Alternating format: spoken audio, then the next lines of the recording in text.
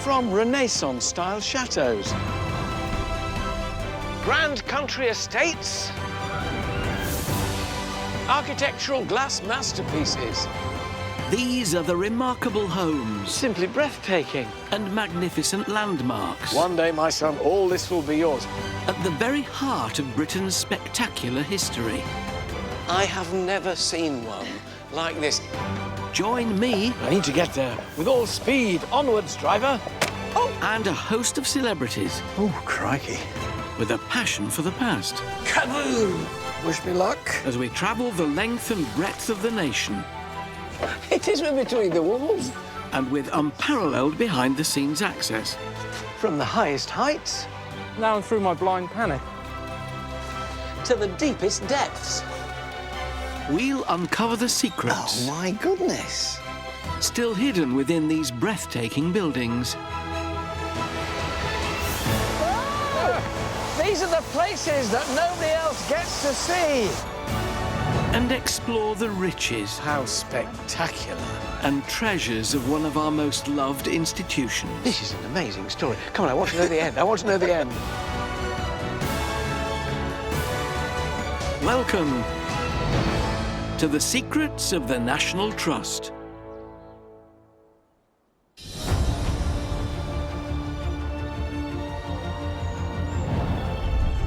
Sitting high on a Derbyshire hillside is a house of extraordinary presence. With its extravagant glass facades and 6 imposing turrets, it stands as a marvel of Elizabethan Britain. It was the vision of an extraordinary woman who returned to the site of her childhood home after an extraordinary life. And with the owner's initials and coronet standing proud on top of each tower, nobody could ever be in doubt as to whom this house belonged. The awe-inspiring Hardwicke Hall was home to Elizabeth Talbot, Countess of Shrewsbury, or as she was more commonly known, Bess of Hardwicke. With sheer determination and 4 well-connected marriages, Bess rose from minor gentry to become one of the most important and powerful women in 16th century England, becoming a confidant of Queen Elizabeth I and jailer to Mary, Queen of Scots. And this house was her calling card, proclaiming from the rooftops, "I've made it." By exploring secret hidden stairways, It is between the walls. exclusive penthouse dining suites, It's another palace of glass. and ripping revelations from family biographers, This is an amazing story. Come on, I want to know the end. I want to know the end. Hardwicke Hall is a story of female empowerment, politics, and a fight for the throne of England itself. Also coming up, Can you give us a hand? Miriam O'Reilly turns the wheel of Hardwicke's history It's extraordinary. and discovers the best thing before sliced bread. It actually smells of toasted caramel. Peter Purvis is at Oxborough Hall uncovering a whiffy escape route. It's actually underneath what would have been the loo. Here we go. And Jenny Bond heads down Ecton copper mines This is what it's all about. Wow! to unearth how Bess's ancestors made a Big Bang fortune. Kaboom!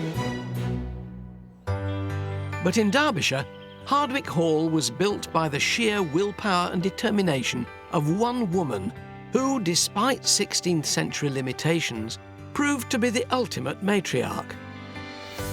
To get the lowdown on Bess, I'm meeting the National Trust's Nigel Wright at the entrance to this magnificent house.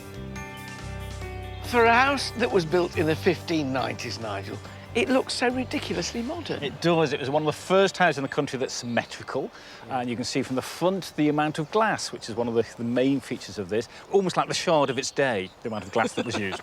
Well, it's always been that saying, hasn't it? Hardwicke Hall, more glass than wall. Yes. And was that some kind of demonstration of your status and what you could afford? Status and wealth. Glass was one of the most expensive building materials you could use, and the biggest piece of glass you could make was about 2 inches high. So although it looks like a wall of glass, it's made up of thousands of tiny pieces of glass. Before the luxury of glass, windows were often covered with wooden shutters. Bess of Hardwicke allowed light to flood into her Elizabethan manor. If you weren't sure that the person was wealthy because of all the glass they had, she puts her initials and her coat of arms and coronets on the top. Yes, this was not the house of a shrinking violet. And her fourth husband was an earl, so she was a countess. So the coronet on top proclaims her status to all and sundry. So it was basically a case of the Elizabethan version of if you've got it, flaunt it. Definitely. Why was it so important for her to establish her status, to keep saying, I am powerful, I am wealthy? Part of the reason was that she was a woman. It's a bit of a cliche, but she'd made it in a man's world. She started off, she was of gentle stock, but quite low down. Each marriage, she moved a little higher up the hierarchy, as it were. Her fourth husband died. She was an extremely wealthy woman, and she just wanted everyone to know it. She was actually born here, wasn't she? She was born, actually, on the side of the old hall.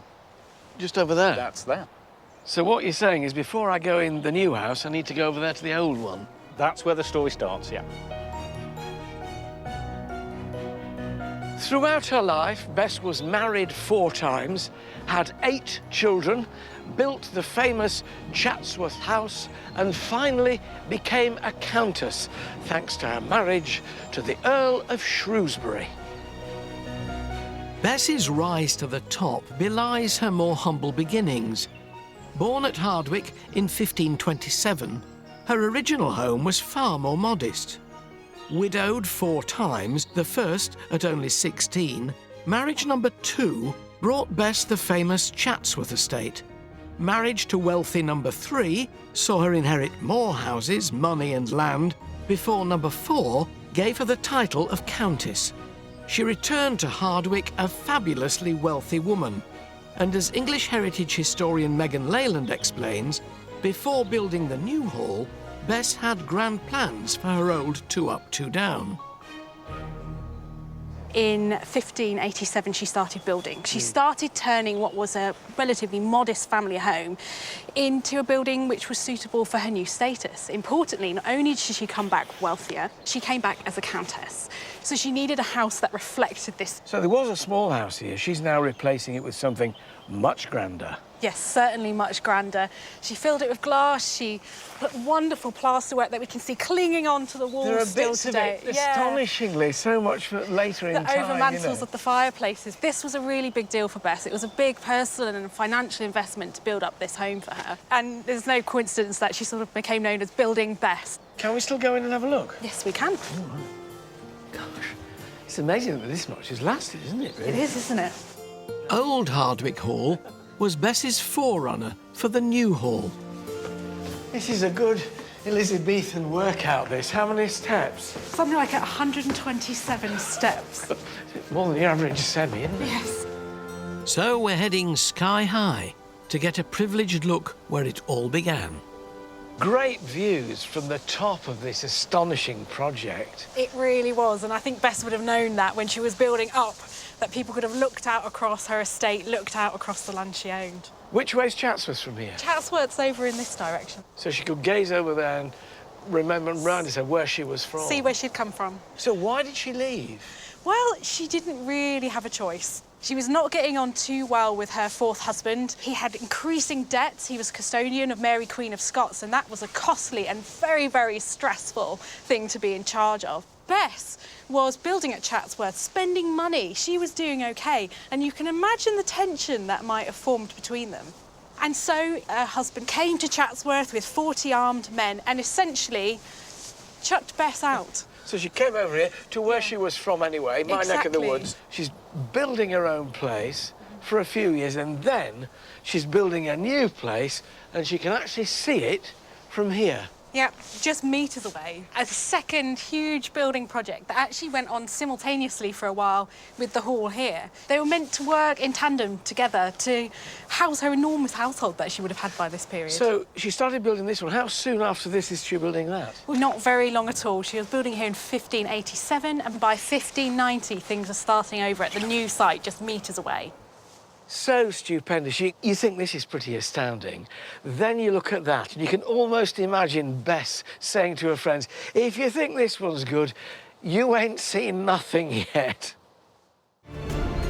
Adorned with Bess's initials and coronet, it proclaimed across the land her power and status. And as visitors stepped through the front door, Bess was out to impress once again. The Trust's Nigel Wright is taking me on an exclusive tour full of secret surprises. You come into the Great Hall, and here's my coat of arms. In case you'd forgotten, by the time you walked through the front door, there's her coat of arms and there's her coronet right on top of it. Did I mention she was a countess? She did frequently, clearly, to everybody, several times a minute. It was all about status, wealth.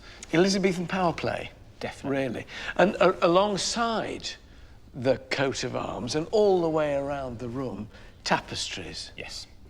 Really expensive, colourful tapestries. Well, you see, we always tend to think of tapestries as being like these are now, which is slightly dull, muted colours. They weren't at all when they were hung, were they? No. They were very bright colours, and the story in the tapestries, people would have known the story that was telling, but you'd have come in here and you'd reach for your sunglasses because everything was light, colourful, brash almost. So this was their way of, I suppose, you know, the big glitz and glam, really, wasn't it? It was. Colour meant wealth.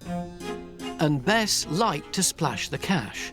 In one London shopping spree alone, she spent over £40,000 in today's money on this single set of tapestries. Now that's Elizabethan bling. As you ascend the 3 floors of Hardwicke, the ceilings get higher to indicate the importance of the room's occupants. Only honoured guests would rise to the lofty heights of the high great chamber on the 2nd floor. Lucky me.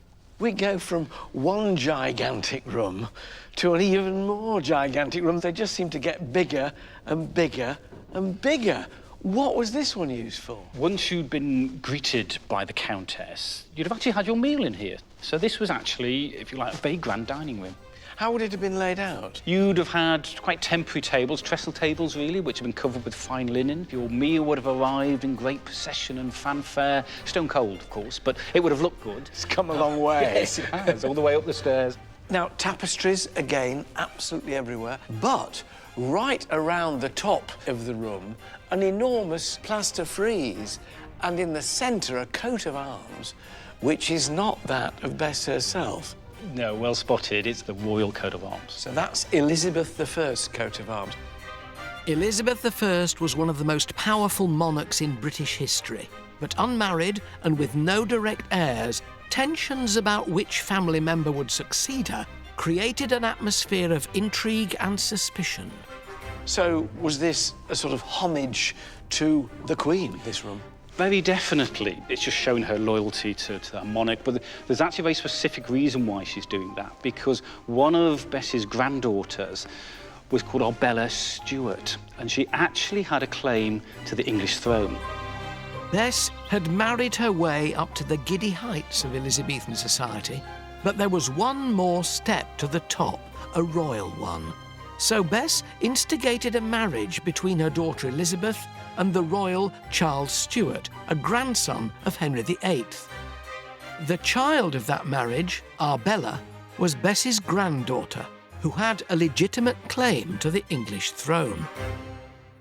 So this is interesting. So it's to Gloriana, Elizabeth I, but you never know. My granddaughter might aspire to that one day. It's a classic hedging my bets. Yeah. It was a dangerous game to play. So you've got to sort of push your own family claims at the same time, making sure that you don't do anything that's going to suggest to the existing monarch that you're in any way, shape or form disloyal. So I've had my meal, the tables are about to be cleared away. Where do I go while all that's going on? We'll go up onto the roof, higher still, and we'll take the leads. If you want to follow me, there's quite a secret way we can get you up there. Oh. Right. Where do we go? Hang on a minute, Alan. Here we go. Secret door. Oh. Follow me. OK. Goodness me. With their expensive dresses and finery, Bess's top-notch guests would have paraded up to the roof via a grand staircase, but we're going up a hidden stairwell never explored by the public. It is between the walls. Amazing. Look at these. This is perilous, isn't it?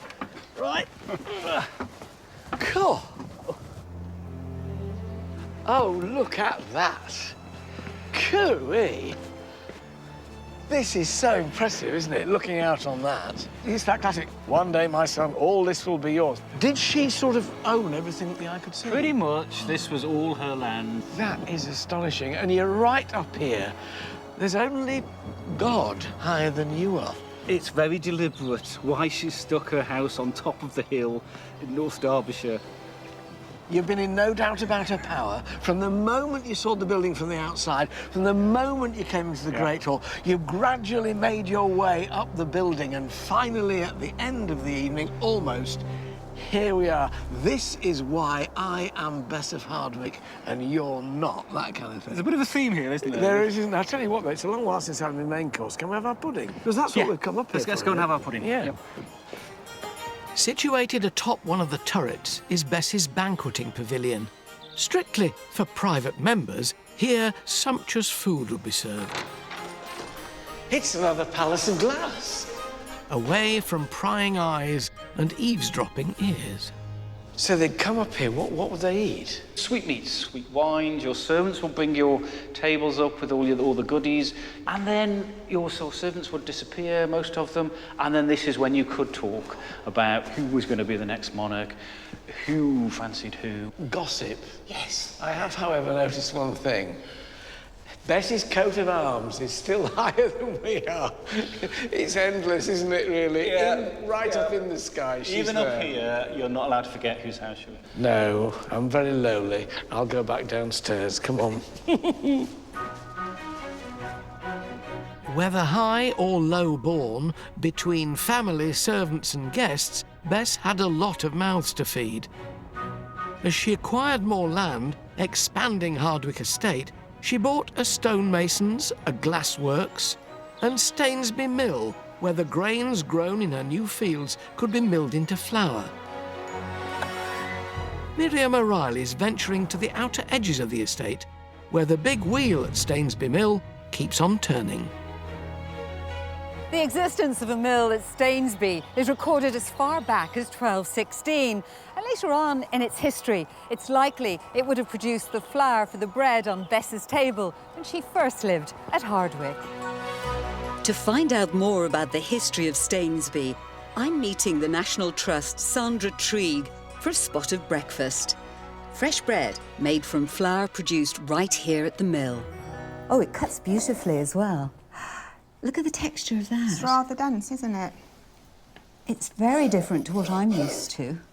And with the flour milled here, would it have just been for bread for the big house? It would have been for the big house and for all the people on the estate. So it was pretty classless then. Everyone could share in the flour to make their bread. Absolutely. The flour was the sustenance of the nation at that time, and it crossed the class divide. But bread wasn't buttered on both sides equally. The wealthy, like Bess, would have demanded extra sieved white flour for a lighter upper crust loaf. The rest of us would have had a rougher whole grain. That's lovely. Absolutely. Oh, that's delicious. After Bess, Stainsby Mill fell into dereliction, but it was rescued during the Industrial Revolution and then restored in the 1970s. Powered by the river, the millstones are still grinding grain into flour today, just as they did for Bess. Miller David Smart is giving me a hands-on tour, starting in the grain store, where visitors aren't normally allowed. So the first process really is the clean grain going into the hopper above the stones. And that's the grain in the sack grain there. in the sack. And it goes... They are 25 kilogram bags. Now, is this pure grain? That's a pure grain, clean and ready to mill. So that grain goes into the hopper? That goes into the hopper. You can give us a hand? Yeah, like that.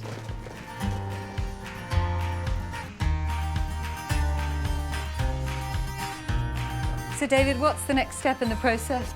The next step is for me, with this lever here, to take top stone to the bottom stone. But don't we need water? Yes, and that will be your process. With that handle across there, you will allow the amount of water in on my instructions. So this is the most important job? It is, yes. And you're entrusting it to me? I am, yes. Oh, I'll let you down. Keep going. How do I know when the water's coming in? You'll hear the water gushing in. Here it is. Look at the power of that wheel. It's extraordinary. 2,000 gallons of water drive the pair of massive milling stones, and 1 bag of grain takes about an hour to mill. That is it. That's the final produce. It's really warm. Yep. And it feels like satin. It actually smells of toasted caramel. Yeah. It looks good enough to eat on its own. Right, some people do. Do they? You taste it, see what you think. Actually, do you know, that's not bad. The visitors to Stainsby Mill may not be able to get as hands-on as I have today, but they will be able to buy the flour we produced. I have mine. Just off to do a bit of baking. Hardwick Hall in Derbyshire was the ultimate country home, and it proclaimed from the rooftops that its owner, Bess, the Countess of Shrewsbury, had arrived. But no house, regardless of its extravagance, can survive without a little nourishment. And to that end, I'm off to water the floor of the Great High Chamber.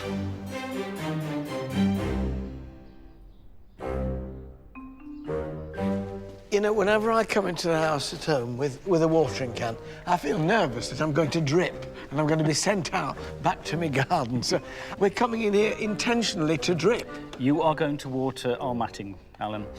I'm going to... How often do you water your matting? About once a week when we're open to the public. Why do we have to water it? To keep it flexible, we have over 150,000 visitors and they wear it away, so it dries out? It helps us preserve it for much, much longer. OK, come on then. My wife would kill me for doing this at home.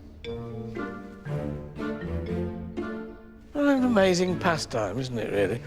Was this something that Bess would have done, Nigel? Bess wouldn't have done, no, because there wasn't the hundreds of thousands of visitors that in Bess's time, but you would have had matting like this on the floor. You would have woven herbs into it, so as you walked along fragrance coming up. You would have crushed the herbs and the fragrance would have come out, yes. So it's rush matting, and this would have been common in sort of posh households? Posh houses only, yes. And turn.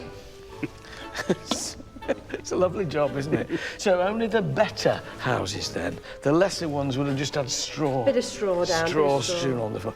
Amazing, isn't it? I love the smell of it. It's got a rich, fruity smell.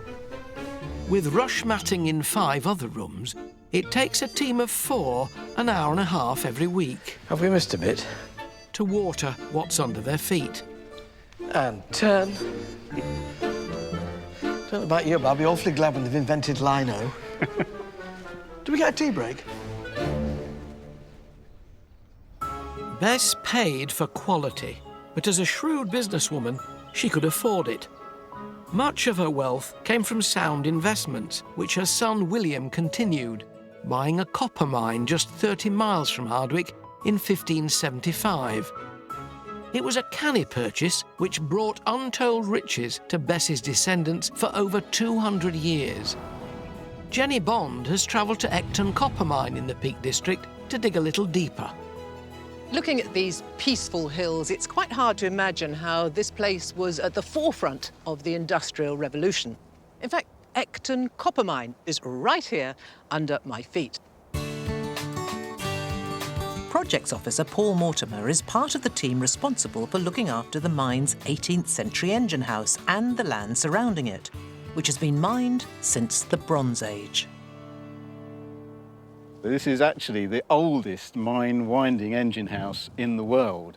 In its day, when it was built in 1788, this was absolutely cutting-edge technology, because inside here was built a Boulton & Watt steam engine, which was the very, very latest type of steam engine, and they produced rotary power for the first time, rather than using a water wheel next to a river. It must have cost a fortune. It must have done, but this was one of the brilliant things about Ecton, is that it was owned by the Duke of Devonshire. The 5th Duke of Devonshire was a direct descendant of Bess, and the engine he installed could raise 40 tons of copper ore every day. You come here 250 years ago, there would have been 400 people working at the mine. The steam engine would be smoking away. And interestingly, the boiler for the engine produced a lot of waste ash, and they tipped it on the side of the hill just here. And if you look down here at the soil, it's a very, very dry black soil. Oh, it is, isn't it? You see that green on that stone there? That's a trace of copper. We found copper! We're rich. We should open the mine again. That's amazing. To see the source of this copper, Hi, Jenny. I'm here. Nice to see I'm you. following in the footsteps of the miners of old, led by archaeologist Dr. John Barnett. Let's go. All right. Welcome to my world. Thank you very much.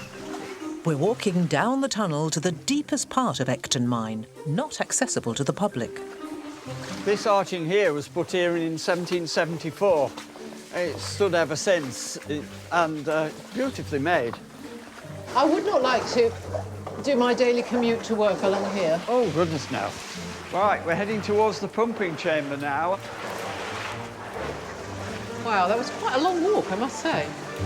This is what it's all about. Wow! None of this is cave. This has all been mined out by miners in the 1700s. It's very, very beautiful. Yes. It was very hard work. You came into the mine. You went down up to 1,000 foot of ladders. Then you've got to do a day's work. And then coming up 1,000 foot of ladders. Yeah, clearly, exhausting work. At around 400 metres, the mine is as deep as the Empire State Building is high, and it's almost completely flooded. I just did not expect so much water everywhere. Before a new hydraulic pump was fitted in 1783, workers had to operate 60 hand pumps continuously to clear the water, allowing the miners to dig even deeper. So how do they actually get the ore out of the rock? Well, come over here and I'll show you a shot hole and try and explain. Okie dokie. This is a scar from blasting. You see, they've drilled a hole in there. Right. In modern mines, you use compressed air and it takes just a few minutes. It takes several hours to drill something like that because it's all done by hand. These are the two tools you'd start with. Okay. So you're starting here and you're hitting it. Right. And after each hit, you turn it, hit, turn it, hit, and keep going until you've drilled all the way into there. So you then have to fill it with clay and limestone dust, but then put in a fuse. Not like modern fuses. Often it was something like a goose quill, with the feather bits trimmed off, with gunpowder down the centre of it. Right. And you light it. And take cover. And you take cover as rapidly as possible. Kaboom! Are there any estimates of how much copper they would have got out? Thousands of tons. Very valuable compared with lead or zinc. Right. Not as valuable as gold, but Right. But it was a good price. It was a real cash cow for the yes. Duke of Devonshire. Ecton Mine was the deepest and most profitable in Britain in the 18th century, making the Dukes of Devonshire the equivalent of millions of pounds today. You know, it really is the cavernous size of this place that's so astonishing. It's a real piece of history. And when you're here, you realise that the Dukes of Devonshire made a very shrewd move when they invested in Ecton Mine. Back in the 1590s, business was booming for Bess of Hardwicke too. She was rich, powerful, and a regular feature at Elizabeth I's royal court. But her ambition extended to her granddaughter, who she hoped would become queen. Yet Arbella's story would end in tragedy. To uncover more about this tale of ambition and intrigue, I'm meeting author and historian Sarah Gristwood in the jaw-dropping Long Gallery. What a gallery! I know, it doesn't matter how many times you've been here, you still get that wow moment. I've seen long galleries, but nothing as That's voluminous right. In as terms this. of sheer volume, this is as big as it gets. Bess wasn't going to build small. What were long galleries for? Well, partly just plain for exercise in wet weather, but also as a kind of picture gallery. I almost said a rogues gallery, but it's a kind of who's who, not just of Bess's family, but of the famous people she knew. She's not only saying, don't mess with me, look where I've come from, you know, these are my people. Was it built to impress Elizabeth I?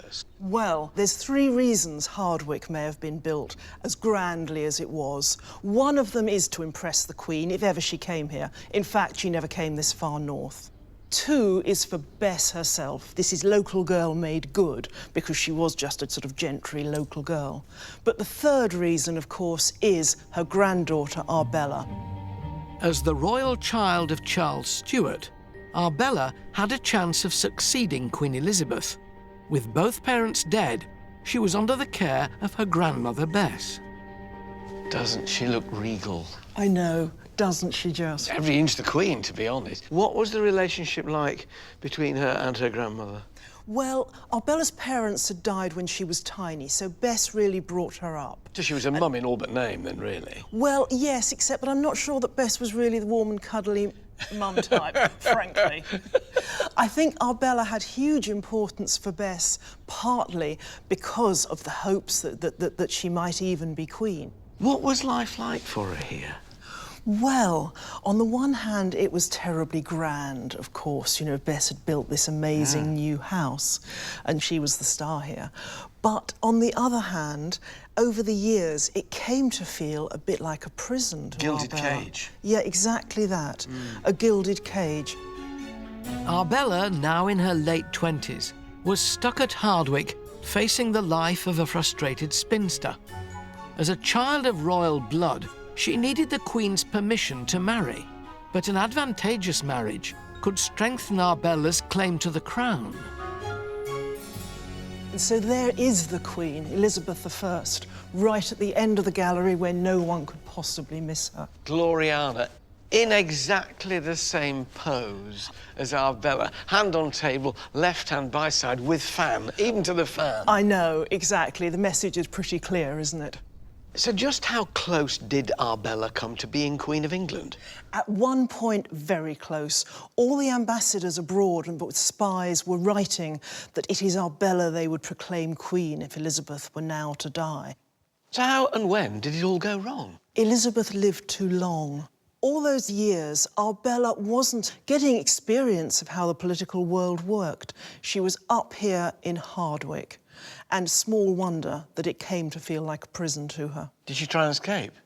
Well, she tried, when Elizabeth was dying, to negotiate a marriage for herself, to break free from Hardwicke, but it all went terribly wrong. So what happened? Where did she go? She was kept here for the next 2 months because the plot was cracked in January and the Queen didn't die until late March. So for weeks, Arbella was up here, she and Bess both growing increasingly frantic. She'd gambled and she'd lost, but in a sense, she was lucky not to have lost more, not to have had something else cut off, because she really could have gone to the block for this. But Arbella would make the same mistake again. In 1610, 2 years after Bess of Hardwicke's death, and with the new King James I on the throne, Arbella recklessly arranged a secret marriage with William Seymour, and without seeking the permission of the monarch. James was horrified. They were both clapped into prison or, into house arrest. And then finally a daring escape was arranged, a double escape. William, her husband, was in the Tower of London. It was arranged that he'd escape from there disguised as his own barber. Arbella would dress as a man and galloped to the river where a ship was waiting. But it went wrong. They missed each other. Arbella insisted on waiting for William. She was captured on the high seas and brought back to the Tower of London. And there she ended her days? She ended her days several years later, having effectively starved herself to death. King James refused to give Arbella a royal funeral, and her body was placed without ceremony in the vault of her aunt, Mary, Queen of Scots. The late Bess's dream of the crown was now buried with her granddaughter. The moral of the story is clear. It's better to live in a rather nice house in Derbyshire than to have anything to do with being King or Queen of England. But someone needed to tell Arbella that. Arbella's story wasn't unique. Almost 3 decades earlier, Mary, Queen of Scots, had been another victim in this deadly Game of Thrones. Viewed with suspicion because she was a Catholic who had a strong claim to the English crown, Elizabeth I placed her under the custody of Bess and her husband for 15 long years. But Mary secretly communicated her views to the outside world through her embroidered tapestries. Peter Purvis has gone to Oxburgh Hall in Norfolk to pick up the threads of the story. Kept in captivity, Mary, Queen of Scots obviously had plenty of time on her hands. And now, over 400 years later, I'm lucky enough to see an example of her work here at Oxburgh Hall. Highly symbolic and with Latin phrasing, I'm hoping curator Anna Forrest can explain some of the tapestry's hidden meanings. Oh gosh. I feel very privileged to be this close to it. So that's Bess's cipher, yes. And that is Mary's. That's right. And then on the smaller panels, there are examples of Mary's cipher on those as well. So we know that she did those. So there's a thought that some of these panels were a means of communication for Mary because she had no contact with the outside world. All of her correspondence would have been censored. So these were an ideal outlet for her to convey her feelings and messages to others. There's some really overt examples just down here on this medallion here. That's got a Latin script. I can read a little bit of it. That's right. The message is actually there's a snake in the grass. Well, that's fairly obvious, isn't it? Yes, that's clever. Yes. Whom Mary was calling the snake in the grass isn't clear, but she was right to be paranoid as she was executed for treason in 1587. Down here says you mustn't judge anything by its appearance. Don't trust anyone. So she maybe was feeling that she was constantly under surveillance. During Elizabeth's reign, Oxburgh Hall was owned by the Bedingfeld family. As staunch Catholics, they too risked persecution, so found a way to practice their religion in secret. How did they avoid serious detection? How did they get away with it? Well, they would have carried on worshipping as they always had, but there was a chapel in the house that nobody would have known about, and any priest that was holding mass there would have had a means of escape and a place to hide in the event of a search. They had hiding places that we now call priest holes, and there was one at Oxburgh. So where is it, Anna? Is it actually in the stairs? No, it's actually underneath what would have been the loo, would you believe? Oh no, ghastly. So they've reused what was the chute for the latrine as a means of entry into the priest hole. Ah, OK. Can we go in? You can. It is a tight squeeze. How much notice would they have of a search? Imagine that the priest may have had just a matter of minutes. Right. Here we go.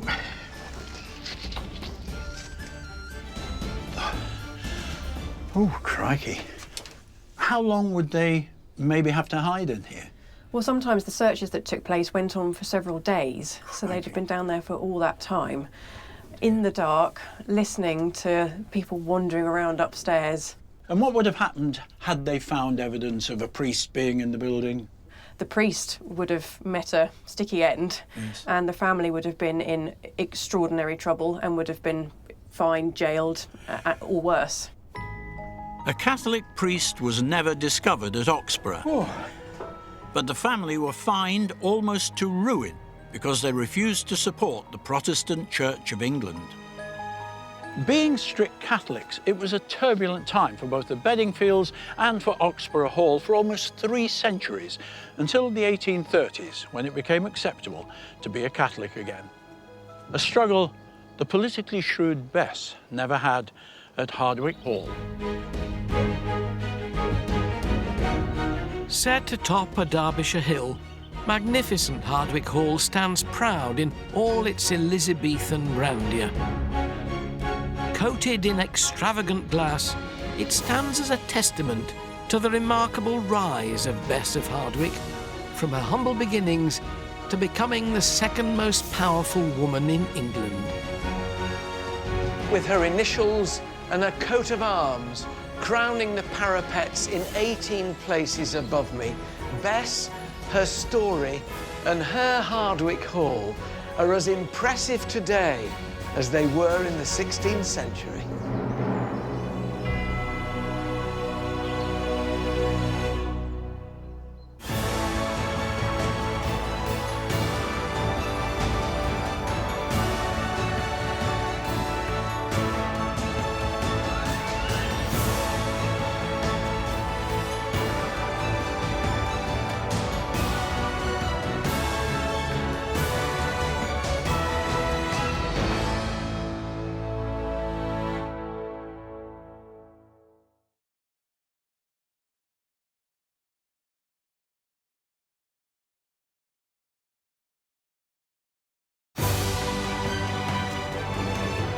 From Renaissance-style chateaux, grand country estates, architectural glass masterpieces. These are the remarkable homes. Simply breathtaking. And magnificent landmarks. One day, my son, all this will be yours. At the very heart of Britain's spectacular history. I have never seen one like this. Join me. I need to get there. With all speed. Onwards, driver. Oh. And a host of celebrities. Oh, crikey. With a passion for the past. Kaboom! Wish me luck. As we travel the length and breadth of the nation. It is between the walls. And with unparalleled behind-the-scenes access. From the highest heights. Down through my blind panic. To the deepest depths. We'll uncover the secrets. Oh, my goodness. Still hidden within these breathtaking buildings. Oh! These are the places that nobody else gets to see. And explore the riches. How spectacular. And treasures of one of our most loved institutions. This is an amazing story. Come on, I want to know the end. I want to know the end. Welcome to the secrets of the National Trust.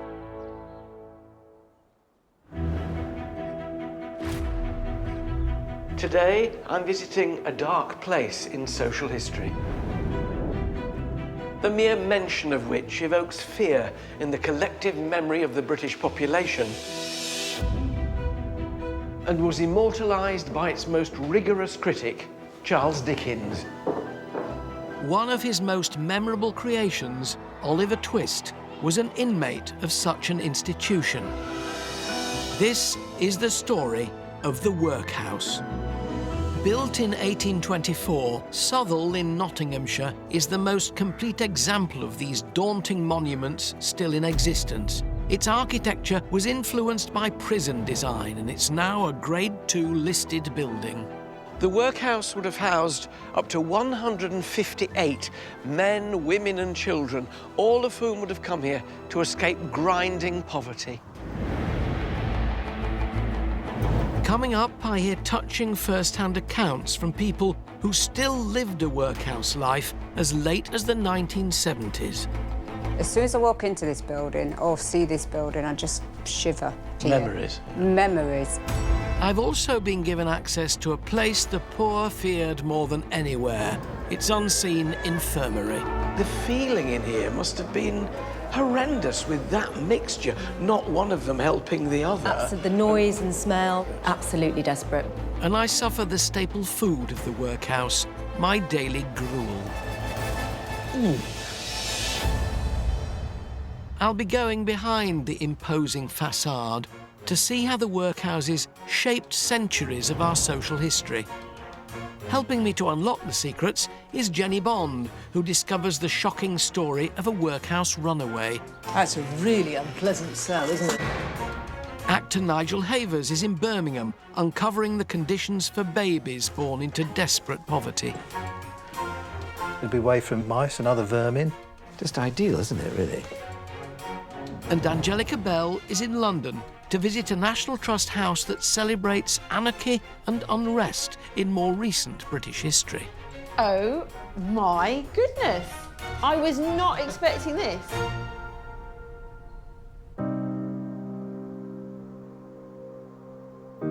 Southall Workhouse is a dark presence on the Nottinghamshire landscape. Walking up to the workhouse gate is incredibly eerie. You can almost feel the fear of the people who ended up here. And looking up at that building, you can see why. It's stark and intimidating. I'm being introduced to this harsh world by the Trust's Sam Cousins. Good morning. Hi, Alan. Welcome to the workhouse. Thank you very much, I think. Yes, indeed. A gaunt architectural structure. Very isn't it, really? imposing, very imposing. I mean, imposing and stark. It is. What must people have felt when they were coming up this path, seeing that in front of them? The emotions going on in them, abject failure, destitution, the end of the world. What the workhouse meant, what it symbolised, would have been absolutely terrifying. Families knowing that they were to be segregated when they got inside, and the women having to give away their children, essentially. The men having to do hard labour. I think it would have been the absolute last resort. The sense of failure that Yeah, you must absolutely. have felt, either as a man, a breadwinner, or as a mother of children. You have failed. The only thing that's open to you now is this, and this is not comfortable. It's not, and it had a real stigma then, as it does now even. You were given workhouse clothing to wear, so you were easily identifiable. Your shoes were taken away. You were given clogs because you couldn't sell them. No one wanted to buy them, and they were very easily recognisable as workhouse garb, as it were. I think that lots of people walking up this pathway would have thought, actually, this is it for me, and this is where I'm going to stay, and this is where I'm going to die, so terrifying. I'm rather reluctant to go inside, but go inside we must to have a look. Workhouses were created as part of the new Poor Law in 1834, one of the most severe welfare programmes ever implemented. Set up as a deterrent to those who would claim poor relief, there were places of punishment with tyrannical regimes where the poor were criminalised. I'm met inside by the Trust's Jan Overfield Shaw to hear more of this living nightmare. Oh, it's like coming into a prison yard. Yeah. This is Charles Dickens meets porridge, isn't it, really? It really is. What happened to them when they came in? So they're segregated. Children separated from mothers, separated from fathers. And if you were good and you're well behaved, on a Sunday, you might get a chance of seeing your mum and dad. You might. You might. Southall had several categories for the destitute, which saw them split into deserving and undeserving poor. And there were even multiple staircases built to prevent them from ever meeting each other. So I come into the workhouse as a man. What happens to me? OK, you're an able-bodied man. You're put into your category in terms of the area of the workhouse that you mustn't move from. What sort of things? You've got an able-bodied men's day room, and in that room, you may be asked to pick oakum. In the yard, you may be asked to crush stones. Pretty demeaning stuff. At one time, there was a thing called the crank, which was just a meaningless task. What about the women who came in here? They did a lot of the jobs within the workhouse, so the laundry, they did a lot of the scrubbing the floors, they did a lot of the cooking and preparing the vegetables. So they did a lot of work that was deemed women's work. As their parents toiled, so too did the children, whose lives were no easier. They must have been heartbroken if they were mothers, because they were separated from their children. Yeah. You can imagine there's a child in the schoolroom over here, looking out, possibly, and mum's in the yard doing the washing, and they can't actually touch each other, communicate with each other. And it's true that young boys and girls learnt to read and write in here, which they wouldn't have done out there, that they did get better positions in service. But at a price. But at a price. Of losing your parents. Parents and your family and your connection. This yard must have seen so many tears. Yes. Did many children try to escape? Yes, children did try and run away, and they didn't get very far. Of course, if you escaped, even as a child, and you were in the uniform of the workhouse, you'd broken the law. It's got everything but arrows on it to show you're virtually a convict. Virtually, yeah. And then you would be punished when you came back. The most arduous task for men was smashing stones in the yard, a gruelling and soul-crushing exercise. I'm being taken by Jan Overfield Shaw to the able-bodied day room to get hands-on experience of another futile workhouse task. You've sat me in front of a pile of rope, so what am I meant to be doing with this? So what you've got to do is to pick that rope and thread it and shred it with your fingers. Pull it to pieces? Pull it to pieces. You see the bucket down there? With all these bits in? Yeah, you've got to get it to that quality. So what's this called? So this is called oakum, an oakum picking.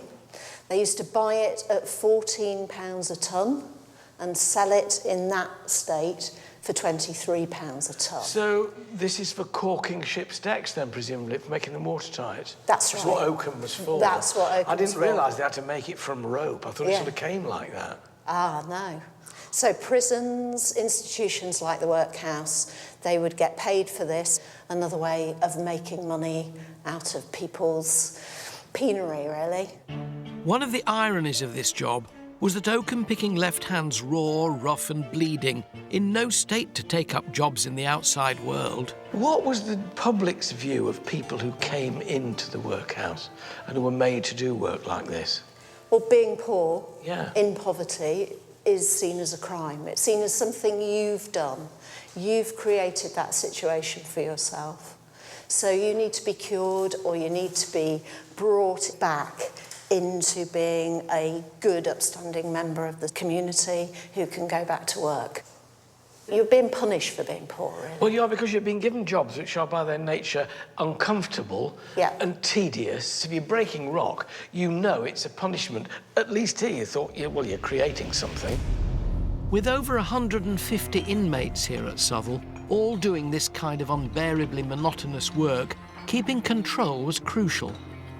This was the job of the all-powerful master, there to enforce a strict set of rules imposed by the elected and unpaid guardians. Oh, this is a bit smarter altogether. You can feel that. Where are we now? This is the committee room, Mm-hmm. and this is where the Board of Guardians would meet. And the person running it on a daily basis? Is the master with the matron. And how many staff? Another 2 staff. So the schoolmistress, and then possibly a porter. Not many then, really, for days, 150-odd folk. Absolutely, and that's the idea of the design of the building. It's a panopticon. You can see from this central column all the way around the site. Workhouse design reflected the Victorian attitude to the poor as undeserving of anything that would bring pleasure. There were to be no slackers, as from every point of the yard the inmates were under surveillance by the master of Southall. Was there an opportunity for the master of a workhouse to impose his own personality? Absolutely. He did have total power day to day. And who was in charge here? Well, here we have the Herrings. Oh, gosh, look at her. Is that Mrs.? That's matron Herring, yeah. Gosh, face that could chop wood. Absolutely. So she looks fierce, he looks relatively benign. What's their reign like? Incredibly efficient, please the Board of Guardians well. There's not many complaints from paupers. The Herrings' tenure ran from 1855 to 1867, and they gained a reputation for being firm but fair. They were still the enforcers, and if you did something wrong, you would be punished. A small misdemeanour, you would lose your potato ration. For more severe things, you would be put in the solitary cell. It's difficult to hear these harrowing tales of everyday punishment, especially when you think of the plight of the children confined within these walls and facing similar conditions. So no wonder that many at Southall made bids for freedom. Journalist Jenny Bond has journeyed to Suffolk to discover the graphic tale of a young and vulnerable workhouse runaway. I'm in Lavenham, one of the most beautifully preserved medieval villages in Britain. It was built on the wealth of cloth merchants in the 15th and 16th centuries. But don't let the beauty of this place fool you. It's also home to a building that's both notorious and terrifying. Built in the 16th century, Lavenham's Guildhall of Corpus Christi was a bridewell, also known as a house of correction. a place to punish paupers who'd committed petty crimes. I'm going to meet Josh Ward, who can give me the grisly details of what went on in this place. So I imagine that it was incredibly grim and incredibly crowded. Yes, it was a mixture of males, females, adults, children, all together, all in the same rooms. Yeah, there are some unimaginably difficult punishments, some very hard labour indeed. I can show you a few examples upstairs. Some that can be quite upsetting though when you look at it. Bridewells were intended to be a short, sharp shock, where the inmates would learn the benefit of work. He could be brought here for very little. There's a chap over here who you might like to come and meet, by the name of William Ranson. As you can see there, I'm afraid for soon I'll be put to death. His crime? He stole some tobacco and some raisins from a warehouse in Lavenham. So many of the people here then were what we would call minor offenders. Yes, yeah, petty criminals, a lot of petty theft. And also for crimes, there's one fantastic one, being idle and disorderly. That would see you come to the Bridewell. Harsh punishments were very much the order of the day.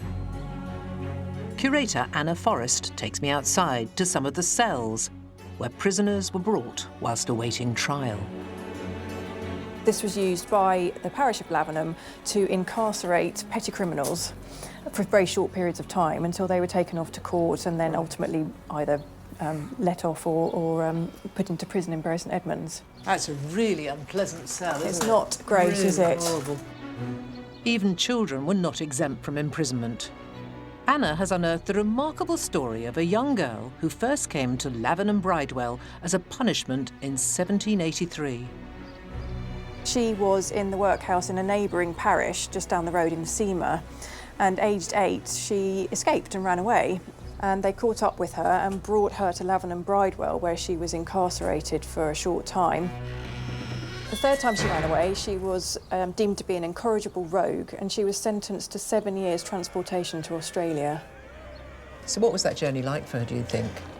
They were hugely malnourished, and many of them had terrible injuries from the chains that had held them throughout the journey. And she survived the voyage, but a huge percentage of the convicts on that ship didn't make it. There are accounts of these convicts literally crawling up the beach when they arrived in Australia. She ultimately managed to make a bit of a go of it there, and she married another convict. Right. They bought a little farm, and they had a family. Oh. Yeah. Well, I do hope that, you know, her relatives come back and see where she was and recognise the courage of that young Anne. I'm at Southall Workhouse to discover a chillingly preserved and hidden part of Britain's social history. Set up as a last resort for the destitute, its harsh conditions were infamous and designed to encourage a stronger work ethic amongst the poor. But most were here through no fault of their own, and they included pregnant women and deserted wives with their children. These women would live on their own side of the house, segregated from the men and even their own children. They took responsibility for laundry, for the back-breaking cleaning routine, and for cooking, which included the twice-daily preparation of truly monstrous, watery gruel. And in what looks like my own Oliver Twist moment, Jan has been kind enough to let me prepare a bowl, with the aid of the original and secret recipe. I found this Government of the Workhouse book, 3rd edition, and it's got a section on recipes, which I'm looking at here. What would they have eaten? Mainly potatoes, bread, meat 3 times a week, but mostly gruel. And what's gruel? Well, it's porridge, but very, very watery porridge. You see, if there's batter pudding, cake, plain, gruel. 2 ounces of oatmeal, water. It's mainly water with a drop of milk in. So it's that very watery milk and oatmeal. How much oatmeal? You want ½ an ounce. ½ an ounce of oatmeal? It's not going to really nourish anybody, is it? That's probably about it. You're just like Mrs. Herring, you are. So if I mix that in there, is that the idea? Oh, this is appalling. This is what we're expecting them to survive on. How much of this do they get? They get it heated up, I presume. Yeah, breakfast, supper. Like everything else in the workhouse, food and the lack of it became a form of punishment. It was even described in the rule book of one workhouse as needing to be as dull and boring as possible. And one rule I would have found very hard: no talking at mealtimes. But this is so unreasonable. You're expecting grown men to break rock, to pull rope apart, to do heavy manual work on something like this which isn't going to give them any nutrition at all to speak of. Not really, no. Oh, for what we are about to receive, may the Lord make us truly thankful. No, the master. Amen. Watery, tasteless meals and families split apart made the workhouse a last resort. But for those who could scrape a few pennies together, back-to-back houses were built across industrial Birmingham, providing cheap and basic accommodation. 3,000 were originally built, and these small homes were seen as a step up from the workhouse, but they couldn't have been further from luxury. To find out more, Nigel Havers has travelled to the last of these homes still in existence, saved as a capsule in time by the National Trust. These back-to-back houses were a solution to house the poor who flocked to the city to find work. They were cheap to build and rent, but conditions were hard and got even worse. And by the 1960s, they were condemned as unfit for human habitation. Glassmaker Herbert Oldfield lived and worked here, and amazingly, it looks pretty much exactly the same as it did back in the 1870s. Charles Baldwin, one of the volunteers here, knows a thing or two about what life was like for Herbert Oldfield, living in this tiny house, just one room deep, with his wife and 10 children. So this room was what, the living room? Yeah. The kitchen? Living room, kitchen, study, bathroom, study, workroom. Workroom, everything else.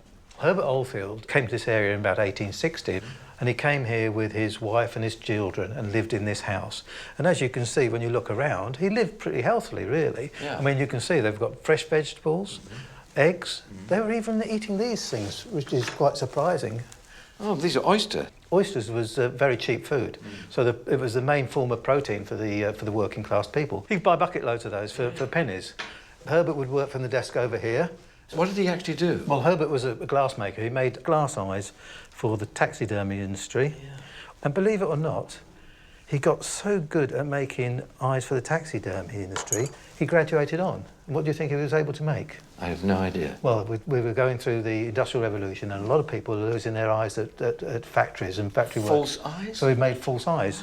You could come here and you could get yourself an eye fitted. God, he was good, wasn't All he? different colours, you can see. I think there's even one with a little bit of bloodshot in the corner of it. Birmingham was called the City of 1,000 Trades, and this is one of the 1,000 trades that Birmingham had. Well, it was a step up from the workhouse, but up to 65 people would share 2 communal washhouses and just 3 toilets. 12 people lived in this house.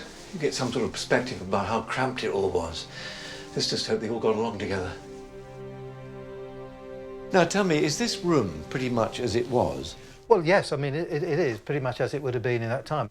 So even to the extent that the wallpaper on the wall is authentic wallpaper to that period. Right. But actually, wallpaper did create a problem. Do you know what they were using for paste? They were using flour and water.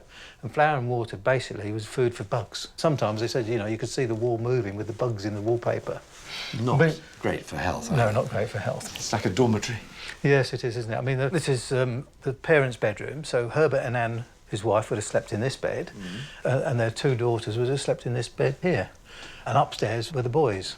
But there is one person we haven't found a bed for yet, and that's baby Alfred. They had a baby while they was here. And there's no room for a cot. No. So where the baby slept was, believe it or not, in the drawer. Perfect. Well, I mean, it made a lot of sense because the baby was off the floor, so it would be away from drafts, it'd be away from mice and other vermin. And, of course, it's fairly well confined as well.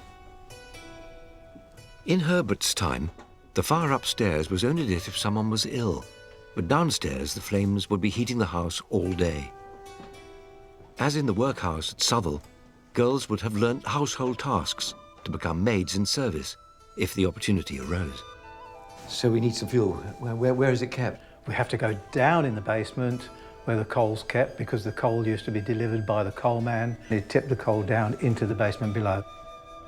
The public is not allowed down in the coal cellar, which looks pretty much as it would have done over 150 years ago. In this house, because they had children, and some of the children were quite old, I think one of the older boys would have probably lit the fire. There we go. So that was a good bucketful. Great. Mind the heads as we go up. Yeah.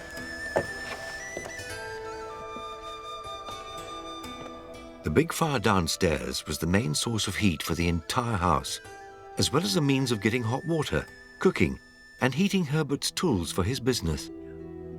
If you're Herbert, you've got your day's work done. Yeah. You've had your evening meal. You're going to pull up a chair now. And you're going to enjoy the fire. Maybe have a cup of tea. Oh, that's better, isn't it? That's lovely. But even after a lifetime of hard work, there was no escape from the clutches of the workhouse. And once Herbert had retired, there was no welfare state to step in, and he ended his days in the workhouse infirmary. Part of the workhouse story that's often overlooked is that of the infirmaries that stood next door to them. These were to house the paupers who didn't fit into the system.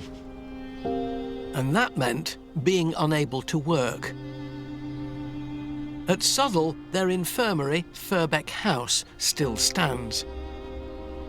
Built in 1871, it was the most dreaded destination in the workhouse and has never been seen by the public.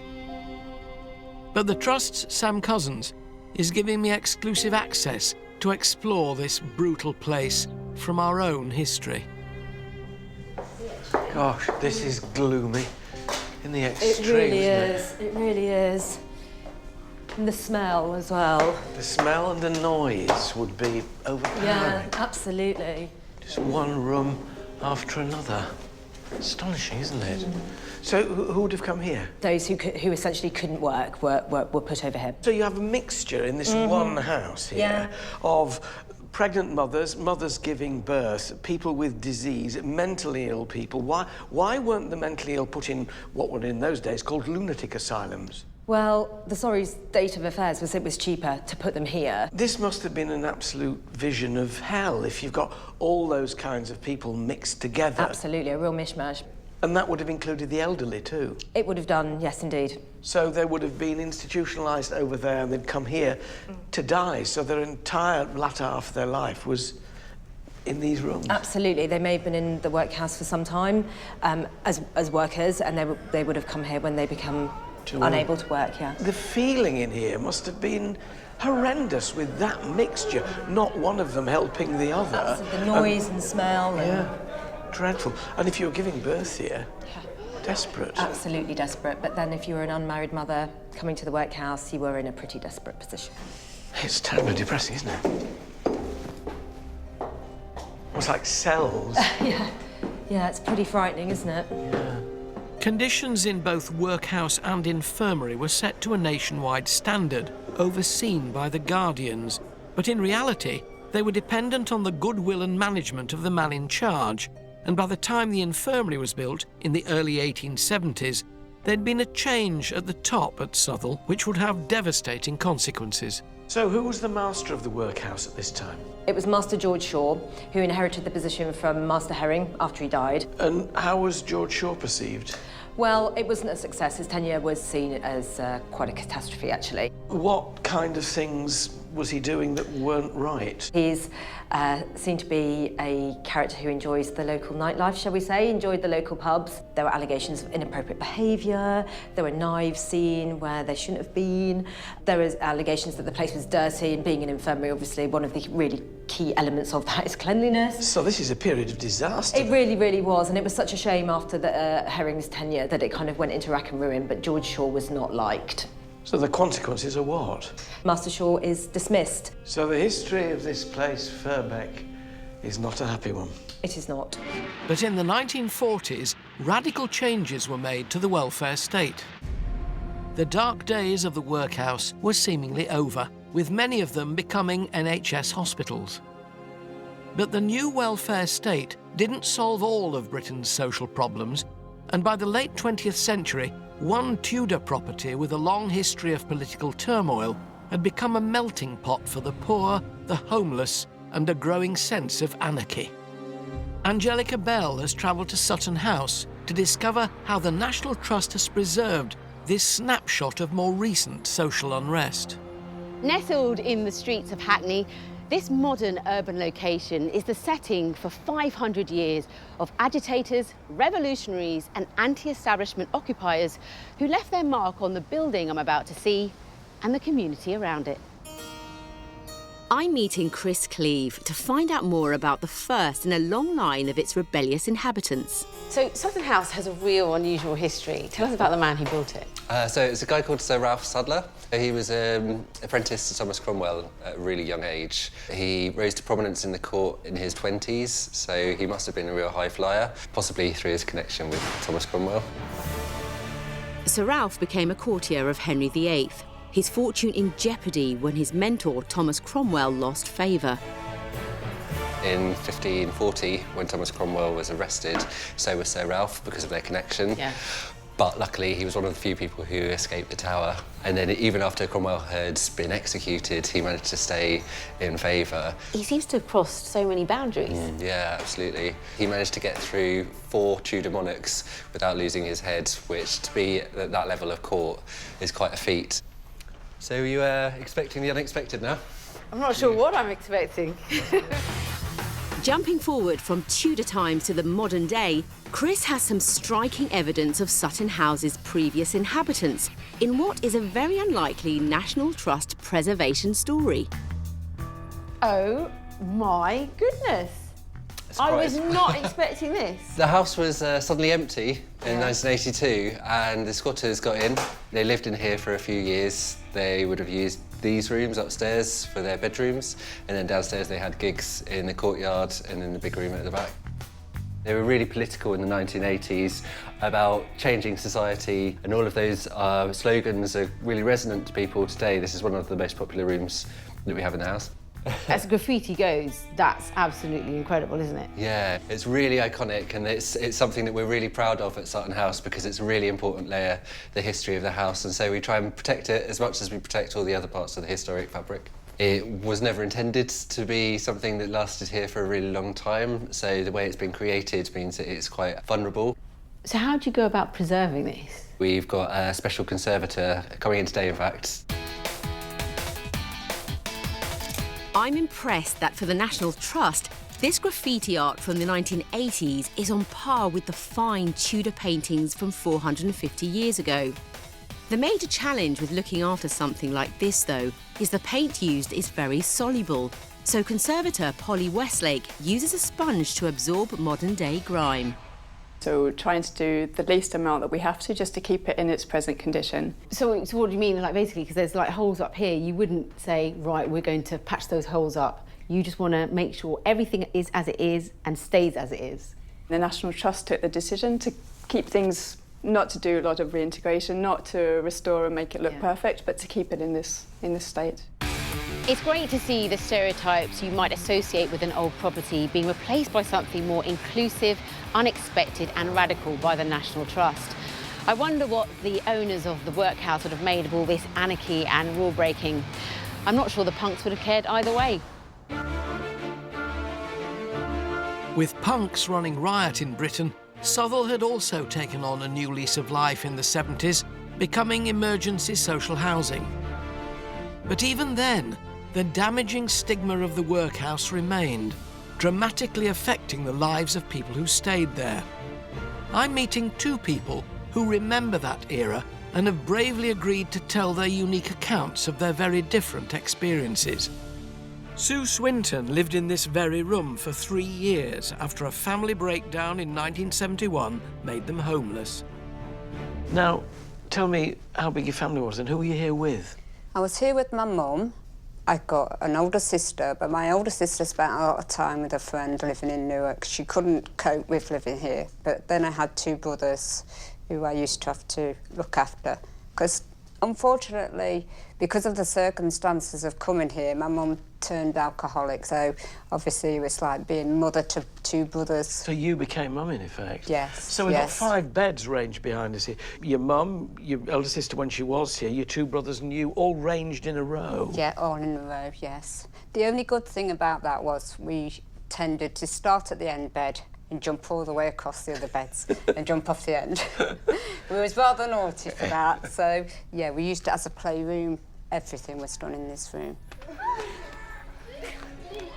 What was it like then, living in one room, small room, so many of you, with an alcoholic mum? Very bad, very bad. I was sort of like stigmatised for that. No one ever came near us. It was a place, if you lived there, then you was kept well away from. Lowest of the low. Yeah, never ever anybody visited us here.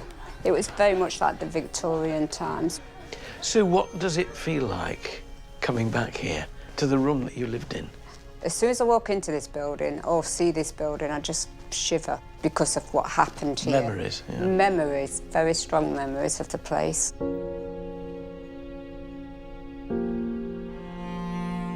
Katrina Burrup was part of a very different family at Southall. Her father ran the part of the workhouse buildings that were used as a home for the elderly. This was our dining room, so this is where we had our big family dinners, and our Christmas tree was in here, and yeah, it was lovely. So it was a happy time for you? Incredibly happy. No bad memories. It's a magical time living here. Did you know then its history? Yes, because there was still an awful lot of the history in the house. So there were still ledgers in the office. I was used to look for the names of children and try and imagine what they were like. When you see children coming in and then dying, and you just think they must have just had just nothing. What about now, when you look back now? It's hard now, because not only do I obviously know about the Victorian history of the building, but I'm now aware of the social history of the 60s, 70s, the people that were living in the bedsits at the other end of the building. I was living this wonderful life, and now I know that there were children my age living in cramped accommodation with a tiny little gated yard that they weren't allowed out, and they had to just look out on everything that I had. Yeah, it makes me feel awful. We was allowed to go out of the door. Just down the passageway there is a green door, and if we went through there, then we was in serious trouble, because that was the private part of the building. The only place we was allowed to go was into the courtyard. It was just a little small courtyard, and that was it. Very much as it must have been in the Victorian times. Yeah. It's like they're saying when you read in books and things, and they say, oh, people used to be frightened of the workhouse. If they went in there, they never got out again. That's actually true.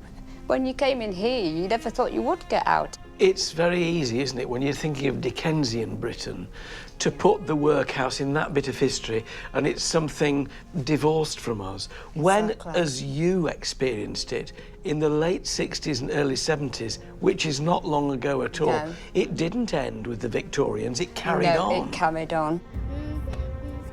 There's a lot of hatred in me for the place. It'll always be there with me. Never leave me, never.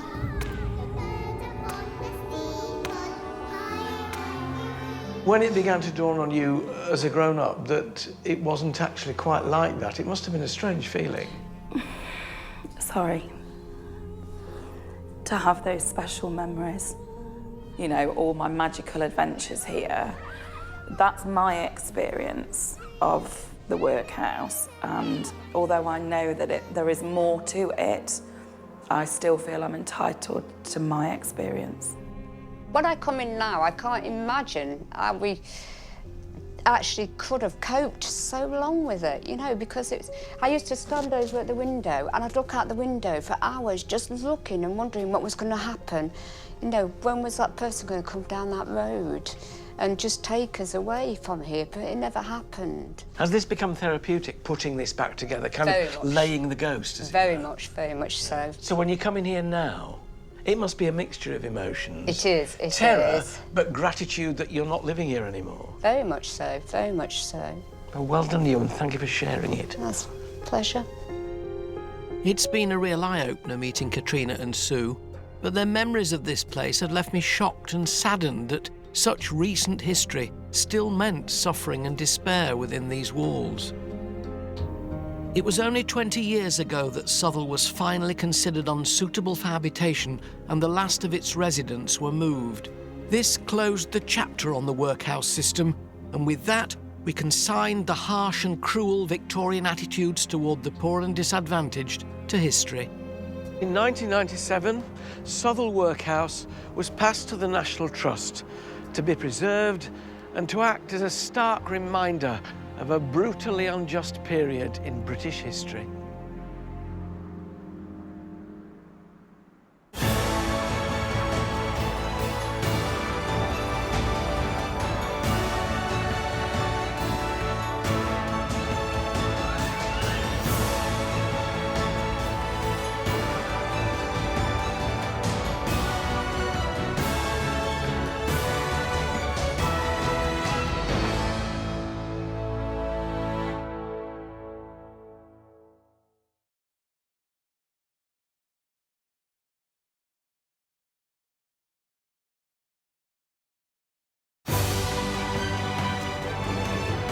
From Renaissance-style chateaux, grand country estates, architectural glass masterpieces. These are the remarkable homes. Simply breathtaking. And magnificent landmarks. One day, my son, all this will be yours. At the very heart of Britain's spectacular history. I have never seen one like this. Join me. I need to get there. With all speed. Onwards, driver. Oh! And a host of celebrities. Oh, crikey. With a passion for the past. Kaboom! Wish me luck. As we travel the length and breadth of the nation. It is between the walls. And with unparalleled behind-the-scenes access. From the highest heights. Down through my blind panic. To the deepest depths. We'll uncover the secrets. Oh, my goodness. Still hidden within these breathtaking buildings. These are the places that nobody else gets to see. And explore the riches. How spectacular. And treasures of one of our most loved institutions. This is an amazing story. Come on, I want to know the end. I want to know the end. Welcome to the secrets of the National Trust.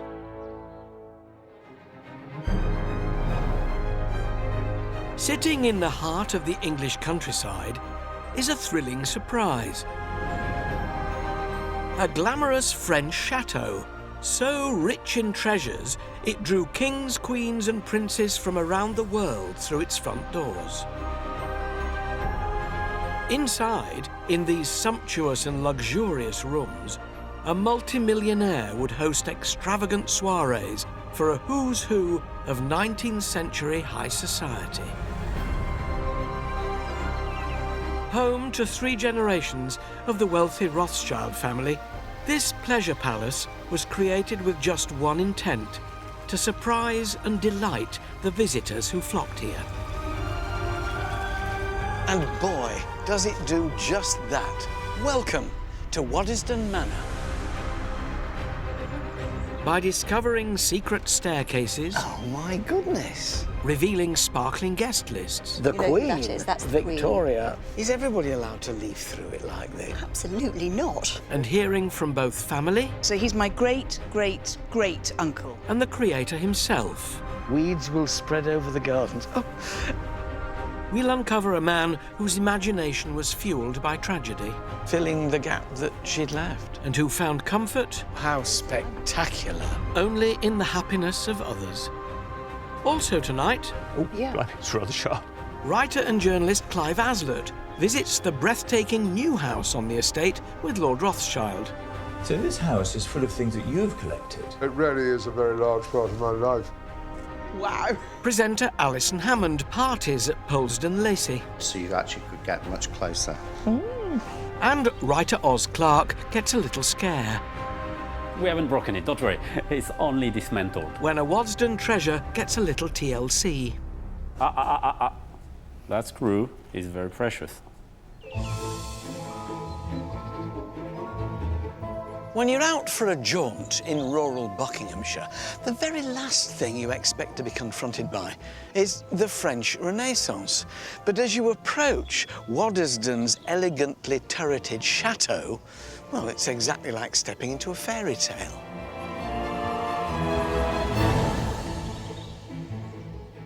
Built in the 1870s, its French architect Gabriel Hippolyte Détailleur had worked on some of France's classic 16th century chateaux. And bequeathed to the National Trust in 1957, the manor and its gardens now enchant over 400,000 visitors a year. But for all its outward glory, Waddesdon and its estate is largely the creation of one man who was tragically widowed at the age of 27 and devoted the rest of his life to creating it. That man was Baron Ferdinand de Rothschild, a member of the super-rich banking dynasty. From humble beginnings, the Rothschilds' financial empire expanded across Europe, both dazzling and offending high society with their new money and extravagant spending, Ferdinand included. I'm meeting the Trust's Pippa Shirley at the front lobby. Lovely to meet you.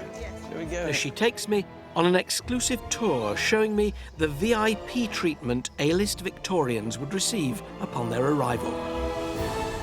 Pippa, tell me about Baron Ferdinand. It was a particularly amazing kind of man to want to build a place like this. I think he was an extraordinary man in lots of ways. He was a complete kind of perfectionist, and he was fascinated by arts and culture and architecture, and he wanted a place where he could bring people to entertain them. So the extraordinary thing really about Waddesdon is that he starts from a completely blank canvas. This was a bare hill when he began, and he created this whole world, both for his entertaining and to act as a setting for the extraordinary collection which he was putting together. If you were invited here to be a house guest, when would you come? How long would you stay?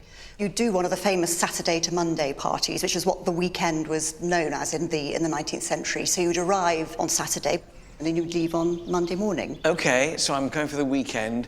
What would I have done? Where would I have started my weekend? Well, you'd have started in the red drawing room, so should we go and have a look? Now, I have to tell you, I'm not really a party animal. But then, when I see this house, I think I could become one. Come on. As soon as you enter the house, you're immediately struck by its opulence, whether it's views of Venice, captured in the largest Francesco Guardi paintings known to exist, or richly decorated mechanical elephants in glass cases. This was an entrance designed to impress. Oh my goodness! So this is your first glimpse of Waddesdon when you come as a guest. Exactly. So this is the first room that you'd see. It was the main gathering space of the house as you kind of arrive. Crimson and gold. Crimson and gold. Painted ceiling. Yeah. Great craftsmanship. Yes. Well, you know, every detail thought about.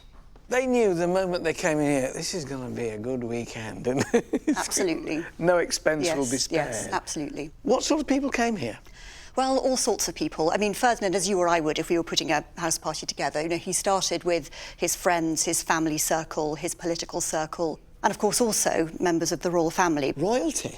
Yes, I've got the visitors book here, so if you want to come and have a little nosy, you can see. Oh, we can see exactly who came and when. You can see exactly. Gosh. So visitors' books are actually quite valuable, aren't they? They give us a picture of society. They're astonishing documents. I mean, you learn who was here when, who they were with, what they might have been talking about. Completely fascinating. Many great houses had a visitor's book, but few rival Waddesdon's impressive signatories. It's rather like a little treasure trove going through here, It is. So here, for example, that's Edward. So that's the future Edward VII. Edward VII, yeah. Prince of Wales, obviously, at this point, who was a great friend, and he came a lot, sometimes with a lady. Presumably not necessarily always with Princess Alexandra. There would be other... There would be other friends. Unlike his mother, Queen Victoria, who was not amused, Prince Edward, a noted Victorian playboy, was amused with a variety of mistresses. So what's this one? This is a Shah of Persia, who rather famously came in 1889. And here, Ferdinand was acting really on behalf of the government. He was asked to host part of a state visit. So this is diplomatic work? So this is diplomatic work. The Shah of Persia was the king of what is now Iran, and as an absolute monarch, he was probably used to getting his own way. This was a famous occasion when the elephant, the mechanical elephant, the automaton, was pressed into service because the Shah had this great sulk because the Prince of Wales hadn't come. He was supposed to have come on this party, but he hadn't been able to make it. So by way of a sop and compensation, they turn on the elephant, he shouted. Exactly.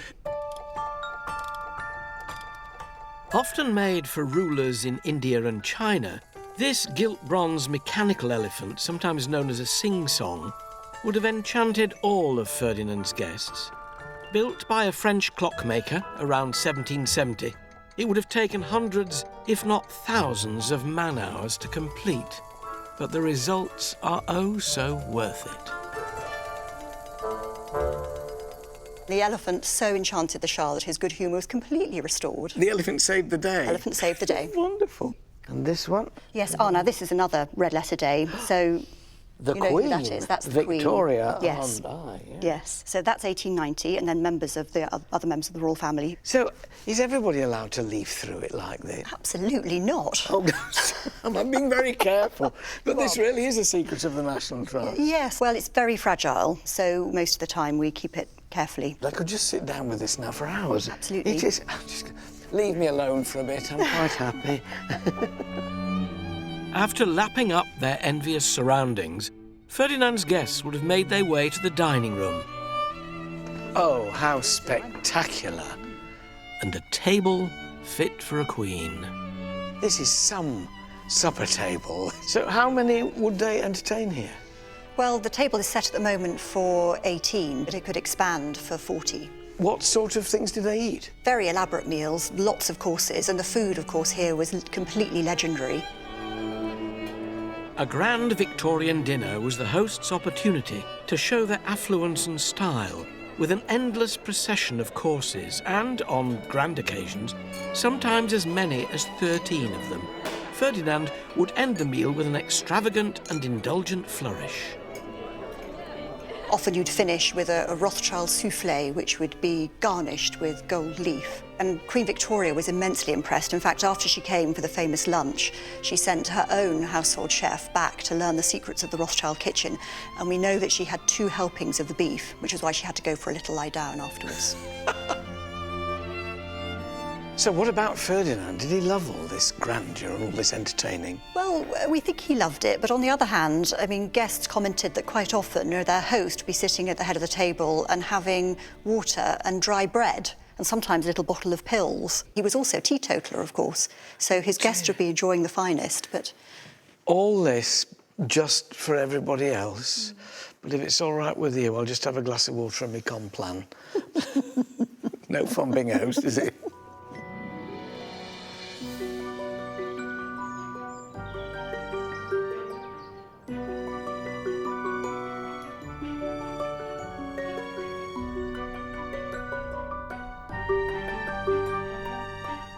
Filled with fabulous treasures from around the world, the great and the good flocked to Waddesdon Manor, seduced by their host's generosity. But I want to find out more about who the man was behind all this lavish entertaining. So I'm about to meet Hannah, daughter of the present Lord Rothschild, in the Baron's private room to see if we can shed some light on this secretive character. How lovely to see you. Hello. Your relationship then to Ferdinand, Yes. what is he to you? Oy, well, this is where it gets difficult. I'm going to concentrate now. So he's my great-great-great-uncle. Did you spend much time here as a child? Yeah, not very much, no, because the house was already open to the public when I was growing up. So we would be brought round in our kind of Sunday best as a member of the public, but I never grew up here or slept here or anything like that. This room here has a different feel to the rest of the house. Well, the furniture is elaborate, but if anything, it's that little bit more friendly, it's a bit more cosy. This was obviously very special to Ferdinand, this room. Well, this was his private study, and this is where he used to come to escape. If you look around, for example, you can see lots and lots of family photographs scattered around, and what he particularly liked, rather unusually, was collecting paintings of the most glamorous actresses that he could find. I don't think that's unusual. I think that's laudable.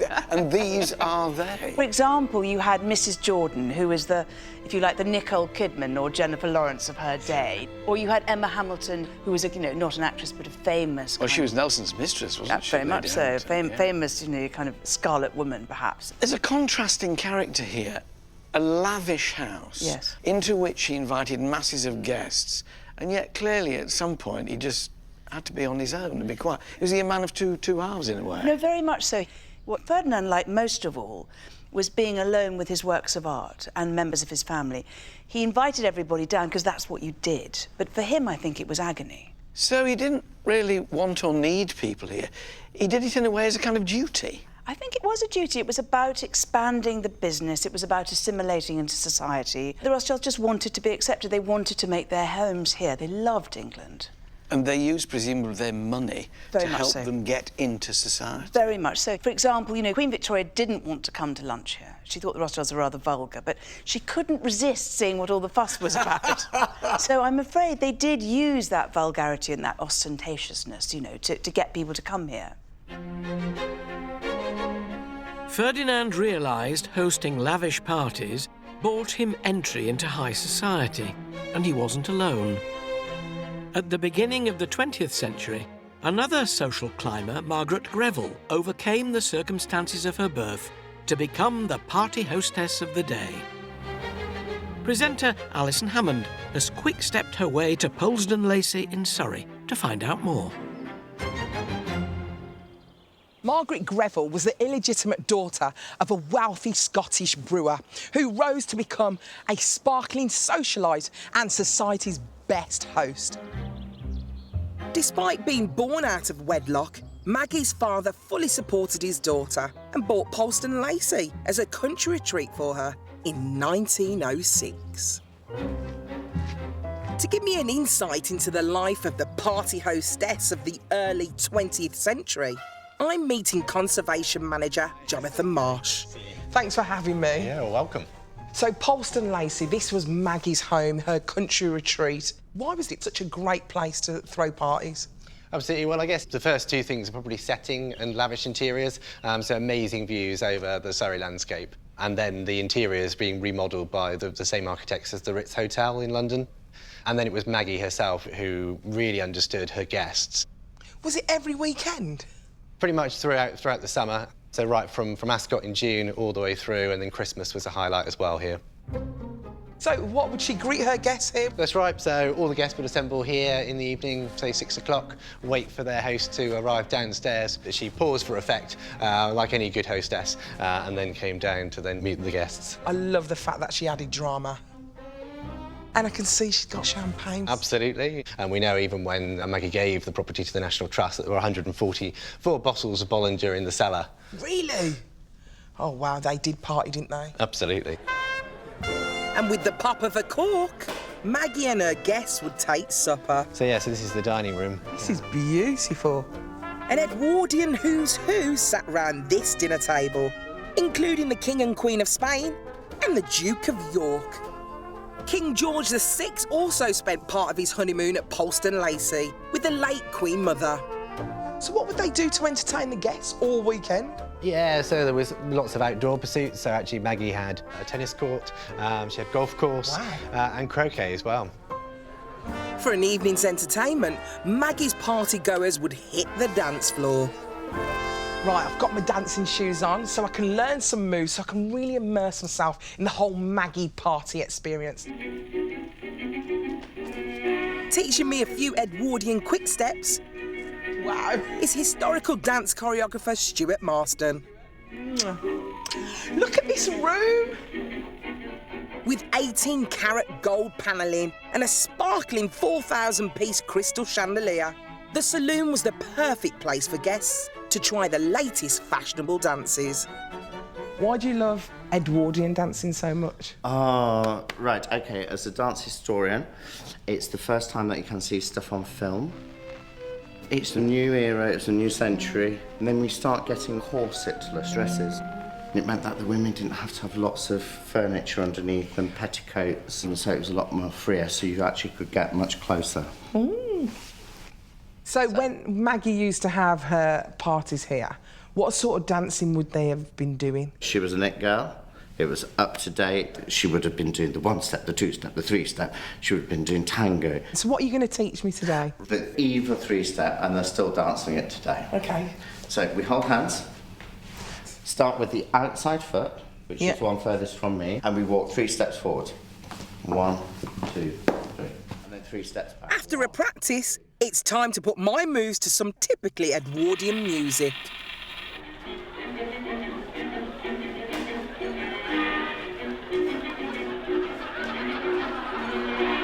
By 1913, Maggie's guests would have been dancing the far more scandalous tango. Yes! If only these gold-gilded walls could talk, they'd have some gossip about the rich and famous who once partied here a century ago. Maggie certainly was a hostess to rival the Rothschilds.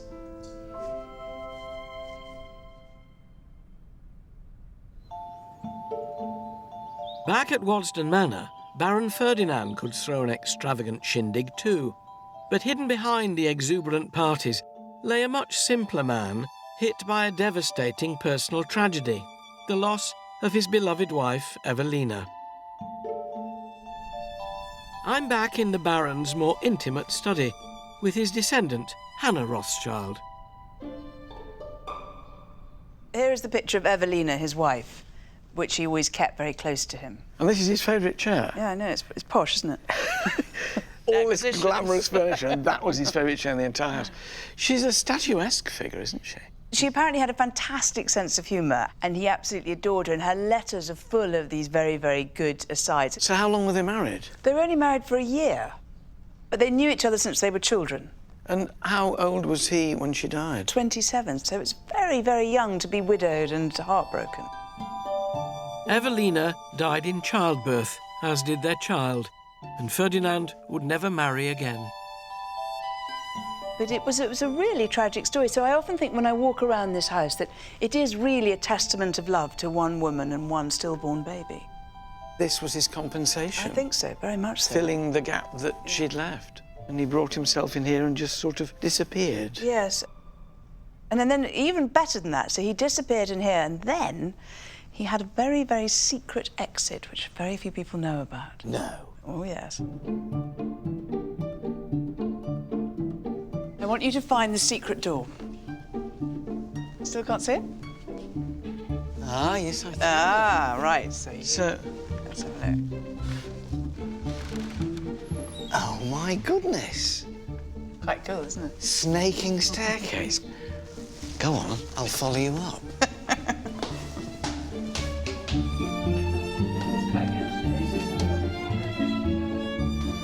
I tell you what, you'd have been ready for bed by the time you got there. It's a long way up. Well, we are going further than we should have done, because actually they blocked off the exit to his bedroom, so now we're in the valet's room. Oh, so his valet's bedroom would have been above? Yes. How many staff in the house and the garden? So in the garden there were 160. I know, amazing. And in the house there were about 26. So he was never alone. So actually to be able to escape up a staircase into your own private space must have been heaven. Can't imagine the frustration of never being alone. I would just want to be solo, and Ferdinand found a way of doing it. Indeed. Your life has been tied up with this place. What does it mean to you now? What do you feel about the place? When I was young, I didn't like it very much. I found it very formal and constrictive. I was always worrying about knocking something off. But I think over the years I've fallen in love with it. And it's partly because it's one man's obsession, and it's partly because every single thing here is excellent. You know, there is not one thing which isn't perfect. And you just think, gosh, human spirit is so extraordinary to create such beauty.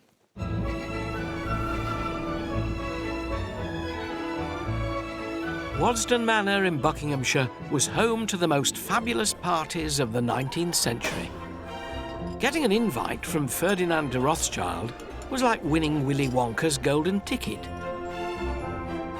But behind its glamorous facade, its magical creator has proven to be a more complicated and at times introverted character.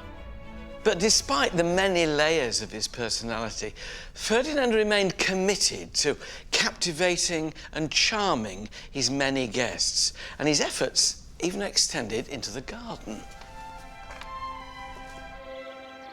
Designed to complement the manor, the garden was intended to be a pleasure ground. Elegant teas were held on the manicured lawn. Guests could visit an aviary filled with exotic birds, or admire sculptures which drew them further into the garden. But if Ferdinand built the garden, it was his younger sister and eventual heir, Alice, who saw it blossom. Nowhere more so than on the grand parterre, a magnificent display of garden tiers filled with boldly coloured Victorian bedding. To find out more about the indomitable Alice, I'm taking a stroll in the parterre with the Trust's Pippa Shirley. Pippa, tell me about Alice Rothschild. She was obviously very involved in the garden. She was hugely involved in the garden and she was absolutely passionate about horticulture. In fact, I think in lots of ways it was the garden that really kind of, set her alight rather than the house and the collection. What's wonderful for me is coming here for a fabulous example of what proper Victorian bedding was like. It wasn't subtle. It was so in your face and vibrant, and this is it. What was she like to work for with these 160 gardeners that she had? She was a dragon, I think, is the long and short of it. She was an absolute martinet. I mean, her standards were legendary. She used to walk around always with a weeding tool in her hand so that she could extract that kind of offending weed wherever she found it. But all of that, I think she was deeply respected because she just knew so much. Even the Queen was impressed by Alice and her standards. In fact, she referred to Alice as the all-powerful, which I think... Oh, does that mean she was a bit intimidated by her as well? I think so. And there was certainly an occasion when she was told not to go on the grass. So Alice told the Queen not to go on the grass? She pulled no punches. Braver woman than I'd be.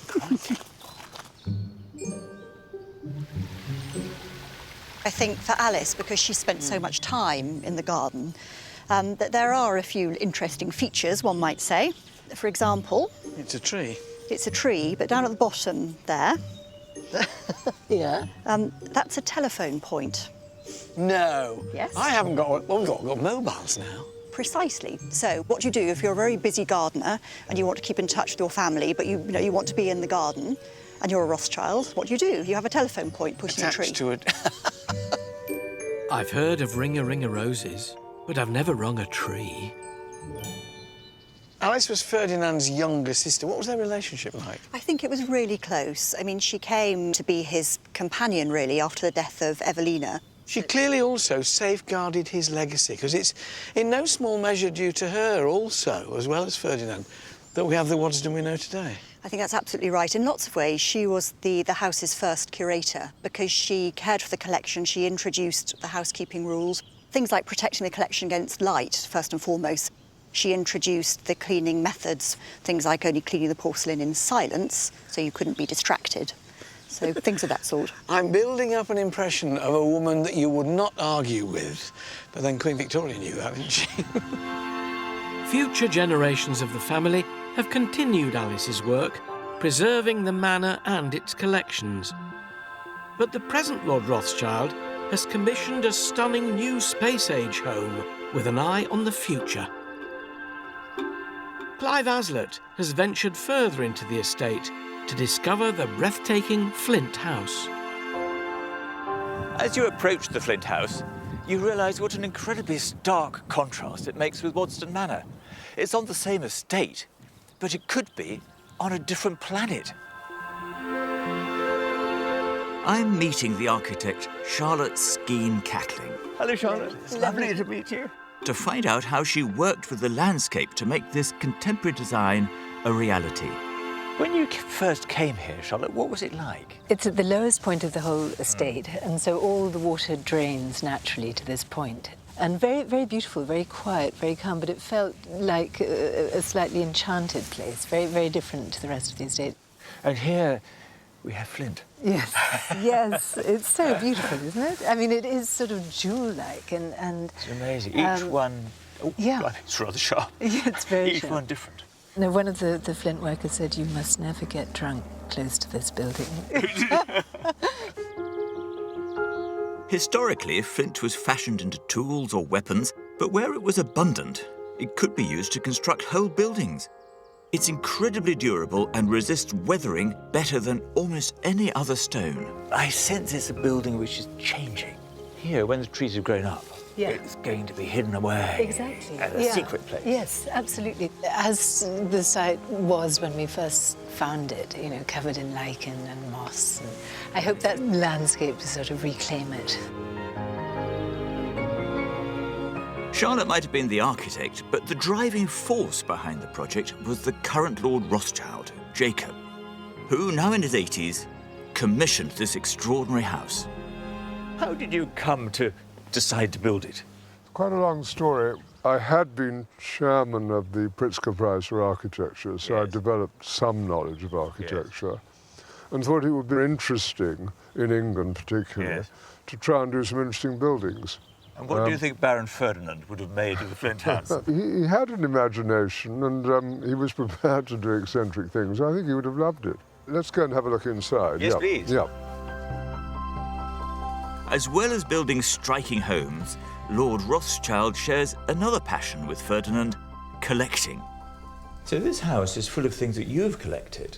Yes, I'm afraid that by genes it's almost impossible for me not to collect, because on the Rothschild side, my father collected quite a lot, and then in the 19th century they collected intensively, and I've collected from the age of 9. So it really is a very large part of my life. Well, you've got this wonderful house. How's it going to be used? That was the problem. We hoped that the director of Waddesdon might live here, but she prefers to go to our old home. Then I thought, well, maybe my children would like to live here. None of them wanted to. I rang out the Getty Museum in Los Angeles and said, look, why don't we do a joint scholarship scheme? Flint House is now a home and place of study for a scholarship programme in the fields of conservation and history of art. We hope that one would be inspired to write a great article. By nature, how lovely. And it is very beautiful, isn't it? By building this astonishing house, Lord Rothschild is following in the footsteps of his ancestor Baron Ferdinand, who I'm sure would have approved.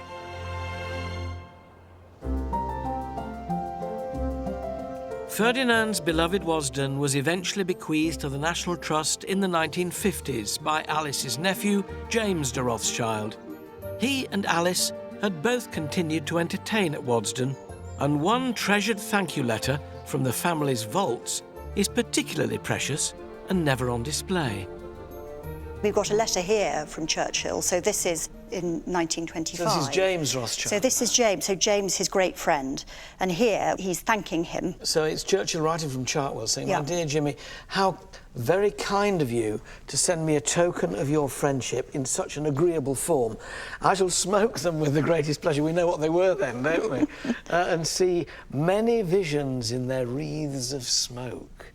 May the new year bring you health. It is the only thing you lack. Let 1926 fill the gap.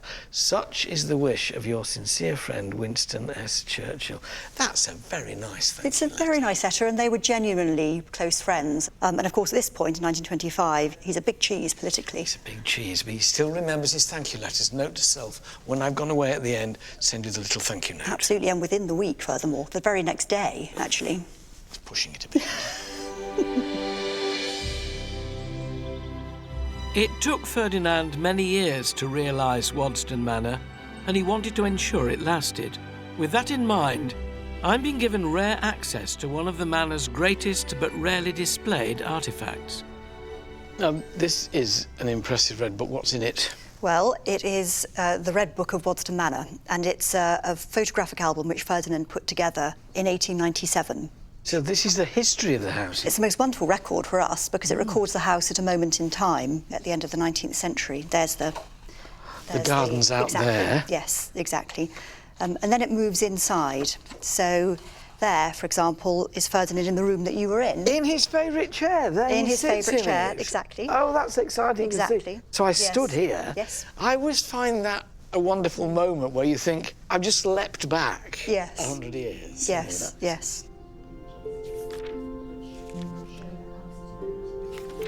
One of the things which I find really interesting about this volume is that it was put together in 1897, and of course a year later, very unexpectedly, he died. So, you know, the Red Book has this very kind of iconic status, probably more so than he ever intended. This is, in effect, his last will and testament. Sort This is of. what he bequeathes to his heirs and Yes, subsequently yes, indirected yes. the nation. Exactly. And the essay at the beginning, in it he talks about, you know, the efforts he went to create Waddesdon and what he thought might happen to it at the end. It's an astonishing comment. A future generation may reap the chief benefit of a work which to me has been a labour of love, though I fear that Waddesdon will share the fate of most properties whose owners have no descendants and fall into decay. May the day be yet distant when weeds will spread over the gardens. Oh. The terraces crumble into dust, the pictures and cabinets cross the Channel or the Atlantic, and the melancholy cry of the nightjar sound from the deserted towers. And thanks to the National Trust, to all of us who support it, that's never happened. I mean, he couldn't have been more wrong, could he? No. 400,000 plus visitors a year. Ferdy, don't worry. It's fine.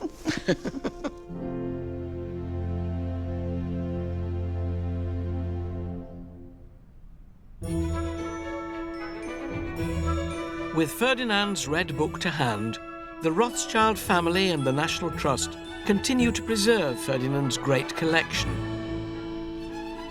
But missing from the morning room, where guests would have kept up with their correspondence, is an extravagant black lacquer desk in need of a little attention. Presenter Oz Clarke is on its restoration trail in Kent, where it's under the care of esteemed conservator Yannick Chasteau. Ah, I didn't see you. Are you Yannick? I'm working. I'm Yannick. Good morning. Nice Oz. to meet you. Nice to meet you. Welcome. Yannick is a specialist conservator in antique furniture and has worked on some of the finest pieces ever made. When you deal with a cabinet that is so historically important, we don't want to make it look new. Yeah. The point is not to turn it into a new object. If you want to buy a new cabinet, you make a new one. We are preserving history, we are preserving the object for the next generation. The desk was already over 100 years old when Baron Ferdinand bought it in 1890 for a rumoured £40,000. That's £5 million in today's money. Although it might not look it right at this minute. We haven't broken it, don't worry. It's only dismantled. You've taken all of the drawers and all of the door and the gilt bronze, you remove them for conservation, obviously. What is that there? That's the clock face, which at the moment we're storing here because it's a very fragile glass. But that's going right at the top. Yeah. But what's interesting is when you're sitting at your desk writing your letter, then you want to check the time, but you can't because you bend your neck and you still can't see the clock at the top. So they have another clock just here. There is a clock face right at the front of you when you're writing. And the movement, there is not one movement for this clock, but it's communicating with the clock movement at the top, so it makes sure that it keeps exactly the same time, top and bottom. It's quite awe-inspiring, actually, to just see the guts of it. And it's been built, obviously, for projecting status. And it's as though it's the emperor without any of his clothes on. Fascinating. A lot of the desk's bronze and wood trimmings have been removed to give them a bit of love and attention, including some Japanese lacquer doors, which Yannick is currently working on. Next. You want to start? But in order to get to all of the lacquer, the bronze will have to come off. Grip, if you just go down, you hold it there. So always hold your screwdriver with two hands. Oh, I see. Yes, just in case you just whoop. That's go out. too far. That screw is very precious. Yeah. So we put the screw in the right place where it came from on the map. You just pierce there and it goes here. I see. So in 10 months' time, we can put the screw back in the right place. So the bronze is coming off. But what's interesting is to see the condition of the lacquer. But also, as you can see, you've got a lot of white residues in the craquelure, and that is from previous cleaning. Craquelure, what does that mean? That's the shrinking of the lacquer, but because the lacquer shrinks too much, eventually it's going to start cracking everywhere. So that's a natural effect of 200 years. To see what Yannick is aiming for, he has another door he's just finished. The lacquer, as you can see, has been dramatically improved just by removing the white residue. Was that like that? It was like that. That's fantastic. But still seeing the craquelure and still seeing that it is an old, 250 years old. I think that works very well. And it's only at the beginning of the project, and we'll see in 10 months' time. Hopefully we'll get it all looking glamorous again. There's an awful lot of work still to do to conserve this stunning piece of furniture, but on its return, it will once again stand proud in Waddesdon's morning room.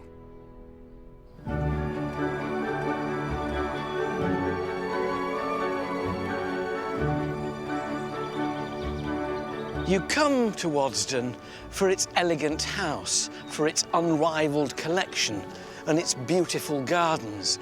You come for the dazzling allure of the glamour attached to walking the same halls and pathways as the great and the good from the 19th century.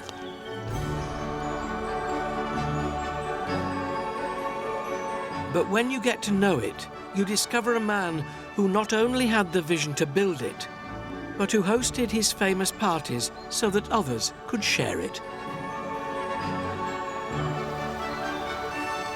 It's clear that Baron Ferdinand was a complex man who never got over the profound sadness of losing his wife Evelina at such an early age.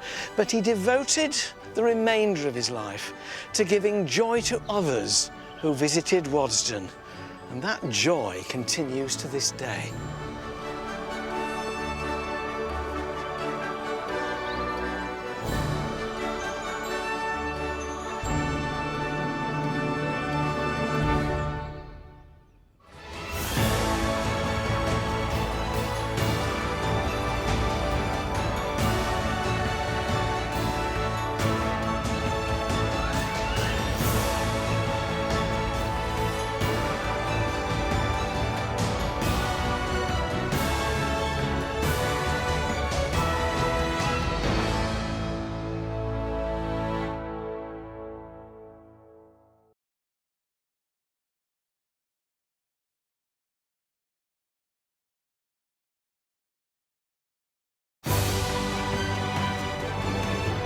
From Renaissance-style chateaux, grand country estates, architectural glass masterpieces. These are the remarkable homes. Simply breathtaking. And magnificent landmarks. One day, my son, all this will be yours. At the very heart of Britain's spectacular history. I have never seen one like this. Join me. I need to get there. With all speed. Onwards, driver. Oh. And a host of celebrities. Oh, crikey. With a passion for the past. Kaboom! Wish me luck. As we travel the length and breadth of the nation. It is between the walls.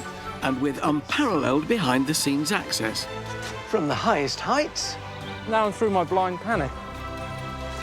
To the deepest depths. We'll uncover the secrets. Oh, my goodness. Still hidden within these breathtaking buildings. Oh! These are the places that nobody else gets to see. And explore the riches. How spectacular. And treasures of one of our most loved institutions. This is an amazing story. Come on, I want to know the end. I want to know the end. Welcome to the secrets of the National Trust.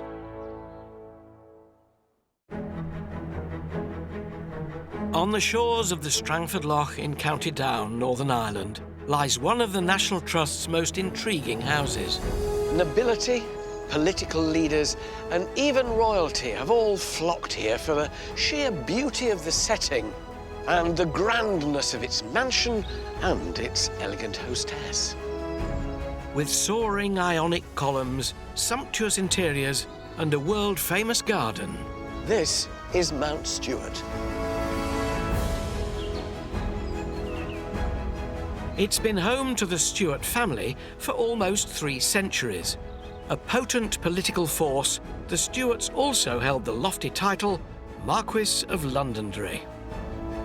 With their majestic mansion grown stuffy and dated, it was ripe for a makeover when the 7th Marquis, Charles Vane Tempest Stuart, moved here with his charismatic wife Edith in 1921. And it's the alluring Marchioness Lady Edith Londonderry, whose imagination, flair and energy transformed Mount Stuart into what she described as the land of heart's delight. By unlocking the secrets hidden behind closed doors. So this? This is her private bedroom, and it has never been seen by the public before. Leafing through rarely read letters. I think we're still writing at cross purposes. Ooh, the Marchioness. Yes. Getting the inside track on Edith's life from her very own granddaughter. She never stopped. And the house, it was always full of people, full of 14 dogs, shrieking macaws. And unravelling the mysteries of a secluded cemetery. We don't usually let people in. You're very kind. I'll reveal the story of a woman who brought glamour, style, politics and parties to Mount Stuart. Don't. I'm getting ideas above my station. Also, Nina Wadia exposes explosive revelations in the Londonderry's archive.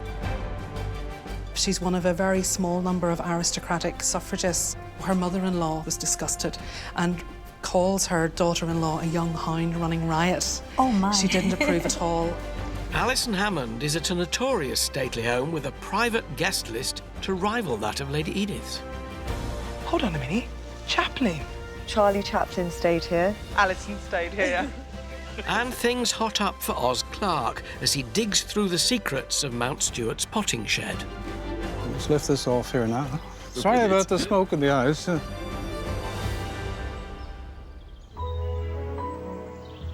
Walking up to Mount Stuart through these beautiful gardens, you immediately sense you're embarking on something rather special. That's because after 3 years of restoration, the National Trust has returned the estate to its best, and you feel as though you're stepping back in time. But the magnificence of the formal gardens does make one wonder how the interior of this striking neoclassical mansion could possibly compete. Well, the wow factor as you enter the central hall is enough to lay those worries to rest. This is astonishing. It could have been made yesterday. Absolutely beautiful. Yes, absolutely fantastic, isn't it? So glamorous. The National Trust's Neil Watt has offered to show me the secrets lying hidden here. We've just completed our £8 million restoration on this house. This was a house in danger then, presumably? It was. I mean, in fact, look at the balcony above you. The balcony, I'm told, was about to fall down. And apparently, staff and family members used to sort of grip the wall and sort of go around the side, lest it should fall over. There were pieces of the plaster falling down. In fact, whenever our past chatelaine of the house, Lady Mary, lived here, she was in bed and her bedroom sort of cornice fell from the ceiling. So this was the stuff that even I didn't see. But yes, the house was falling down. The Trust took over the mansion in 1977, but by the early 2000s, it was in need of more than a little TLC. Ready-made inspiration came from the vivacious Lady Edith Londonderry, who'd left her unique imprint on Mount Stuart almost 100 years earlier. Whenever Mount Stuart is talked about, the one name which is mentioned is Lady Edith Londonderry. Tell me about her. When she arrived here in 1921, there was only one loo, one bath put in for the king, and the house was pretty much... That's such a name drop. One bath, put in for the king. Did I drop something? But she came here and she thought that Mount Stuart was the darkest, dampest house she had ever seen in her life. However, her opinion changed. She saw the beautiful climate, she saw Strangford Lough, and she sort of fell in love. How did Edith change the house? Well, she changed it in probably every conceivable way other than architecturally. It really wasn't her style. You know, you can imagine the picture, antimacassars, parlour plants, all a bit chintzy and all a bit... Heavy Victorian? Heavy Victorian. She liked the sort of new kind of glamorous damasks and bright colours and layers and... She brought style to Mount Stuart. Exactly, she brought style to Mount Stuart. You've got it in one. Did the place then become a magnet for the sort of fashionable? Mount Stuart was a place to go to? Yes, and I can do some name dropping for you again if you would like. Yeah, go on, will I? Well, King Alfonso of Spain, Prince Ronnie of Monaco, Ramsay MacDonald, the royal family. That'll do. That'll do. Is that enough? They didn't drop them, they clanged. For Lady Edith, the life of an aristocratic wife living in her country pile was never going to be enough. Famously charismatic, she was known for her ability to charm.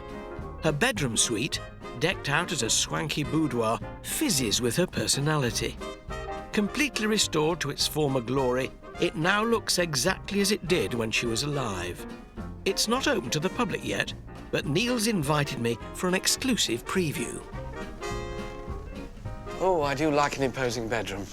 It's pretty good, isn't it? So this is Lady Edith's bedroom? This is her private bedroom, and it has never been seen by the public before.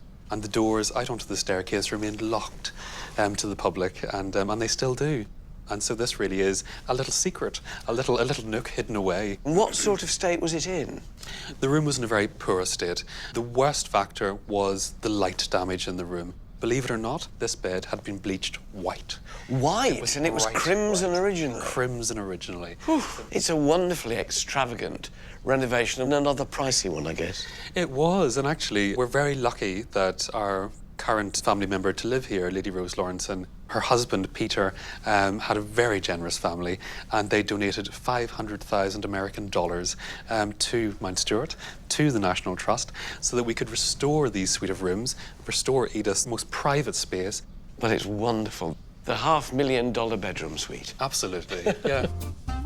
Lady Edith had flamboyant taste for the time, combining unusual colours and styles. But although unconventionally creative, she was also dependably practical. Now, you said when she came to the house there was only one loo. Yes. I mean, did she pay attention to that kind of thing as well? She did. So if you're impressed with this bedroom, can I show you the bathroom? Because Edith loved her bathrooms. Wow. How imposing is that? This is the bathroom, here's the bath. It's not a bath, it's a boat.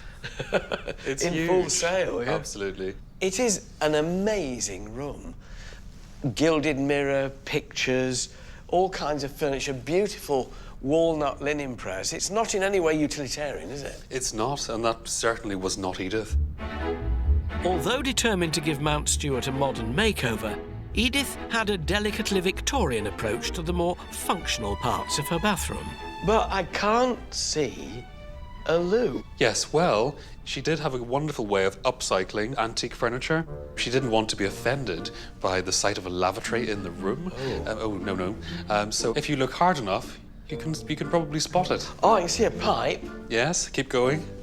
Don't tell me this Yes. chest. Oh, go for it. Little Go chest on. of drawers. Oh, look. Isn't it fabulous? Isn't it wonderful? That's clever. Well, it certainly puts a whole new slant on lifting the lid. All of the loos have a sort of personality of their own. Everything is just so beautifully and uniquely done. So there she is, lying in the bath. I mean, I doubt that she'd reached for her own towel. There would have been a maid there to have handed her the towel. And in fact, that's why we've got 2 chairs in this room. The wicker chair was to let her dry off in her robe. This chair was where she moved to have her stockings put on. Don't. I'm getting ideas above my station. But every single room has a glorious view of the garden. With lovely soft Irish weather at the moment, Helen. Lovely dark Irish weather, but I guess that's why it's so important to have a glamorous interior here at Mount Stuart, because sometimes it's not always so bright outside. Oh, we're coming through a bookcase. We are. We are. Through the secret door. The secret door into her inner sanctum. You're very much in her private space, and only her closest friends and family would have come in here. And this then totally reflects her taste. It does. Completely eclectic, diverse, random. Here's a picture of the room. in her day. Oh, that's identical. It is. You're in her presence in a way, aren't you, really? You are. You really feel that you're with the woman herself. What did Lady Edith use this room for? Well, this was her sitting room and her study. This was where she would come and be at one with her thoughts. I remember whenever I was a little boy coming here with my parents, and back then I remember seeing dog claws scraped on the paint out through the windows. She would have the windows up. And dogs coming in and dogs out. jumping in and out. And of course over there she had steps just through that window so she could throw the window up and just go out in her garden. There are lots of portraits in here, but particularly portraits of a young girl. I mean, 3 there, another one on the end. Yes, and of course they're all the same young lady. And this is? This is Lady Mary, her youngest child. And Lady Mary was born here in 1921. I mean, bear in mind, Mary was born 20 years after the birth of her first child. Gosh. So she was maybe a sort of happy accident, I don't know. And she became a sort of a symbol of rebirth, a symbol of a new opportunity. And I think Mary was probably the reason why Edith fell in love with this house so much. You know, It became a family home. It did become a family home. Baby Mary may have rooted the Marchioness to Mount Stuart, but Lady Edith wasn't your average mother. Far from having eyes only for the newborn, Edith was furiously firing off letters to all and sundry, and her private address book was anything but ordinary. Who would she write to?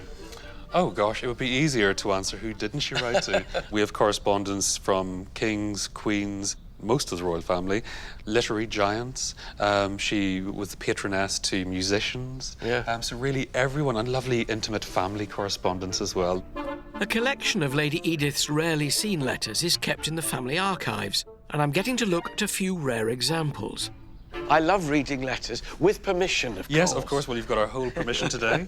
They give an intimate and very personal glimpse into her life. Oh, this is... She's obviously writing to a supplier or a craftsman. Yes. Dear sir, I think we're still writing at cross purposes. Oh, yes. Marchioness. Ooh, yes. When I referred to having the door made in Ireland, I was talking purely of the tool shed, as I think it's not necessary to have this made as so ornate or important. Yes. Tool shed door. She wasn't a lady to be trifled with, clearly. But it's family letters left virtually untouched for 100 years that are most revealing. And then this one, which is to the Marquis of London. So Yes. this is to her husband. To her husband, so very personal, yes. My beloved dearest, it's perfectly divine here. Why do we ever live anywhere else? I know.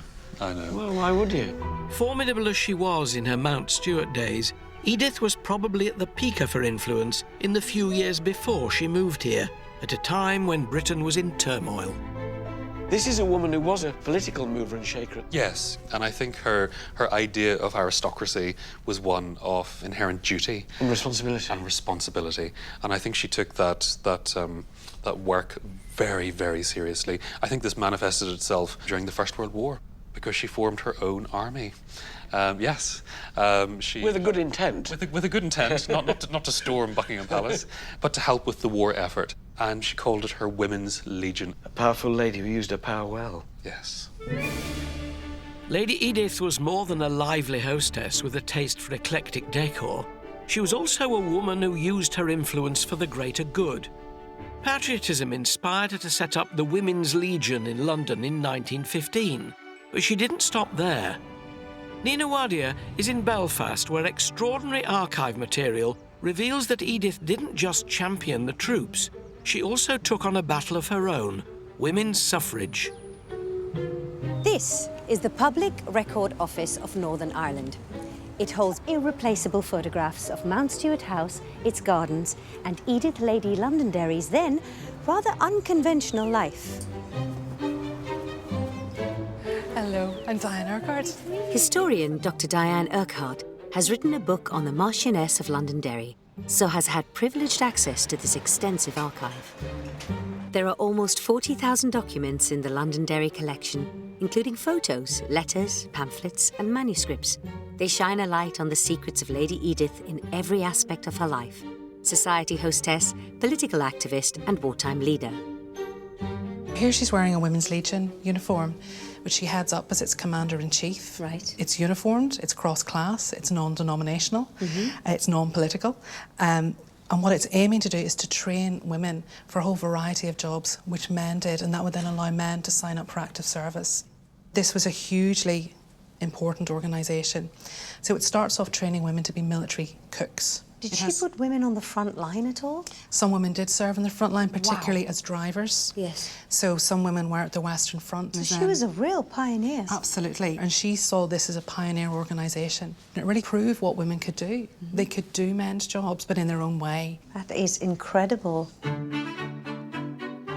Since the early 1900s, Edith had been an active supporter of women's suffrage, even writing and speaking about it on public platforms. Am I right in assuming that Lady Edith was a suffragette?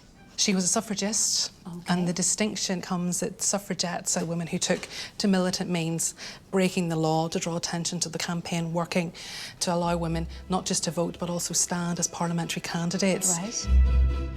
As a suffragist, Edith shared the same goals as the suffragettes, but she believed in peaceful campaigning. It's unusual to see an aristocratic woman of her position so actively involved in the suffrage movement. So her mother-in-law, Theresa, the 6th Marchioness, was disgusted and calls her daughter-in-law a young hound running riot. Oh my. She didn't approve at all. It's hugely controversial. So for Edith to step up, she's one of a very small number of aristocratic suffragists. Edith wrote about the importance of a vote for women, and some of her work has survived here in the Londonderry Archive. Did she write all these pamphlets? She did. She wrote 2 suffrage pamphlets. The first was 1909, and here she is really presenting her stall about why women needed the vote. Surely it is woman's right as much as man's to exercise her influence, whether in her political opinions or in ordinary life, in a direct and straightforward manner.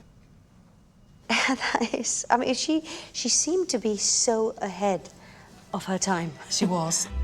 All the campaigning finally paid off. Exactly 100 years ago in 1918, property-owning women over 30 got the vote, but the struggle continued.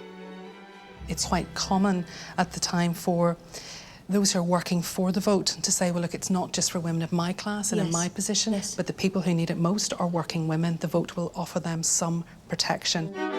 Political yet playful, Lady Edith threw weekly dinners in London during World War I. They were her way of lifting the spirits of her inner circle. The gathering eventually developed into an exclusive group for the movers and shakers of the day, known as the Ark Club. We can see here a number of documents relating to the Ark. It's quirky, but it's hugely elite. Everyone had a special name. The members of the Ark Club may have included Britain's most powerful figures, but it didn't stop Lady Edith giving them nicknames. Admiral Sir David Beatty, one of the most senior British naval officers of World War I, became David the Dolphin, and former Prime Minister Arthur Balfour was known as both Arthur the Albatross and Arthur the Archaeopteryx. There are sketches of her husband Charlie the Cheetah and others in the collection. Lady Edith even put up concrete statues in her garden to celebrate the Ark Club and its A-list members.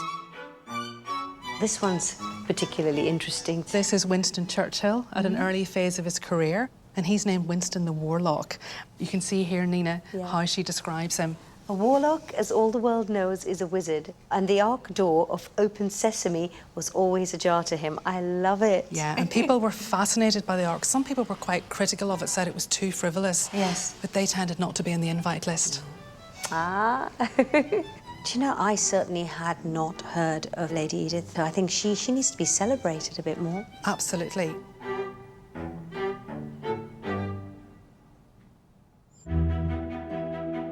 But Edith wasn't the only posh, politically minded woman of her day. In the early 20th century, American Nancy Astor made a stir in British high society. She, too, was a spirited hostess and campaigner, and became the first female MP to take a seat in Parliament. Alison Hammond is at Cliveden House in Buckinghamshire, a place that still holds clues to the hidden life of this formidable lady. Like Lady Edith at Mount Stuart, Nancy Astor was a powerful female figure. She passionately pursued politics and women's suffrage. Although Cliveden is an unusual hybrid of hotel and historical home, it still has remnants of her time here. William Waldorf Astor was one of the richest Americans of the 19th century. He bought Cliveden House in 1893. 13 years later, his son Waldorf married Nancy, and William gave them Clifton as a wedding present. Not a bad start to married life, but the new Mrs. Astor wasn't one to rest on her laurels. I'm meeting Clifton's curator, Una Kennedy, to find out about the impressive Nancy. Nancy Astor probably is one of the most famous women of her generation. She was elected to Parliament on the 23rd of November, 1919. So this was the first time that a woman had entered the House of Commons as a member. And it must have been quite frightening, I think, for Nancy. Entering the chamber with 600 men, she would have met quite a frosty reception. But I think the person who was probably most vocal about how he felt about the presence of Nancy was Winston Churchill. Really? And it probably surprised him that, you know, this American female could match him in terms of insult trading. Oh, so she was feisty. There's always that very famous one. Something had irritated her about Winston, and so Nancy said, Winston, if you were my husband, I'd poison your coffee. And of course, Winston then immediately came back and said, Nancy, if you were my wife, I'd drink it. That is brilliant. When she wasn't having a Barney with Churchill, Nancy spent time campaigning for the rights of women, children and working people. I hate all kinds of wars. That's absolutely true. But particularly I hate civil war, class war or sex war. But I like fighting. But I like fighting for justice. Nancy got a bit of flack for seeming posh and out of touch, but she wasn't bothered. For her, being well-connected meant she could use her influence to change things for the better. And she wasn't shy about using her grand house to get her message across to her powerful pals. This is the Great Hall, so this was a room where Nancy would receive her guests. Natalie Livingston, the latest lady of the house, has written about Nancy's time here. Nancy turned Clifton into a political literary salon, which every single writer from George Bernard Shaw to Rudyard Kipling to J.M. Barrie would come and talk about ideas, and it became very much a hotbed for ideas and discussion and debate. She absolutely brought the houses of Westminster to Clifton. I want to know just how high-powered Nancy's chinwags were. So Natalie's shown me Clifton's visitors' books that are not on show to the public. It's absolutely incredible. When you look on this page, this is British royalty. So we have Elizabeth, who is now our Queen, and we have Princess Margaret. And on this page, we have the Kennedys, who stayed here. We have... Hold on a minute. Chaplin. Charlie Chaplin, yes. No. Charlie Chaplin stayed here. Really? Yeah. Mahatma Gandhi stayed here. Alison stayed here.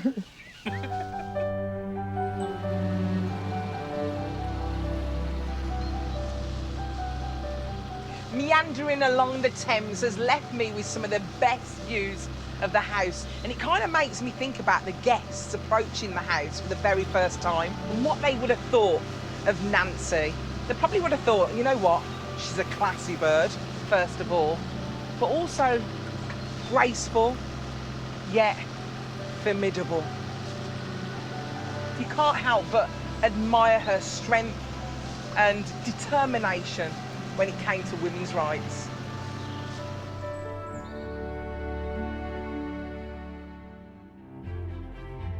Both Lady Astor and Mount Stuart's own Lady Edith were extraordinary women ahead of their time who were determined to make a difference. And while Edith's activism and creativity will never be forgotten, her most enduring legacy is bound to be Mount Stuart's world-famous garden, packed with an unexpected variety of exotic flowers. Walking through these beautiful gardens, you immediately sense that you're embarking on something very special. The secret is the extraordinary microclimate here on the Ards Peninsula. A narrow strip of land separating Strangford Lough from the Irish Sea, it's damp and mild, making it ideal for growing an array of weird and wonderful plants. An autumn colour just starting. Yeah, it's looking good. Today, head gardener Neil Porteous keeps watch over 8 acres of formal garden, but it first took root back in Edith's day. Was it all designed by Lady Edith? Is it her brainchild? It is. All the sort of layout is hers. She was pregnant in 1921, had morning sickness, and this was her antidote to it, was to design this garden like a professional. Wonderful. So where are we now? What's this part of the garden? This is the Italian garden, and she loved sunsets and sunrises here as the water's reflected into the sky off Strangford Lough, and that's what the colour scheme is. Wonderful. And she loved the idea that no two colours in nature could clash. So she put it to the test here, where you've got colours just contrasted against each other. But really, we can follow what she actually had in mind, because she wrote it down in an article, so we can have a look at it. Oh, right, lovely.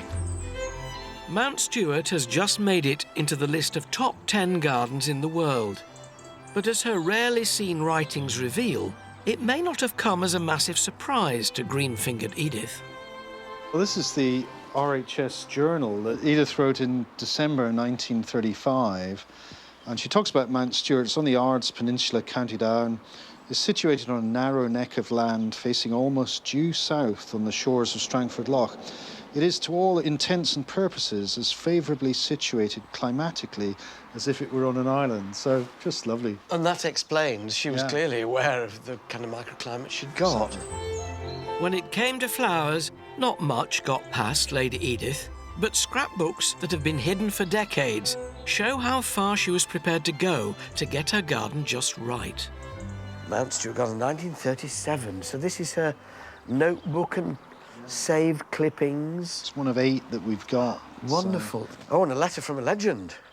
Yeah, Frank Kingdon Ward, one of the greatest plant collectors of all time. Daredevil botanist Kingdon Ward spent almost 50 years gathering rare species in Asia, his adventures often sponsored by the Londonderries. On his travels, he fell off a cliff, was impaled on a bamboo spike, and even got lost in the wilds. But he survived the lot to bring back exotic plants to Britain and to Lady Edith. Went out 26 times looking for her plants, and this one's from Assam, Toklai, in 1949. I'm enclosing some seed of a rhododendron unknown that we collected in East Manipur last winter. I suppose we shall come home this year, next year, sometime. We never know far in advance. He was out there all the time in Nepal, Burma, Himalaya, all that sort of area. This is a wonderful volume. How helpful is that to you in looking after the garden? Well, this is just lists of plants that have been tried here, and also things that she was looking for. The things she loved are scented flowers. So in the same way that in the house they're being true to her spirit, you can do the same in the garden in a way and keep bringing here plants that you know she would have wanted. And not just that, you know, every year between 1,000, 1,500 new plants discovered worldwide. So what would she do if she was alive today? She'd be going absolutely mad and planting everything she could get her hands on that she'd never seen before. These days, a team of around a dozen gardeners and up to 80 volunteers are busy keeping Edith's legacy alive. And just as she would have wanted, they continue to expand the number of rare and exotic species grown here. It's a job that throws up plenty of challenges. Writer and presenter Oz Clark's got a backstage pass to discover the top-secret tricks of the Mount Stuart potting shed. It would be fair to say that the gardens of Mount Stuart are not normal. It's as though nature has just thrown everything together without any human intervention. But nothing could be further from the truth. Keeping the gardens looking this good takes hard graft and real skill. The team here is managing to retain an astounding number of exotic plant species that face extinction in their native habitats, and they do it by carefully creating new plants from seeds or cuttings. Hi, I'm Oz. Hello. Hello. Alan, lovely to meet you. So it's you who's been making all this smell? Yeah. We're simulating a forest fire in South Africa. How about that, eh? That's exactly what I thought. Gardener Alan Ryder is a man who knows the secrets of growing flowers from foreign lands. Today, he's cultivating the seeds of South Africa's national bloom, Protea. So there's your Protea seeds. In the wild, it will not grow unless there has been a brush fire. That's the whole secret. I see. The plant needs the fire to break open. To break open that seeds. dormancy. Got it. So basically, I'll just put those seed in on top of the tin, spread it out a little bit, just like that. put the lid on. We've bark in there, which smoulders. The smoke comes up into this tin here, and we leave that for about 5 minutes. Protea is just one of about 4,000 plant species at Mount Stewart. Like botanists in days gone by, the team travels all over the world collecting new plants. Right now, species from around 50 countries are thriving here. Let's lift this off here now. Yeah, let's let the smoke clear a little bit, and as you can see, you see the way it's all opened out. Sorry about the smoke in the eyes. Almost like little hedgehogs now. And that's the germinating seed. Yes, absolutely. So that's now ready to sow. Let's do it. Yeah. Having mimicked the native conditions needed to germinate the seeds, Alan then plants them in specially prepared sandy soil with added grit, designed to simulate the South African earth in which Protea grows.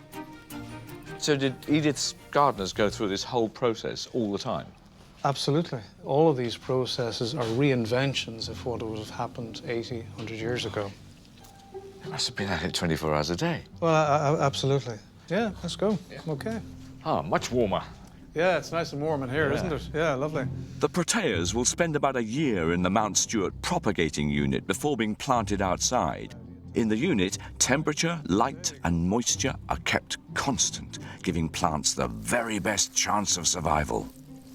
So we put all this effort into just a single little pot. Mm-hmm. When you look at the enormous expanse of this garden, if you're going to do it like Lady Londonderry did it, that's an amazing commitment of man-hours and Absolutely. It's a huge investment in time. You cannot just open a catalogue and say, I'll have one of those, please, because we're dealing with such a rare collection of plants. Well, I have to say, Lady Londonderry would be delighted. Well, I hope she would approve, yeah, absolutely. But the story of Mount Stewart didn't end with Edith Londonderry. Her granddaughter, Lady Rose Lauritsen, grew up here with her sister and still lives in a private wing of the house. And she's asked me over for a chat about the old days when Mount Stewart was in its roaring pomp. What a place to grow up. Yeah, I feel very lucky. It was always full of people, full of 14 dogs in the house, shrieking macaws. And my grandmother had a tiny little miniature parrot that flew loose in her sitting room and used to sort of perch on the chandelier, which early the next morning, the maids had to get up on a ladder and do a little bit of cleaning. In the drawing room, there was always music. We had a great, great family friend who played the piano. We had to sing or dance. So it was chaotic, full of people and life and alive and light and flowers and plants and... No, it was the most amazing, happy, happy house. She loved being Oh, here? yes. I mean, I was actually born in London in a blitz, but I came over with a nanny a week later and then grew up here, really brought up by my grandmother as well as my mother, but probably more by my grandmother. And she was a huge influence. What sort of personality? Well, she was the most alive person I've ever met, and the energy. You know, it really makes me feel rather tired thinking about her energy. She never stopped because she was doing all her good works, doing her garden. She did work like the head gardener. You know, she was pruning, digging, planting. Then she wrote 3 or 4 books. She never stopped. She had genuine, old-fashioned charm. She could charm anyone. And that's how she got what she wanted. There are lots of pictures of your mother, Lady Mary, around the house. A bit of a late arrival, your mother. Yes, no, total surprise. My grandmother, she just said, I feel immensely seedy. Went to the doctor and he said, you're having a baby. So my mother appeared and she was really the favourite, absolutely. Both my grandparents, they absolutely adored her. Lady Rose has been a real help to the National Trust during their restoration of Mount Stewart. She's revealed private details about the house that no other living person could know.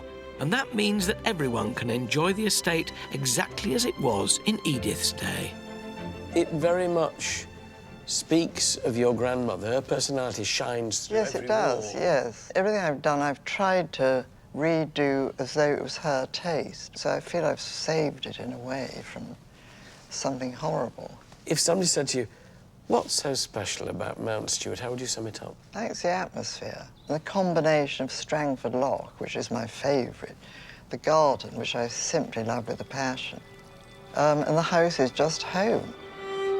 Mount Stuart's house and gardens were Lady Edith's crowning achievement, and after almost 4 happy decades, she died here in April 1959. She was laid to rest beside her husband Charles in the family burial ground. Tucked away out of sight, it's never been open to the public, but the National Trust's Neil Porteous has agreed to show me this most private of places. That was a fair climb. Yeah. Well, this is Tirnanog, the land of the ever young, the family burial ground. So we don't usually let people in, but You're very kind. Gosh, it's much bigger than it looks from outside. Yeah, it's lovely, isn't it? So why land of the forever young? Well, in Irish and Scottish mythology, when you die, your soul is taken by the white stag up to Tirnanog, the land of the ever young. A statue of the mythical white stag stands watch over the cemetery, along with sculptures of the saints of County Down. They give a hint of just how much Lady Edith loved this corner of Ireland. So these are the sarcophagi.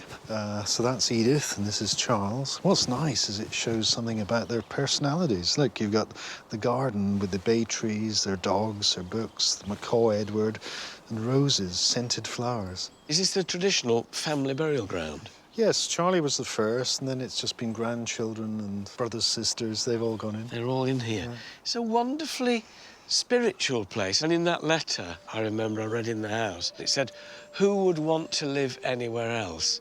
And it's rather lovely to think that she never has.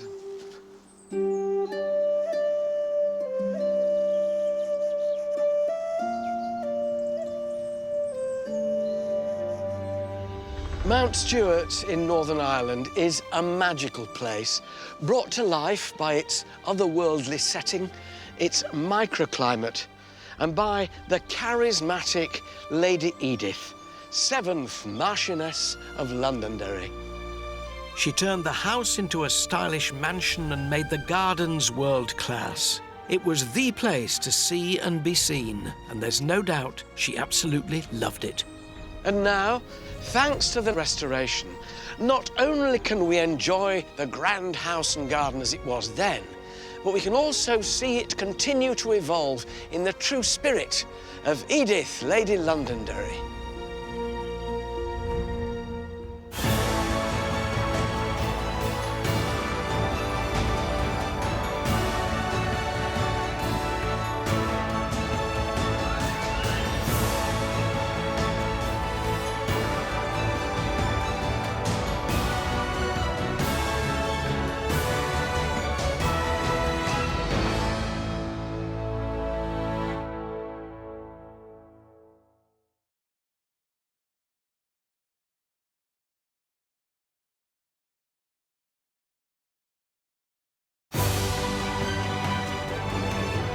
From Renaissance-style chateaux,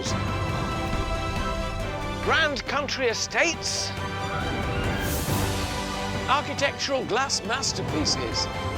These are the remarkable homes. Simply breathtaking. And magnificent landmarks. One day, my son, all this will be yours. At the very heart of Britain's spectacular history.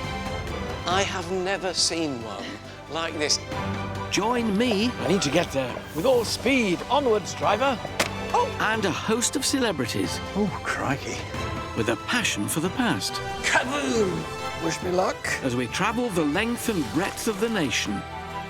It is between the walls. And with unparalleled behind-the-scenes access. From the highest heights. Now through my blind panic. To the deepest depths. We'll uncover the secrets. Oh, my goodness. Still hidden within these breathtaking buildings. These are the places that nobody else gets to see. And explore the riches. How spectacular. And treasures of one of our most loved institutions. This is an amazing story. Come on, I want to know the end. I want to know the end. Welcome to the secrets of the National Trust.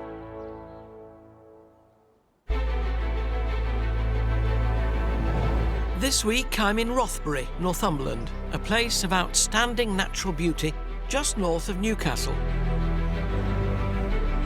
where I have above and below ground access to one of the most luxurious and innovative houses run by the National Trust. Cragside. Its surrounding landscape has been transformed by the planting of over 7 million trees. But the real surprise comes from the Tudor Revival house, jutting out from the crag. It's simply breathtaking. This spectacular house was built by one of Britain's greatest industrialists, William Armstrong, a commoner who rose to become one of the most influential men of his time. He became Lord Armstrong and not only built this house, but transformed it with the greatest technical advances of the day. Here, he pioneered hydroelectricity, making it the first home ever to be powered by renewable energy, bringing modern living to the Victorian era. And all of this made 19th century Cragside the world's very first eco-home.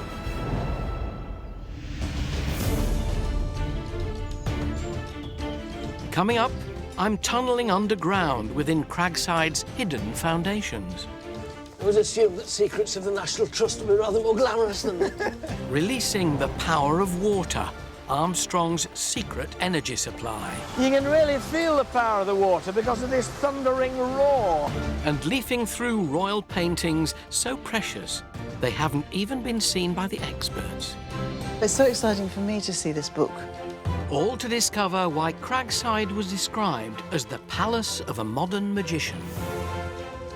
And to find out more about how Cragside's technology was taken into the 20th century, Peter Purvis discovers a castle that took Armstrong's innovations and ran away with them. It looks pretty dangerous to me. Yes. And with Cragside influenced greatly by the arts and crafts movement, Angela Rippon is off to the home of its main designer to unearth prints hidden for over a century. While Miriam O'Reilly gets to see a rarely glimpsed side of Cragside from its treetops. That was absolutely fantastic. Thank you, Tree.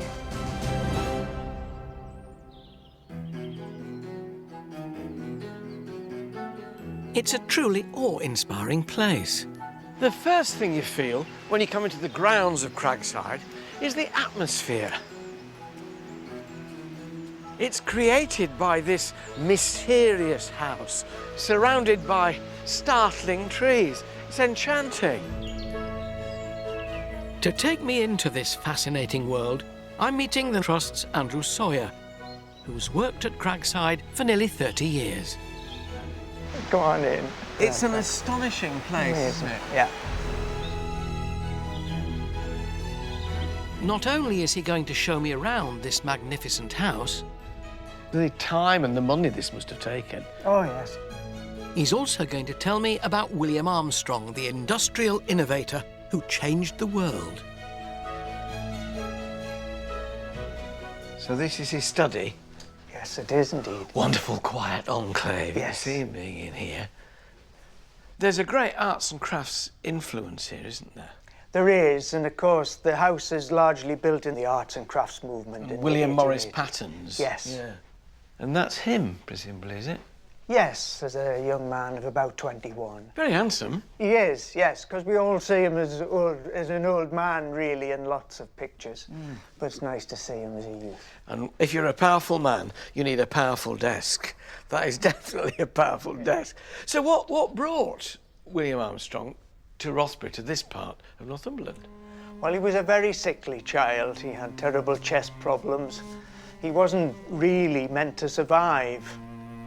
So his father sent young William up to take the country air, to get away from all that industrial pollution in Newcastle. He absolutely adored it, and he learned to fish here. So it worked, in effect? It did, and he really took to the water, and he was in the water all the time. This obviously sowed a seed. I mean, water was to be the driving force of his life, wasn't it? Yes, it was become an all-consuming passion. He took so much notice of the water and how the water ran. And its power. He wanted to make water more efficient so that it could be used as an energy force.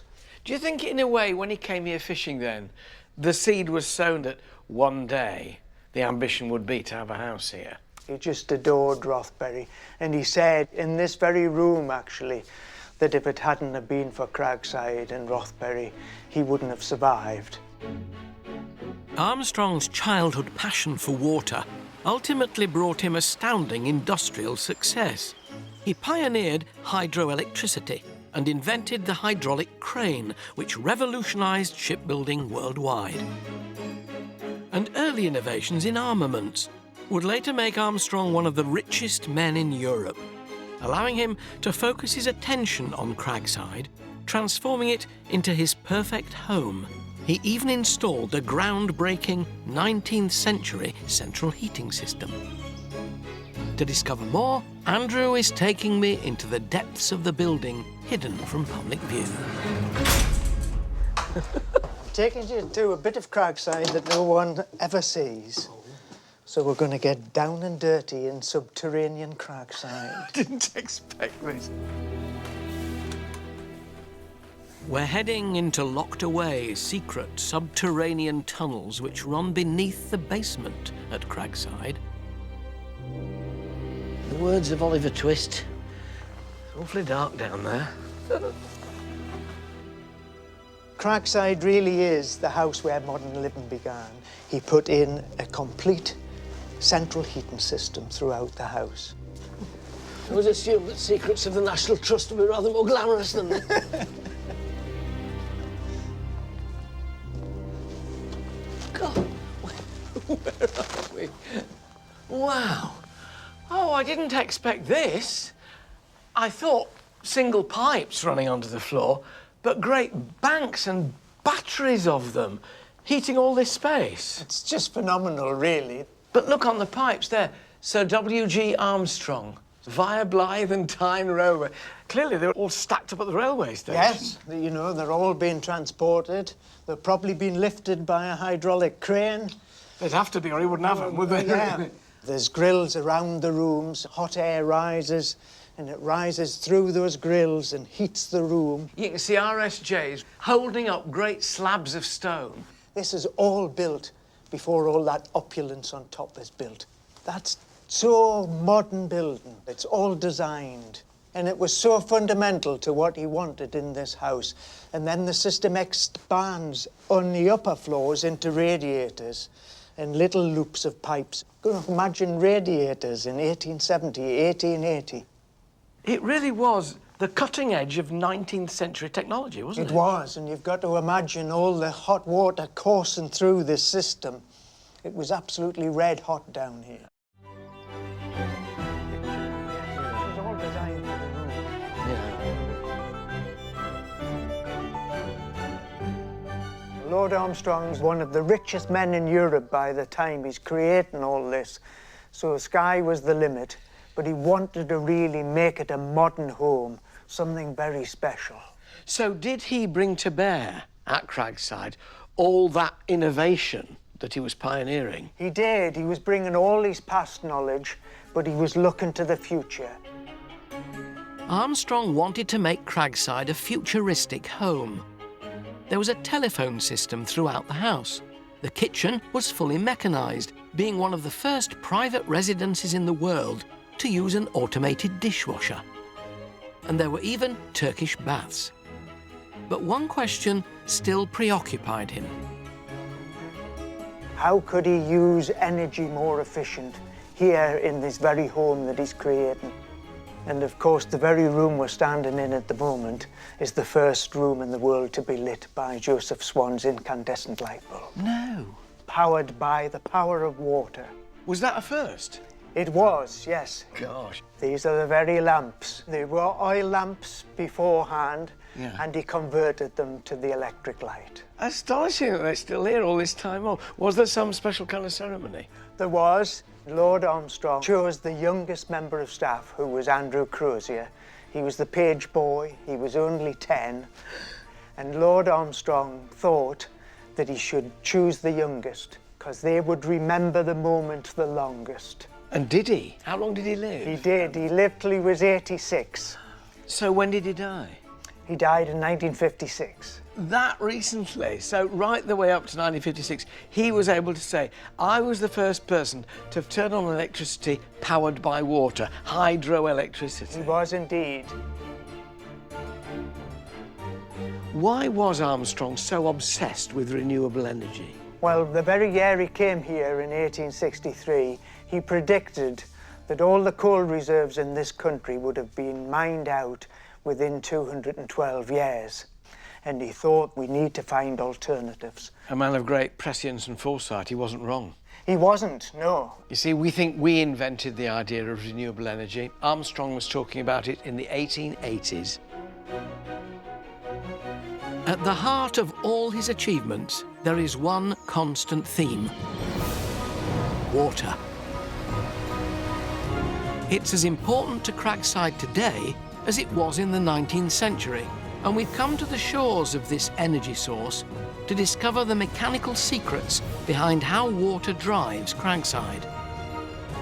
Cragside is surrounded by lakes, Andrew. I presume these were all part of this way of generating power. There were the fuel tanks, so Lord Armstrong could achieve this great raw power. How? Which I'll show you here. So this road is in effect a dam? It is. If you stand there, right, and we put it into motion. So what are we doing apart from walking around in a circle? A gate valve at the bottom of this, what we call the penstock. But as the gate rises, the water starts to flush through. Over the road? Over the road, yeah. Armstrong used water in this way to create hydroelectricity, first to power his industries and then to drive the turbine that made Cragside such an innovative home. You can really feel the power of the water because of this thundering roar of an entire lake being sent through a pipe just 2 or 3 feet in diameter. That's the potential Lord Armstrong saw. Saw this, thought, I can harness that power, it's always going to be there. Yeah, and he said it would be in there in memoriam, it would go on forever. So it does. How Armstrong generated his homemade electricity is an awe-inspiring feat of engineering. Water from the lakes was released and piped down to the powerhouse, where it flowed through a turbine which activated a generator to produce electricity. So, is Cragside still powered by water? Very much so. Not this system, something brand new for Cragside. Hello. So the water's coming in at the top, turning this, and this is creating the power. It is. Just exactly the same as in Armstrong's principle. He had his in a turbine when he operated his hydroelectricity. This is a magnificent new iteration of that. It means we can have hydroelectricity here at Cragside today. In the true spirit of Armstrong. Having created hydroelectricity at Cragside, Armstrong's eco-friendly home became an engineering legend. His power revolution sent tremors all round the world and was a key inspiration for other great men. Julius Drew, businessman, retailer and entrepreneur, built the last castle ever to be erected in Britain, and there he followed on what Armstrong had begun. To investigate, Peter Purvis travels to this futuristic fort. I'm here at Castle Drogo, high above the Tean Gorge in Devon, where a massive restoration programme is in its 5th year of progress. What little bits you can see of it, it does look pretty ancient, but believe it or not, this castle was only built 100 years ago. Castle Drogo near Drew Stainton was designed in the early 1900s by the celebrated architect Edwin Lutyens. Famed for his creation of the Cenotaph in London, he's been described by some as the greatest British architect of the 20th century.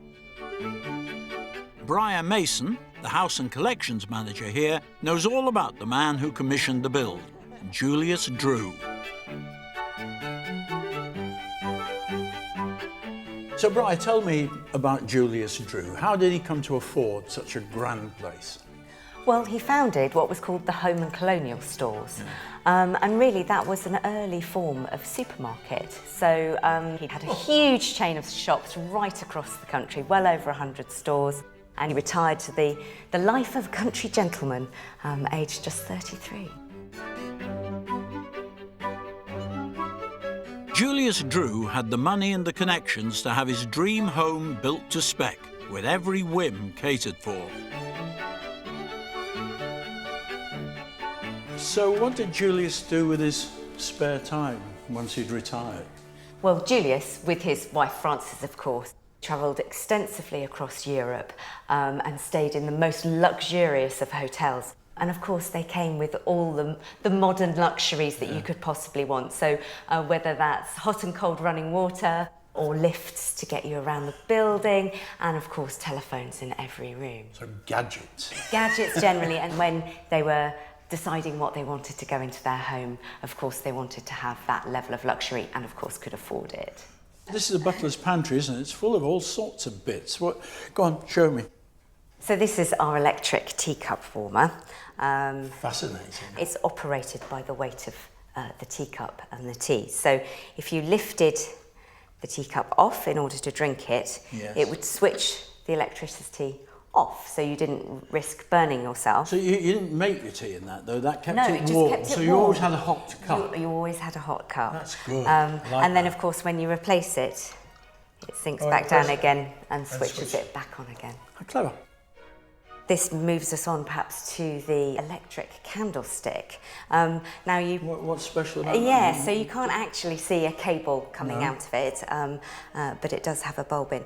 This is designed to go with an electric tablecloth. Don't be silly. Yeah. So underneath your crisp white linen was a baize cloth which had a network of wires in it. You then plugged this directly into that network of wires, and it is hiding its secret underneath.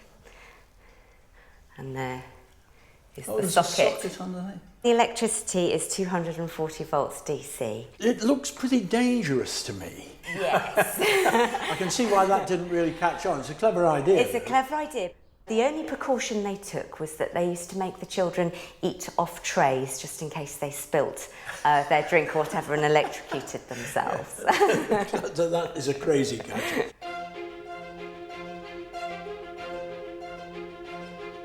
To power all his incredible gadgets, Julius needed a supply of electricity, and he didn't have far to go.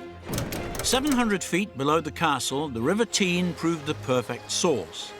He took the hydroelectric baton from Lord Armstrong and developed the technology innovated at Cragside, bringing it into the 20th century. I'm off on a short journey to a part of the estate that visitors won't normally see. Drew's seat of power, his hydroelectric system, being restored for the first time in 23 years. Building surveyor Wes Key has worked on the hydro project since 1983. This unassuming building, also designed by Lutyens, is where the electricity was generated for Castle Drogo until 1994, and will do so once again using the original 1920s turbines. There's a couple of rods to put onto the guide vanes that control the speed of the turbine. Yes. This small yet vital piece of the puzzle will control the amount of power produced. So what we're going to do is we're going to actually link the last two pins together so that when these arms move, they actually all move synchronised. Understood. So they're all Yes, synchronised yeah. together, and they can open and close. Go on then, show me what we've got to do. Right, so we need to get one of these pins. That lifted up to there, and that drops into there, and the pin goes through that. In there. Haven't quite got it in the right... There we are. It's in. Is it going in? Needs the hammer. There we go. There you go. I must say I feel really energised by the fantastic work that's going on here at Castle Drogo to restore this eco-friendly power system to its former glory. And I'm sure Julius Drew would smile if he realised how his passions have passed through generations across the estate.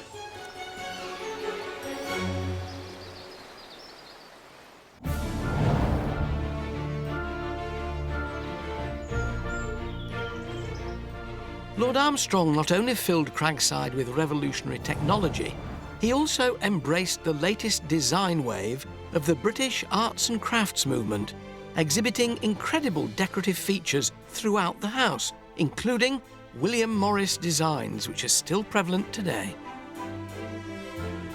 This helped make Cragside an enchanting palace, attracting dynasties from around the world. And they even entertained royalty. To give me the regal scoop, I'm meeting Lord Armstrong's biographer, Henrietta Heald. That's Armstrong himself there. Yeah. It's astonishing what he's got and how he displays it. Yes. In 1884, William Armstrong got to showcase his magnificent home when he hosted the future King Edward VII and his family. He pulled out all the stops, entertaining them in the spectacular drawing room. Goodness me, it's astonishing. It is quite something, isn't it? Isn't it? I mean, what sort of preparations did the Armstrongs make for the royal visit? Well, the most important thing they did was to make sure that this room was completed on time. So they built this. Rolling out a red carpet is one thing. Building a fireplace like that, the royals must have been hugely impressed. You know, when you stand in front of it, it's absolutely monstrous, massive, huge Well, it thing. is huge. It's made out of several different kinds of Italian marble. It weighs 10 tons.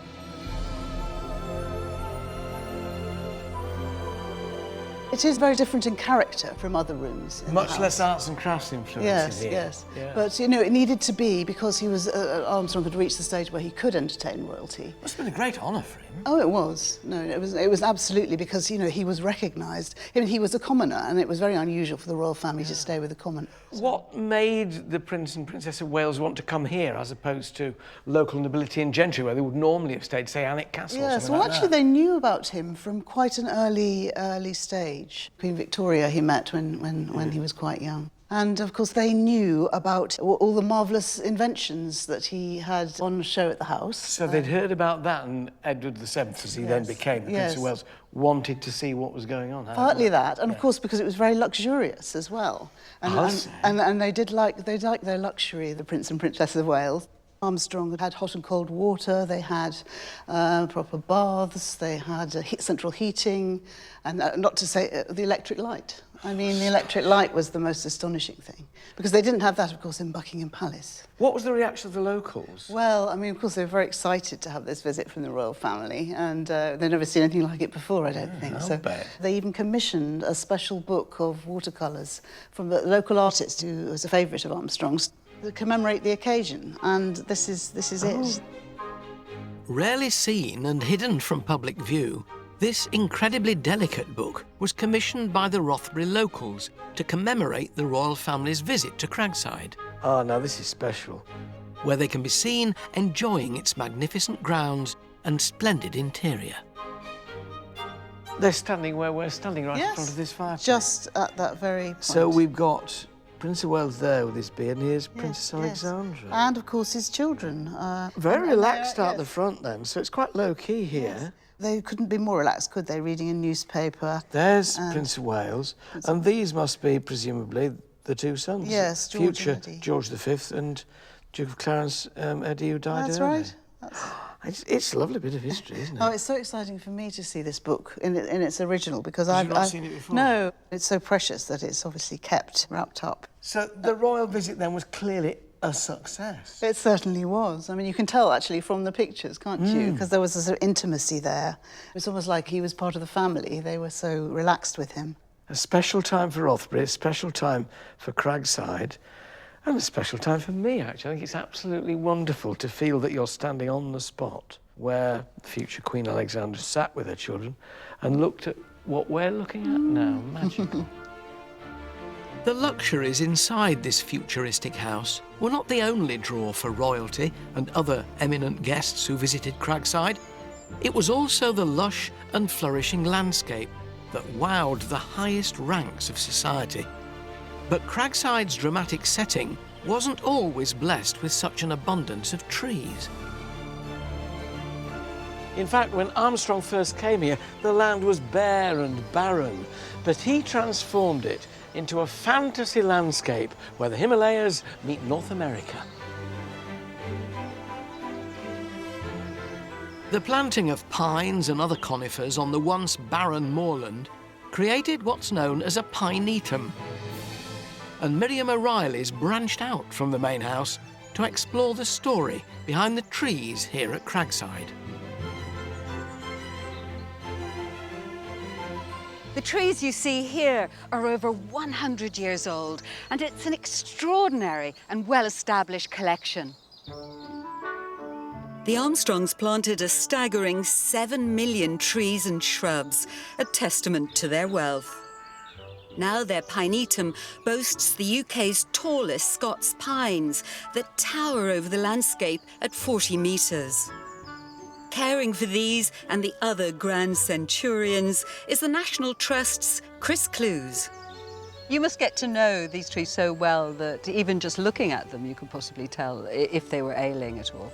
Yeah, because we're based here all the time, you can pick up things beforehand as well, so you tend to spot the signs and faults that are coming. The condition of the trees is constantly monitored by the team here, and Dr. Chris is checking up on the health of one specimen in particular. This is the patient? It is. This one in particular has got signs of fungus on the outside of it. Gosh, it looks pretty ugly. It's not brilliant stuff. Is this inside the tree? It'll be grown into the roots, yeah, and into the main stem. We're using this piece of kit here. Basically, we're transmitting sound waves through the tree, a bit like an ultrasound. It gives us a reading of what's actually happening in the interior of the tree. Let's hope it's good news. Sonic sensors are attached to a number of small pins that have been inserted into the outer bark round the whole tree.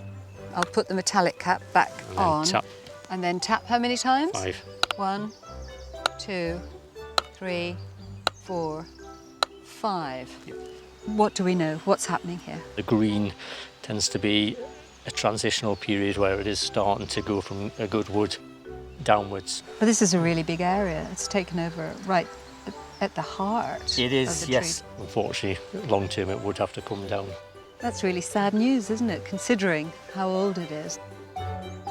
As a child, I climbed trees for fun, but for Chris, it's his day job. So I'm joining him on a routine check on another of his patients.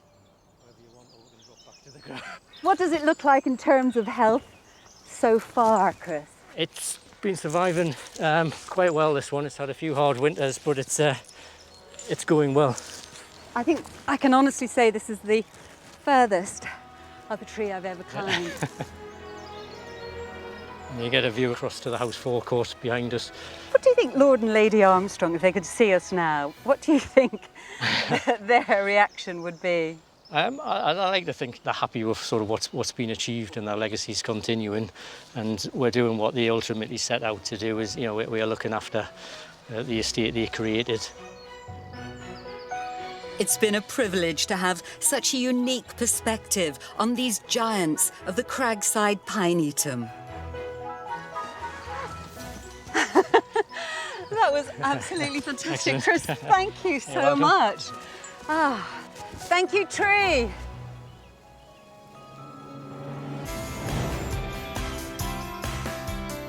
Today I've been exploring the secret side of 19th century Cragside in Northumberland, an outstanding piece of Tudor revival architecture. It was home to water wizard Lord Armstrong, who pioneered hydroelectricity to power the house, which he filled with electrical gadgetry, including an underground heating system, a lift, and even a dishwasher. This building was so far ahead of its time that a future king even requested to come and stay here. What do you think Armstrong would have made of today's advances in technology? Oh, he would have absolutely adored it. He loved communications. He was a very early adopter of the telephone. He had telephones right across this estate, right from the early 1880s, which was quite remarkable. And of course he talked about shortening the English language as it's written, foreshortening words very much like text. And he was talking about this in the 1860s. He must also be remembered, surely though, as a man who loved art, if not quite as much as technology, then certainly in his leisure time. The whole place is packed with arts and crafts. I've seen William Morris wallpaper and fabric everywhere, and the influences in the architecture too. Yes, he loved art. All his paintings were contemporary. He loved all the up-and-coming designs. He adored it. Armstrong filled almost every room at Cragside with decorative and unique examples from the arts and crafts movement. This was all the rage in the late 1800s and was influenced greatly by William Morris, one of its main pioneers, who stood for traditional romantic craftsmanship that harked back to a simpler time. And Angela Rippon is venturing to his home in Bexley Heath to unearth some of his long-lost treasures. Compared with the rather bland stucco and brick cottages and houses that surrounded this part of Kent in the 1800s, the Red House was seen as dazzling. Its vivid, vibrant red bricks absolutely shone out in all their glory. In his day, William Morris was better known as a writer and socialist than as a designer. Newly married to Jane Burden in 1859, he wanted to build a family home that embodied his beliefs. Many of his designs were based on the inspiration that he got from the precision and the innate beauty of all of the flowers and the plants and the birds that were all around him. Morris's Red House was the first independent commission for 25-year-old architect and lifelong friend Philip Webb. The Trust's Robin Finney is giving me an exclusive preview of the original Red House contract documents between Philip Webb and William Morris, which have never been seen before by the public. Is it true that this whole place was designed on the back of a tourist map? So it was, some original sketches were done in a copy of Murray's Guide to France. So they were on a boys' holiday, boating down the Seine, as you do. And Morris was really inspired by the medieval cathedrals they saw. So he just turned to his friend Philip Webb and said, build me a house very medieval in spirit. And they did a few sketches then and there. Right. One of the bits that I actually love is this, where it says, the whole of the roofs to be covered with good, plain, bright red tiles. So already they've decided it's going to be a red house. And Morris elsewhere in here is so particular that they're to be handmade, they're to be locally sourced. So you can even see that idea behind the arts and crafts movement, even in the detail in the contract from that stage. So Morris was a bit of a rebel. He was a rebel for his time, yeah, but if you look back, he's going back to earlier times. He didn't want mass production. He was rebelling against the industrial age and actually wanting to go back to a much more medieval way of life. Everything within the house was also to be handcrafted. Furniture, tiles, windows, even inconspicuous details such as handles and hinges. Morris encouraged his family and guests to paint features in the house and to leave their signatures etched in its glass panes. I've got something to show you just behind this curtain. In the course of their restoration and conservation, the team here often uncover bespoke works of art, both big and small. Robin is keen to share with me one of their latest finds, not on show to the public. So this is our latest pattern discovery in the house, so people don't really know about this yet. And it's been very damaged by the layers of wallpaper that have been put on by owners afterwards. But what you can see here is the centre of the flower. So what is the importance, the significance of what you're finding? The significance of it is those first ever Morris repeating patterns, and you can see from them where it developed into those wallpapers. So this was before Morris actually got round to designing wallpaper himself? Actually, Morris had no wallpaper in this house. Nowhere at all? Everything in this house was painted straight onto the plaster, and it was actually the process of decorating this house that made him go, we could make a business out of this and create Morris & Co. And the first 3 wallpapers that went into production for the firm were designed here. Morris's close circle of friends, many of them pre-Raphaelite artists, contributed to the decor of the house, not only with painted motifs, but also with grand wall paintings. Edward Burne-Jones depicted wedding scenes from a medieval English romance, while the story of Genesis, discovered in 2012, has been attributed in part to Dante Rossetti's wife, Lizzie Siddall. Hi, Angela. What are you up to? I'm checking our wall painting for damage. The Trust's Ellie Bagnall regularly carries out checks on these fragile wall paintings. With a torch, we use something called raking light. So we put the light at a 45-degree angle against the wall painting, and it shows up damage and cracking and where the paint is coming away from the wall.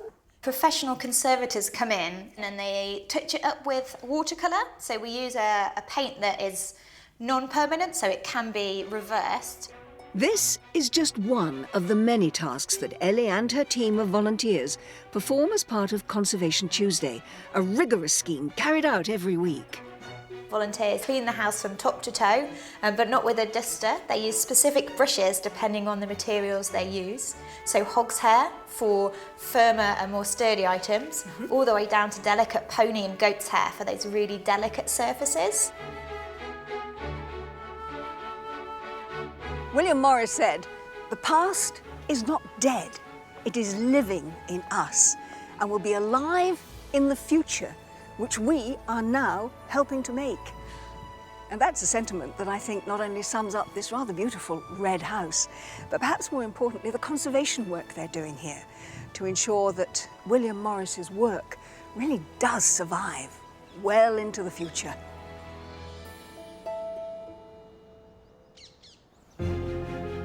Cragside is another house whose innovations will survive well into the future, but for its creator, William Armstrong, as well as his love for arts and crafts and his technical inventions, he's also associated with something far more deadly. Why do you think Armstrong isn't as revered, as well known in the world as Joseph Swan, as Thomas Edison? I think it's very much the armaments connection, and he was the first British arms dealer, which of course was international, and he was thought of as the merchant of death after the First World War. Is that fair? I don't think it is fair. He very much thought that the weapons he was producing were going to be a deterrent and that there wasn't that close combat between the men and that war wouldn't be as brutal. But of course, with the First World War, they saw that it actually was very brutal.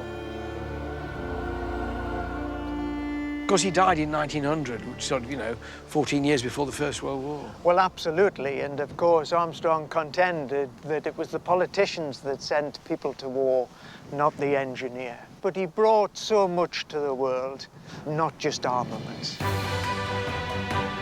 For me, Lord Armstrong was a fascinating individual, and his fervent imagination and ingenuity can be seen throughout Cragside, making it a very special place. When the National Trust opened the doors to Cragside in 1979, it became something we could all enjoy. And any visitor can't help but be inspired, first by this very fine house and landscape, and then by the man who built them. His career wasn't without controversy, but in Cragside, he created a modern house and with it helped pioneer renewable energy. He was a scientist, an industrial titan, and a technical innovator of genius. Wow! Which makes Cragside a groundbreaking house for the 19th century, and one that's still just as relevant today.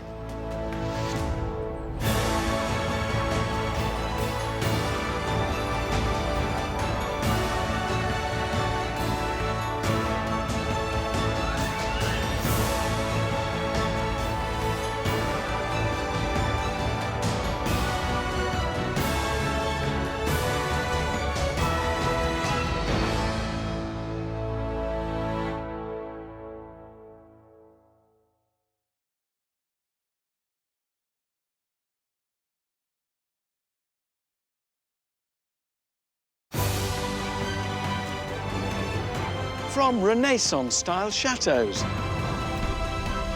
grand country estates, architectural glass masterpieces, These are the remarkable homes. Simply breathtaking. And magnificent landmarks. One day, my son, all this will be yours. At the very heart of Britain's spectacular history. I have never seen one like this. Join me. I need to get there. With all speed. Onwards, driver. Oh. And a host of celebrities. Oh, crikey. With a passion for the past. Kaboom! Wish me luck. As we travel the length and breadth of the nation. It is between the walls. And with unparalleled behind-the-scenes access. From the highest heights. Now through my blind panic. To the deepest depths. We'll uncover the secrets. Oh, my goodness. Still hidden within these breathtaking buildings. Whoa! These are the places that nobody else gets to see. And explore the riches. How spectacular. And treasures of one of our most loved institutions. This is an amazing story. Come on, I want to know the end. I want to know the end. Welcome to the secrets of the National Trust.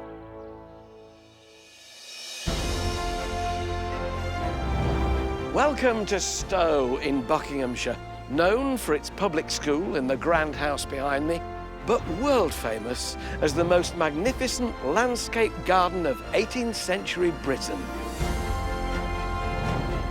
Full of architectural gems, imposing temples, and iconic bridges.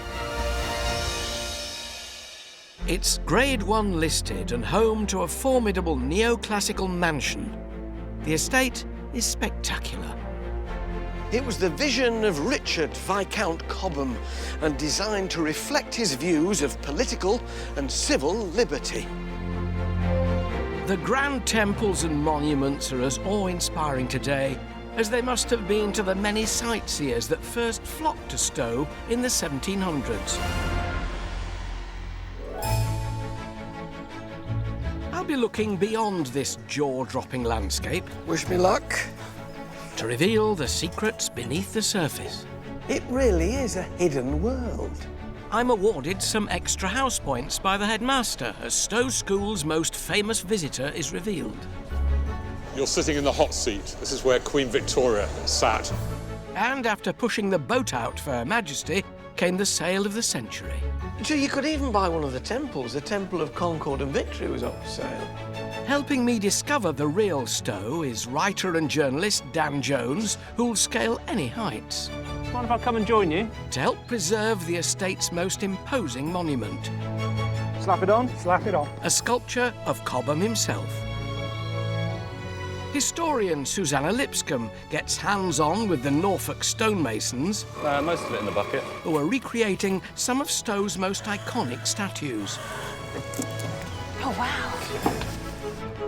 And record producer Pete Waterman finds out what this unassuming semi in Liverpool has got to do with the grand temples of Stowe. From a house like this to one of the greatest talents of all time. Just staggering.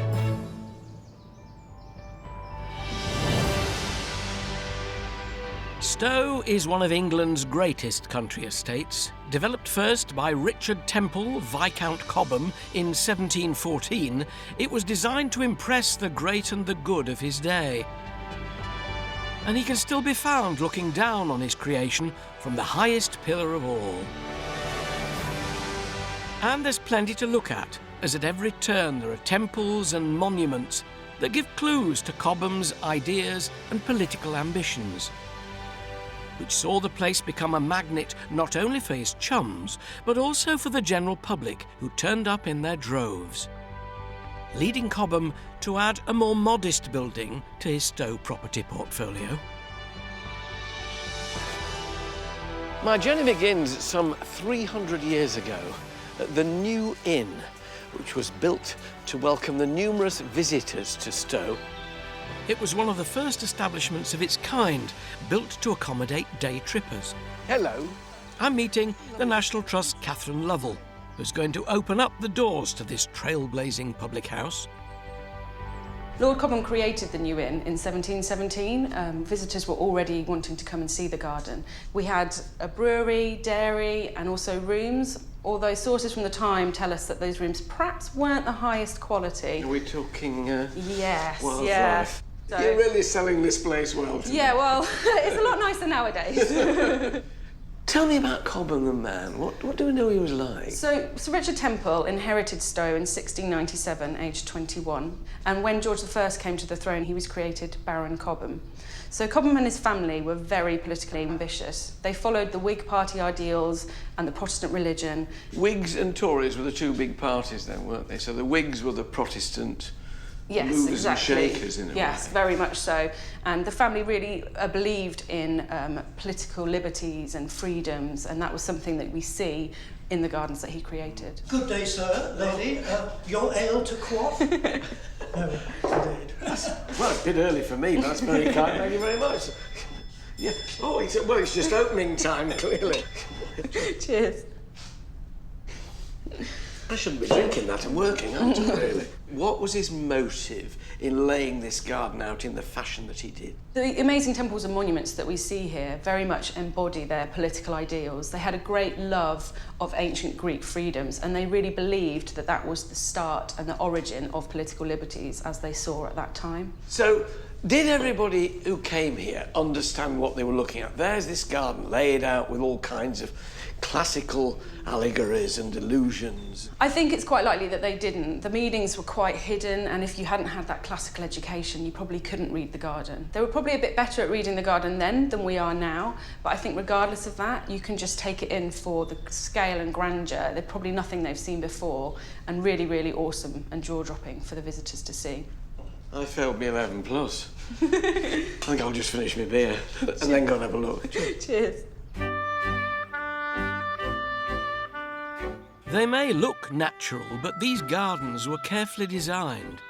The elegant buildings and eye-catching stretches of water are connected by a network of planned paths, all calculated to woo the era's most influential political and literary figures. To help me get my bearings in this fabulous place, I've recruited Stowe's gardener, Patrick Green. Patrick, where are we now?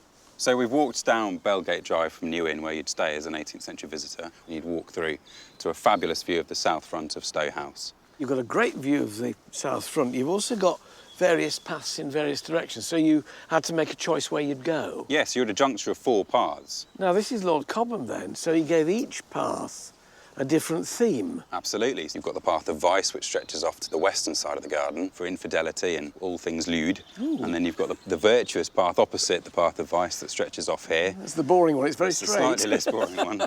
And then you've got the path of liberty, which is an uphill struggle and reminds you of your Saxon heritage. So you then had to make up your mind which of these you wanted to explore. Yes, because dividing those is the narrow path of life that stretches from the house all the way down to the triumphal arch that leads you down into Buckingham. And nobody sticks to the narrow path of life. They deviate off to vice or to virtue or to liberty. So the choice is yours, Alan. Which path are you going to take? You know which one I'm going for, don't you? Absolutely. Vice. Come on.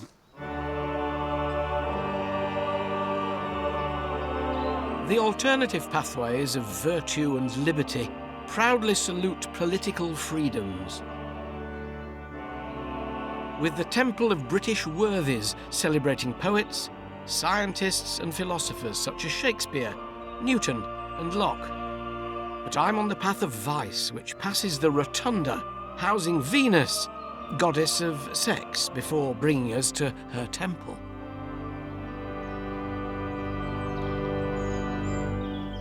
So why would Lord Cobham, in his beautiful garden, his beautiful landscape with his house at the top, why would he want a temple devoted to Venus? So Venus was the Roman goddess of sex and of gardening.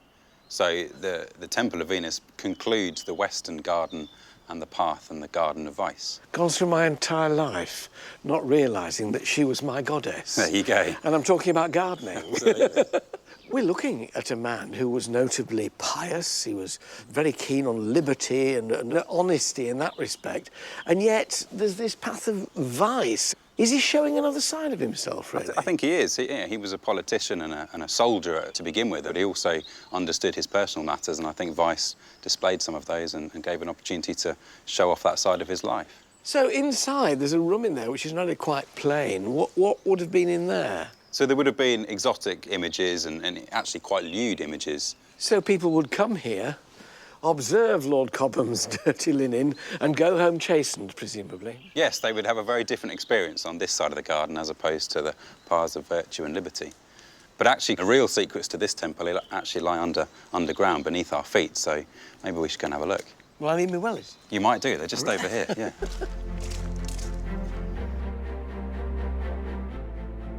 What's this? What have we got? This is a subterranean world that sits underneath the Temple of Venus, and it houses some of the secrets that power the waterworks around the wider estate. So we're going into the underworld? So we're going to go down into the underworld beneath the Temple of Venus. Come on, then. Wish me luck. Good luck. Going in. Awfully dark down here. Crikey. Who'd have thought? It really is a hidden world. It's amazing, isn't it? Yeah. So this would have been a reservoir filled with water. It would, yes, with a large water wheel in here, and it would have generated power and built up water under pressure to feed a goggly fountain in the middle of a formal octagon lake. It looks as though the water comes in over there, runs down, so the wheel is... This must have been quite a scary place underneath here originally, when there's a big, powerful wheel going round and round. Yes, the noise would have been incredible, I imagine, with gallons of water gushing through the water wheel and generating all of that power. Would have been incredible. You little think, when you're looking at these artistic and spiritually significant classical monuments above ground, that anything like this would be underneath. So you see, not only were they building things of great significance, they were also doing feats of engineering as well. Amazing feats of engineering, and all to create illusions around the wider estate. So this is all designed to move water about and to power fountains. So this is adding to the magical mysteries of Stowe. Sadly, the fountains have long since run dry. But the influence of the inspirational Viscount Cobham is still plain to see across the estate. Guided by Capability Brown, the genius of English landscape design, Cobham created a masterpiece that manages to combine political symbolism with sheer visual and sensual pleasure. So, of course, he should have his very own monument. And historian Dan Jones has come to Stowe to get up close and personal with the man himself. In 1747, Capability Brown set about building a monument to his boss, Lord Cobham. But shortly afterwards, the monument became a memorial, because within a year of its completion, Cobham was dead. The octagonal column stands at an imposing 115 feet, with Cobham sporting a Roman toga on top. This is a pretty impressive monument, isn't it? It's a big old lump. Yeah. National Trust building surveyor Fred Markland looks after the conservation of Stowe's buildings and monuments. Even when you're down here, you can see Lord Cobham. He looks kind of life-size. How big is he when you get up there? At least twice normal height, 2.5 times perhaps. Now, all round the monument there are these inscriptions. Let's go and have a look. They're on every side of the monument. What are they all about? They're Latin inscriptions, and they're really celebrating Cobham's life, his military past, his civic duties, his life developing the gardens here at Stowe. The engravings are really a list of his accomplishments, an 18th century CV. A monumental man in all sense of the word. It's not just a monument, is it? It's got another purpose, because you can go up. You can climb up inside. There's a staircase all the way to the top. And from that point, from the belvedere at the top, which is glazed, you can overlook Cobham's marvellous landscape. Protecting Cobham from the elements with a regular top coat of lime wash is a vital part of Fred's duties. How often does it get lime washed? Ideally, you'd want to lime wash this every 5 years or so, or at least give it a coat of something. But It hasn't been done for 15 years since the monument was last restored. Well, let's go and have a look inside. Exactly, yeah. Ah, right, so I really am doing it. I'm scaling the 139 stairs to the Belvedere, rarely open to visitors, where I can enjoy the view and also be shown the ropes of conserving this ultimate garden feature. That is a tight squeeze, but it's worth it. Hello. Hello. You all right down there? Yeah. Mind if I come and join you? We'll sort you out. All right, come on then. And rig you up. Oh. Joe Pizzali has 30 years' experience under his harness, having inspected, repaired and consulted on some of Britain's most precious buildings. I feel a little bit more nervous with every passing minute, actually. I mean, I know I shouldn't be, but there's just something totally unnatural about getting out of a window 115 feet in the air and leaning back. Do you know what I mean? Put yourself out. Hold it down like this. There you go. Now I'm through my blind panic. I mean, it is an incredible view up here, isn't it? The statue of Lord Cobham up the top. He's got the best view in the house, hasn't he? He's even better than ours, down there. When you're this high up, you're surveying everything beneath you, right? I mean, this is the position for the lord of the house. Absolutely. Let's go down a bit Yeah, further. let's go down and have a look. Tell me, what are the basics of lime washing? What are we doing? It's a very old technique. So in here, we've got a slurry of stone dusts to give it colour and a paint, as it were, made up of calcium carbonate putty. OK, well, can I have a go? Of course you can. Goggles on first. Oh, yeah. Slap it on? Slap it on. The mixture here not only returns the statue to its original appearance, it helps repel acid and preserve the life of the stone. It's actually quite therapeutic in a way, isn't it? I mean... Almost zen-like, yeah. Given it's your first time on the end of a rope with a brush in your hand, you're doing very, very well. I can sort of see the appeal, actually. You know, once you're up here for a while, you know, you've got this incredibly privileged view. You know, genuinely only the birds have got. And you're doing work that's keeping, you know, a great monument like this one of Lord Cobham in good nick for future generations. I mean, you've got to have a lot of job satisfaction, right? Oh, yeah. Yeah. It is a privilege, and I feel it every time I do it, so yes, yeah. I'm actually quite envious. Still want to go down, though. Yeah, let's go. Come on. Oh, better mind the inscription. Just watch the manuscript if you can. Lovely. Yeah. We could do with that staying around a few more years, couldn't we? It's, yeah. Back on solid ground. Wow. I mean, my legs are shaking a bit, but that was an amazing experience. Amazing experience. You know, I feel really proud, not just for having survived the abseiling, but also for having contributed in some small way to the preservation of this great garden. And when I think of the monument, nothing could be more fitting than Lord Cobham, 100 feet in the air, surveying all this magnificence he created.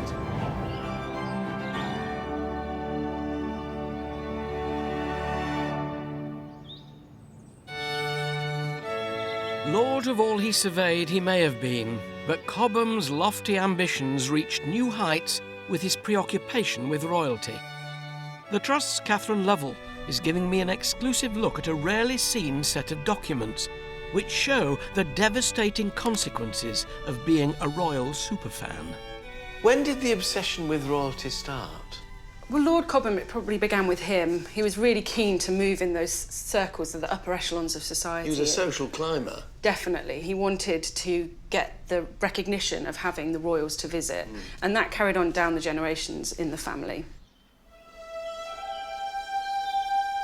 Cobham used his neoclassical house and landscape to butter up the most powerful family in the land, and in 1737 he was proud to receive the Prince of Wales. But his descendant, the second Duke of Buckingham and Chandos, wasn't to be outdone, inviting the Queen to visit in 1845. The Duke of Buckingham is trying to get Queen Victoria to come. That Queen Victoria and Prince Albert did visit in 1845. What did they do for Queen Victoria coming? He created a whole driveway for her, which is called the Queen's Drive. He gilded everything, made everything as blingy as it possibly could be. What does she think of this extravagance? Sadly for the Duke, she wasn't that keen, we understand. I think she felt it was all a little bit too ostentatious. And we're given an example of this when it's rumoured that she went into her room to find a carpet, which she herself had been offered for sale, but had felt it was too expensive. So to then find it here... Oh, so for one of her subjects to buy it when she decided it was too expensive for her, not a good move. No, I don't think it went down very well. Unfortunately, an overpriced carpet was just the tip of the iceberg for this spendthrift Duke, and the Queen's visit was the final straw. When the Duke invited the Queen to visit, he was already in debt to the tune of £1 million. Then? Yes, sadly so. Within 3 years of her visit, the Duke was declared bankrupt, and the contents of the House and Garden were largely put up for sale in 1848. Did it make much money? Sadly not. It was a 40-day sale, but we understand that it... 40 days, yes. That's a lot of stuff. But we understand that it only made around £75,000. And we knew he was in debt before to £1 million. Exactly. It's nothing then, is it? No. The Duke earned the less desirable title of the greatest debtor in the world, ending his life in a seedy London hotel. By 1921, there were no descendants left with the heart to take on the estate, and Stowe was sold. This catalogue is a record of that final chapter. So you could even buy one of the temples. The Temple of Concord and Victory was up for sale, as well as, what, 5 antique copper two-handled urns. Lot 3,746. I mean, God, the Temple of Bacchus, an antique alto relievo carved stone frieze. I mean, they were selling everything from tiny weeny bits to socking great temples, but still not enough money to save it. Sadly, no, still not enough money. I believe it raised around £50,000 on this occasion. Well, how lucky that some of it didn't go. Exactly. Catherine has unearthed another Stowe innovation, one that helps the Trust keep track of just what happened on the estate. Stowe was one of the places to have the first guidebook, 1744, our first guidebook dates from, and that's vital information for us seeing what temples have gone, what statues have gone, and what things have been moved during that period. They did like to move things around as they created new parts of the garden. It expanded over the years. But it is still a magical place, isn't it? And knowing that all this happened, that the place actually almost fell apart, gives it a kind of added frisson, really, doesn't it? Yes, we're so lucky that enough of it was saved for us to still be able to view it today.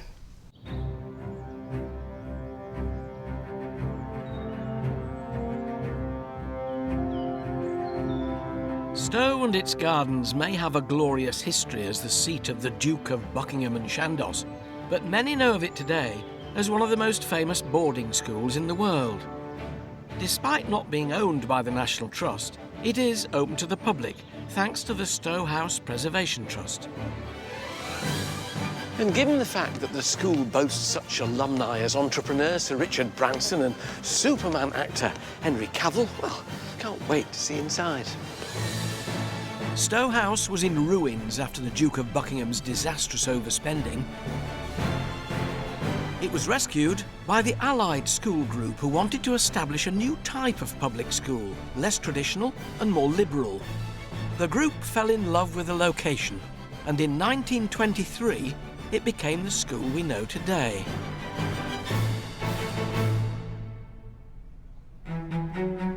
I've been summoned to meet headmaster Dr. Anthony Wallersteiner, who's going to share Stowe's secrets over a spot of school dinner. I'm told that there's something special about this particular place. You're sitting in the hot seat. Why the hot seat? This is where Queen Victoria sat when she came to Stowe, January 1845. This was the dining room? It was called the State Dining Room because of the state visits. And you have to imagine it with an incredibly long table down the middle, tapestries on the wall, paintings by some of the greatest artists of the Renaissance going through to the 18th, early 19th century. So no expense spared. Here I am, you're right, I'm almost exactly in the spot. Oh. Count the windows back, 3, 4, 5, 2, 3, 4. We are bang on by the fifth window. There you are, you're exactly where she was. Debts and a lack of heirs changed the fate of Stowe, and its sale ultimately led to the school we see today, home to over 750 pupils. But royalty continues to be welcome at Stowe. So, Queen Victoria, are there famous people who've been in these hallowed halls? Every reigning monarch, including Her Majesty the Queen, Elizabeth II, in terms of other famous personalities, probably the most famous band in the whole world. The Beatles? The Beatles. The Beatles performed in Stowe? The Fab Four. How come they came here? Well, there's a man called David Moores. He wrote to Brian Epstein, the manager of the Beatles. As a pupil? As a pupil, as a 17-year-old boy, and invited the Beatles. And Epstein wanted them to get a bit more exposure, so he went along with it. And it was only right at the last minute that he discovered that Stowe was a school and that David was a 17-year-old schoolboy. And there's a sort of hurried exchange where Brian Epstein says, can you get the contract countersigned by an adult, preferably a housemaster? And Paul McCartney says about this concert, it was the first concert they played for about a year where they could hear themselves play their instruments and sing because they didn't have all the Beatlemania and all the girls going, wow. So, very well-behaved Stowe pupils. Very well-behaved, yes. Well done, the Beatles, well done.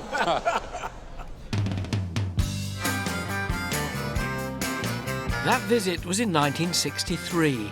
They were soon to become the iconic figures we know today. Music producer Pete Waterman is part of the Beatles generation, and he's heading to Liverpool to discover the surprising connection between their gig at Stowe and another recently acquired National Trust property in a quiet Liverpool suburb. Being here brings back my own memories of growing up in the 50s and 60s, amidst the Beatlemania that captivated my generation. You would think this is the most unlikely spot for a revolution to begin, but it did. This is the Cavern Club, and 4 guys took on the world, not with bullets, but yeahs and oohs. John Lennon was one of those.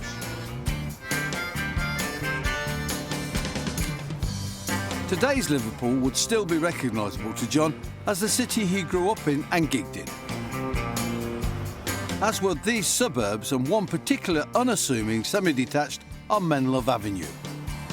I'm in Walton in Liverpool. I'm at the place where John Lennon, for 15 years, grew up. This was his Auntie Mimi's house. Looks a bit like my Auntie Ginny's house. Built in the 1930s, number 251, or Mendips, as it is also known, is a mecca for all Beatles fans. Gifted to the National Trust by Yoko Ono in 2002, it's where John grew up after the breakup of his parents' marriage, and of course, where the music magic began. The only way to see inside John Lennon's childhood home is with Colin Hall, who has been guiding visitors around Mendips for 14 years. Good afternoon, how are you? Colin, how are you? Nice to meet you, Pete. Sorry, I was just washing up. That's all right, no problem. Do come in. I'm glad you're washing up, not asking me to do it. No, right. Wow. Well, this is Mendips, and this is the way that people would come into the house. In Liverpool, we used to have a phrase that you come round the back to save the carpet. Just so 1950, like, you know. And of course, the way that the National Trust has restored the house has been because it's got eyewitnesses that it can turn to. Some of the student lodgers that Mimi took in, family, friends, their photographs, their memories of Mimi feeding people on green beryl crockery and having yellow formica in the kitchen. The house retains its original fixtures and fittings. It's just like my old childhood home. But all the contents have been recreated with period accuracy right down to the tiniest detail. My grandma had a stove exactly the same, you know. And the only thing that was missing when I walked in here was the joint being cooked for my dad's Sunday lunch. Exactly. Pete, would you like to go into the morning room? Well, this is posh. Oh, blimey. This is the room that Mimi fashioned, really, as the family room. It was small and cosy, and John would sit in here drawing, and she would gather together some of the pictures she thought he'd discarded And he would say, oh, don't throw those away, Mimi, because one day I'm going to be famous and they'll be worth a lot of money. Well, Pete, this is Aunt Mimi's living room. This is the best room in the house. And she was very proud of this room. They did like to come in here to read. And John favoured author Lewis Carroll. And if you listen to songs like I Am the Walrus, Lucy in the Sky, I think you can hear that reflected in his lyrics. What have you got here? A Galatone champion. He saw it advertised in Ravalli, a magazine of the day. And you could... On the back? Yes. Yeah. You could send for it mail order, and it was a cheap acoustic instrument. Wow, amazing. And Mimi, she used to say, you know, the guitar's all right, but John, but you'll never make your living at it. I can't sit and look at that guitar without having a bash at it. I was very fortunate to speak to Paul McCartney once. He said, do they still have that porch? And I said, yes, they do, Paul. And he said, oh, it's got a great reverb. John and I called it our echo chamber. Would go into the porch to play.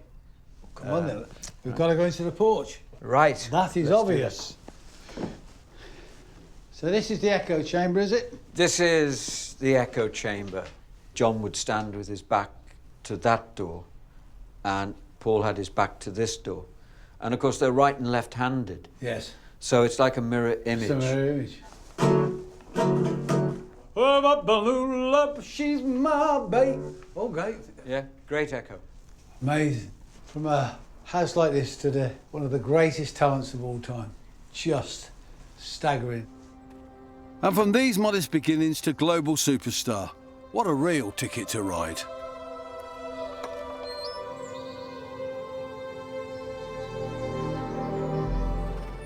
Lord Cobham's successor, Richard Earl Temple, once said of Stowe, "I am extravagantly in love. Never, never was anything half so fine and charming." And you know what? I think he's right. At every turn, there's a spectacular view.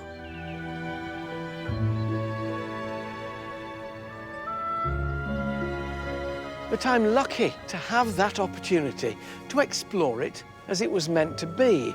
And that's because when the National Trust acquired the landscape garden in 1989, they immediately set about a 30-year restoration programme to return it to its former glory.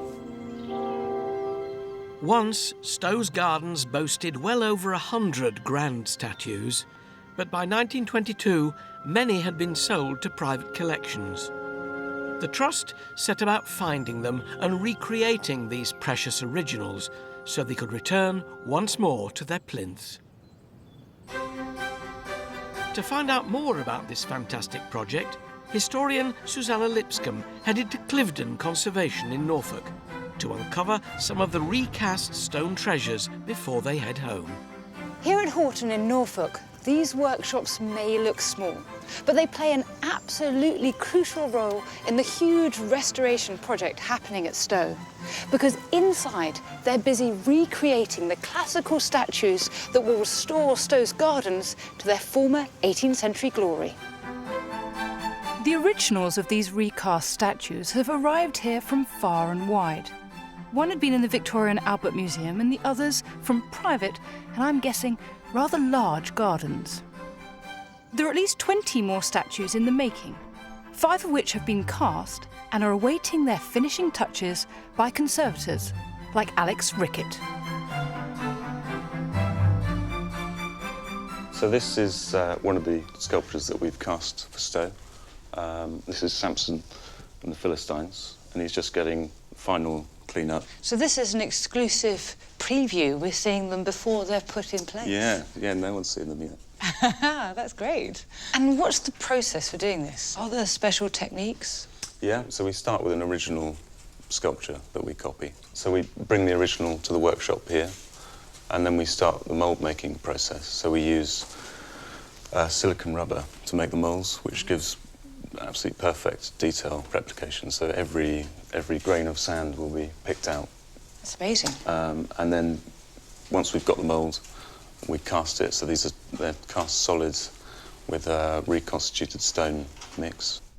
Alex is going to show me just how these perfect replicas are created. Okay, so these are for you. Right, I'm all kitted out, so let's go. Okay, we'll make a start.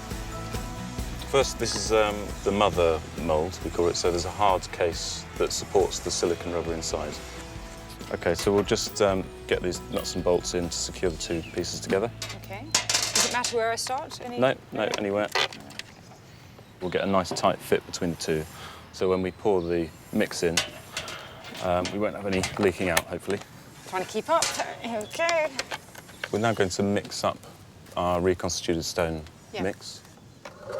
The conservators have blended their own mixture that will be as tough and durable as the original stone.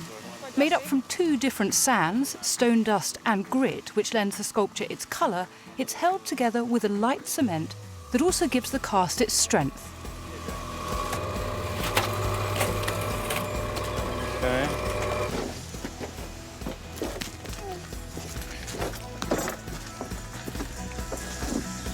Oh, you have to be strong to do this, John. I can't believe I'm going to make something as beautiful as there's things in there.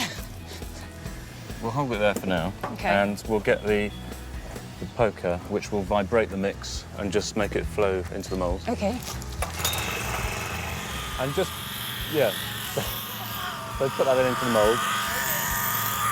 And you can go all the way down.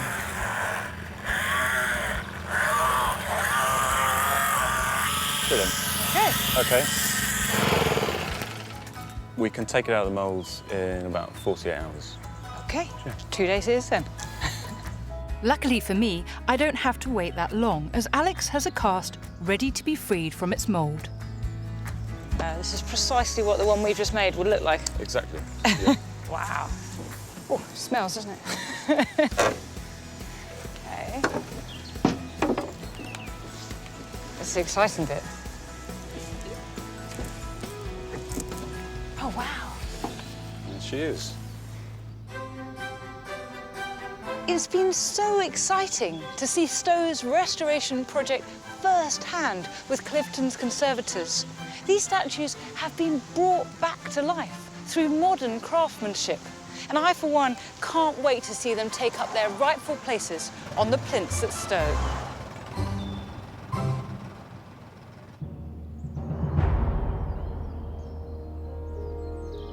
Stowe represents a dynasty that evolved over 300 years and is an example of power gardening that gained notoriety in Britain and which was replicated in France, Russia and the United States.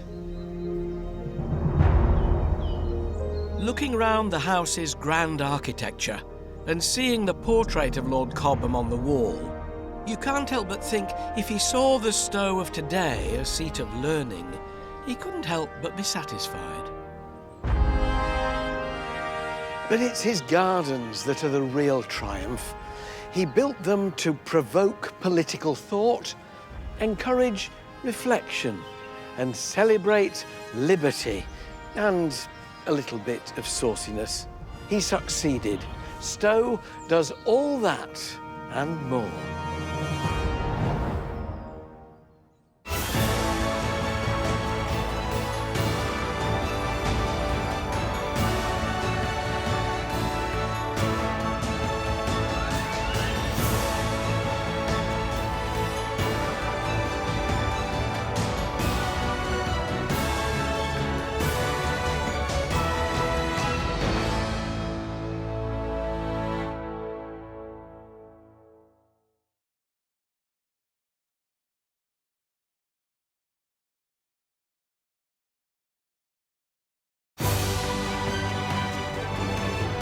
From Renaissance-style chateaux,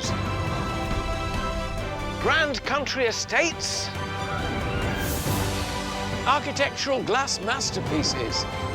These are the remarkable homes. Simply breathtaking. And magnificent landmarks. One day, my son, all this will be yours. At the very heart of Britain's spectacular history. I have never seen one like this. Join me. I need to get there. With all speed. Onwards, driver. Oh! And a host of celebrities. Oh, crikey. with a passion for the past. Kaboom! Wish me luck. As we travel the length and breadth of the nation. It is between the walls. And with unparalleled behind-the-scenes access. From the highest heights Now I'm through my blind panic. to the deepest depths. We'll uncover the secrets. Oh, my goodness. Still hidden within these breathtaking buildings. These are the places that nobody else gets to see. And explore the riches. How spectacular. And treasures of one of our most loved institutions. This is an amazing story. Come on, I want to know the end. I want to know the end. Welcome to the secrets of the National Trust. Today, I'm in Wrexham, North Wales, home to an extraordinary 18th century house with a difference. And I'm travelling there in style, in this private carriage pulled by this magnificent horse. We can do 20 miles a day, I'll have you know. I need to get there with all speed. Onwards, driver.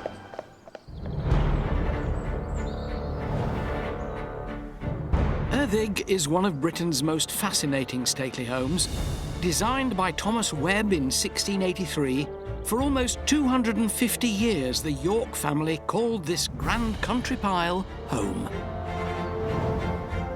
But today, I won't be going in by the main entrance, because in this grand house, the real interest and the exciting stories are below stairs. Where I'll be revealing the Yorks' shockingly intimate relationship with their lowly staff. We're talking romance in this picture. With the help of hidden photos, private letters and secret diaries. The 9th of September, suddenly the bombshell explodes. I'll uncover astonishing stories of scandalous love. It would have been a sackable offence in most houses, wouldn't it? Yes. And ruthless betrayal. This is a black mark on the family, isn't it? Absolutely. And out in the grounds, I explore the mysteries of an amazing wall of water. It's like the lost world. Also at Erddig, Angelica Bell is punch-drunk behind the scenes at the estate's orchards. Oh, not quite so much. Nigel Havers goes sky-high at Powys Castle for a new angle on Erddig's Georgian landscape gardener. This is amazing. Fairly scary. Very scary. And Miriam O'Reilly's at Cork Abbey in Derbyshire. Gosh, this really is going back in time. Uncovering the terrifying tricks commonly used to keep domestic staff in check. And all you'd have is a candle.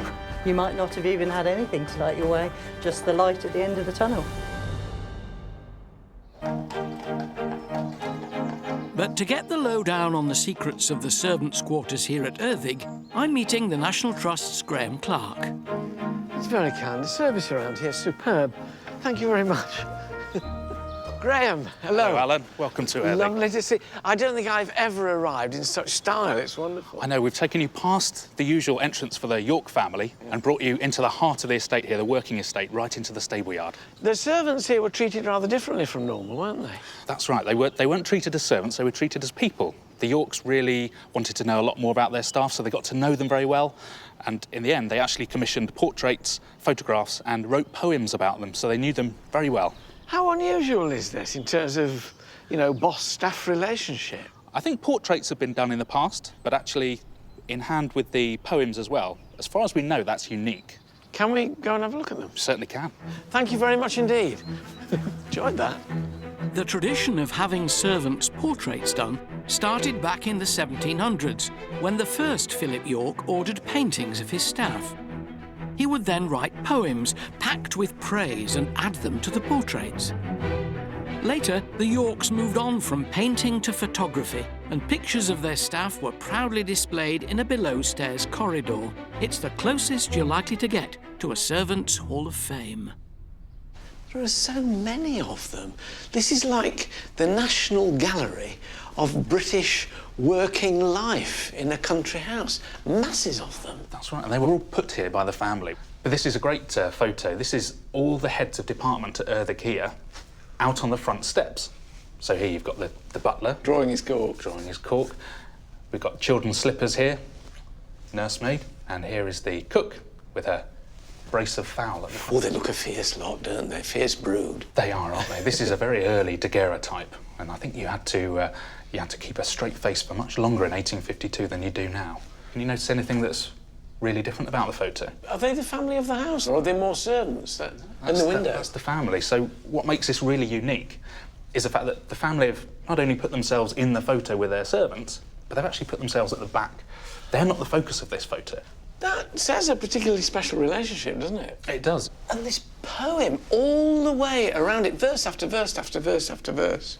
So what we tend to see is a stanza really about each member in here. Yeah. And some of them are quite poor poetry, but they're really charming. Cheesy but charming. Now the last verse, it says, "That open window in between, the squire and lady here are seen, together with their children twain, who did to present age attain. These two small heads, now old and grey, yet dimly recollect the day, but after 60 years of space, how little does the memory trace." So that was written so many years after the rest of it was done. And the one next door is a later one. Well, this is 60 years later. So the date is now 1912, and look how technology has improved. We've now got a photograph. It almost leaps out at you now, doesn't it? It does seem very clear, doesn't it? Last verse here. "At open window sits the squire, in the same place where sat his sire." So that's his father. The little boy in that picture is now the master of the house in this one. Absolutely. You know, I look at this, and it reminds me that on my father's side, he was a plumber, but his father and grandfather were gardeners. I'm a gardener. It's in the blood, and I look at the man down there and think 100 years ago, that would probably have been me. Wonder if I'd have made head gardener. Below stairs at Erddig, you get a real feel for a life of service in the 19th and early 20th centuries. Like all servants, staff here would have spent long hours in the laundry, the bakehouse, the kitchen and the dairy. But if you look hard enough, you can spot telltale signs of that oddly open boss-staff relationship here. It's huge. It is, it's lovely, isn't it? Great size. Massive, great kitchen. And what I particularly like about the room is that the windows are at ground level. Astonishing large window, lots of light coming in. That's right. I mean, it's almost cathedral-like. Normally, servants were there to be not seen or heard. But here, they can look out. The other rooms in our servants' areas, they can all look across the courtyard to each other. Very, very different. But talking of work, I mean, working on an estate like this, whether you're indoors or out, was fiendishly hard. You really earned your keep, didn't you? You did, and it's easy to gloss over that when we look back at the history of Erddig. I mean, there was no real rest. The family was still entertaining. Being a servant at Erddig was no walk in the park, but at least they were chummy with their masters.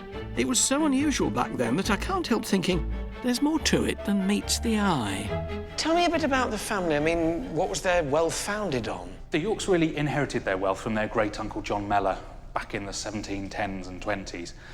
And although they were asset-rich, you know, we're in a big house, they really had to keep their coffers topped up every generation or so, every other generation, with a wealthy marriage. But that really meant that they had to look after their money. And they weren't quite able to pay their servants the going rate for working down the road, so a butler here would be paid what an under-butler might be paid at the next estate. So this relationship they had with their servants was born out of necessity, really, because by being kinder to them, they could ensure their stay. It was a relationship of convenience, really. I think you're right, yes. The Yorks couldn't pay the going rate, so they had to treat them well. It paid to work for the Yorks, but not in that kind of way. Not literally. But it didn't stop there. Extraordinarily, this intimacy even extended to below-stairs romance.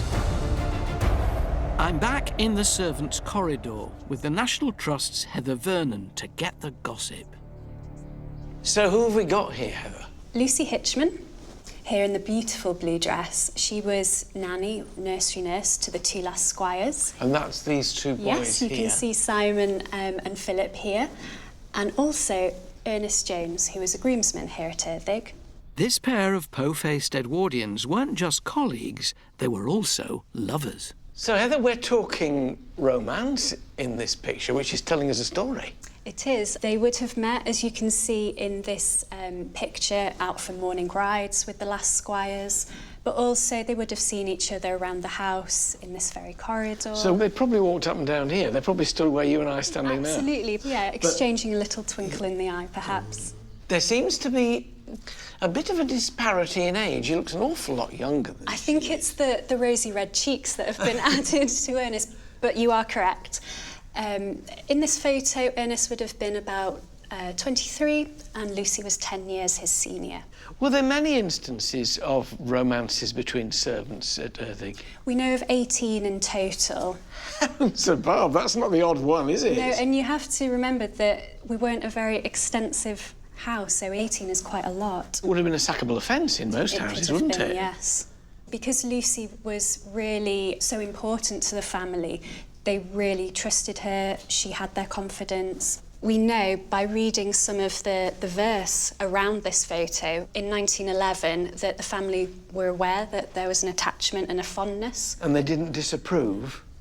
If you read the verse, there's nothing negative about it. So towards the end, it says, "We trust the attachment here begun may last while life its course shall run, and love to us so freely shown be spent on children of their own." That's positive encouragement. Seems that way, doesn't it? And a private collection of Nanny Lucy's letters, lost for decades and still hidden from public view, gives further intimate details of what would have been a forbidden relationship in most households. The astonishing thing about Erddig is it is frozen in time. It is unchanged. Absolutely. This is something I really wanted to show you. It's Lucy Hitchman's postcard album. So she collected postcards, she was sent postcards. By friends, by relatives, and by her employers as well, Mr. and Mrs. York. Gosh, all these... Oh, look. Reading. I've been to Reading. Some very glamorous places in here. But this album itself was found in a second-hand bookshop. No. So we almost didn't have it here at Erddig. How remarkable. We have a really nice example here. This is one that Ernest sent to Lucy. Dearest, this PC is, I think, rather a rare one. I thought it would do for your album for the winter nights. Weather rather showery and heavy, too. Nothing really changes. It's Wales. And then Ernest and Lucy. Yes. He's written his name and he's Entwined entwined it. That's with why her. I love it. What a romantic he was. Blatant courting among servants would have meant getting the sack in other stately homes, but the bosses at Erddig were actively interested in the romance between nanny and groom. There's another postcard as well. Mrs. York clearly knows that Ernest and Lucy have a correspondence and fondness, as she says, "Can you send me the news when you write to Miss Hitchman?" This is an intriguing relationship, isn't it, between the master and mistress of the house and their servant. They've almost become like family to the Yorks. The romance between Lucy and Ernest came to an abrupt halt with the outbreak of World War I. Around 6 million men were mobilised, and Ernest was among the first to volunteer in 1914. But the couple remained wartime sweethearts and reunited when peace was declared. So, what happened? They married in 1919. They did move away from Erddig, but sometime later they did come back. So, they lost them in the interim, but they came back. Yes, so they clearly still had a love for the place. Yeah. They were living on the estate. This postcard shows Mr. and Mrs. Jones at Erddig Park. Full circle. What a wonderful, wonderful story, all encapsulated in the album. Servants at Erddig may have had a better life than most, but all domestic staff endured horrible conditions in the 19th and early 20th centuries.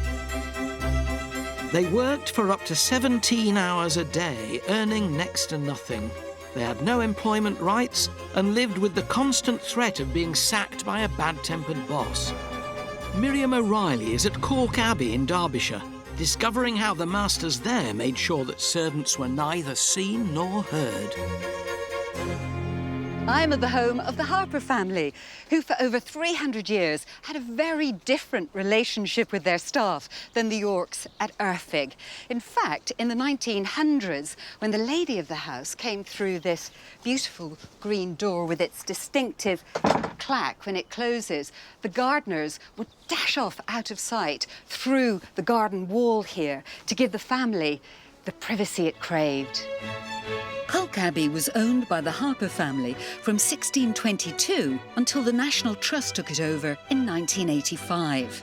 Rumour has it that the mere sight of some of the Harpers was enough to frighten their servants. So I'm itching to get behind the scenes to dig the dirt. I'm going to meet Eloise Brooke. She's the head gardener here at Colk Abbey to find out what her predecessors had to do to keep on the right side of this rather eccentric family. I'm also hoping to discover the well-kept secrets of this intriguing place. Hello Miriam, welcome to Colk Abbey Gardens. We learned from Alan at Erfig that the servants were very familiar with the family. Tell me about the Harper family. Well, they were here at Colk for over 300 years and really, I think they were a family, they felt they had everything they needed at Colk. Is that why they kept themselves to themselves? There certainly seems to be a thread of quite a sort of introverted streak in the family. Somebody once wrote that it was a congenital unsociability. Where do you think this introversion in the family came from? It's hard to tell, but certainly the first real record of it is with the 7th Baronet, who's sometimes called the isolated Baronet.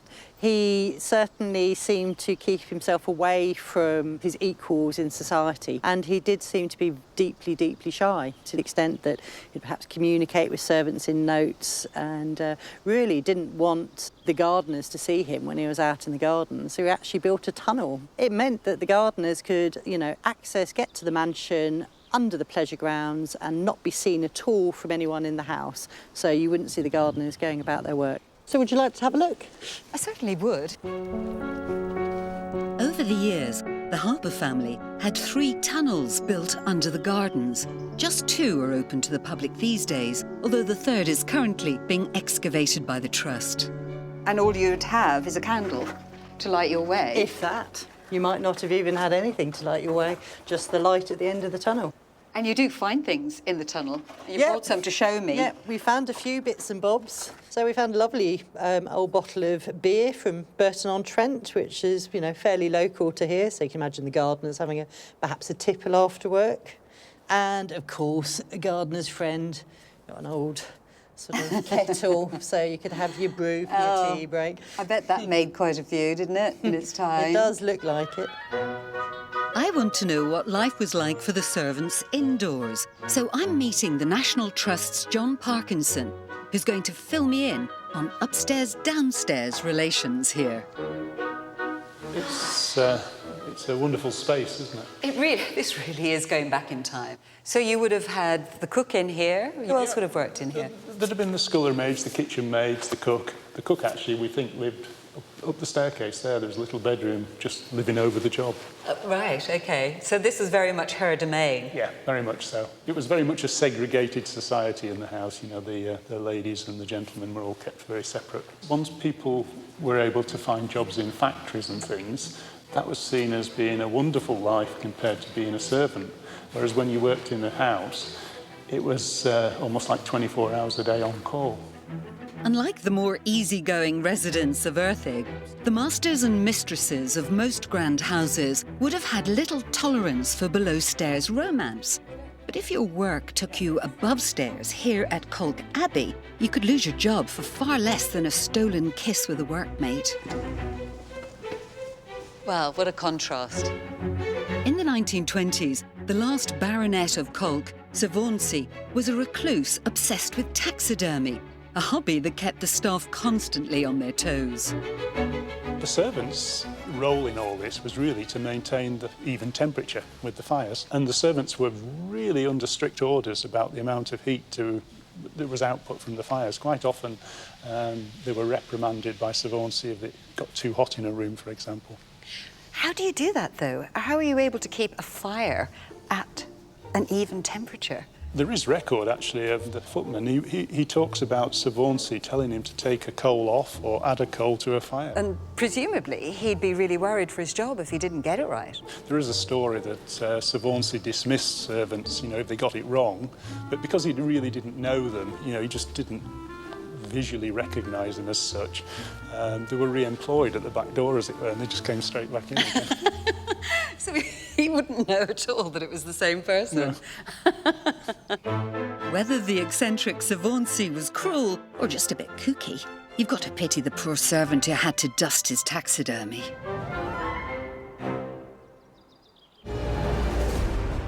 I'm at Erddig, a grand country house near Wrexham in North Wales.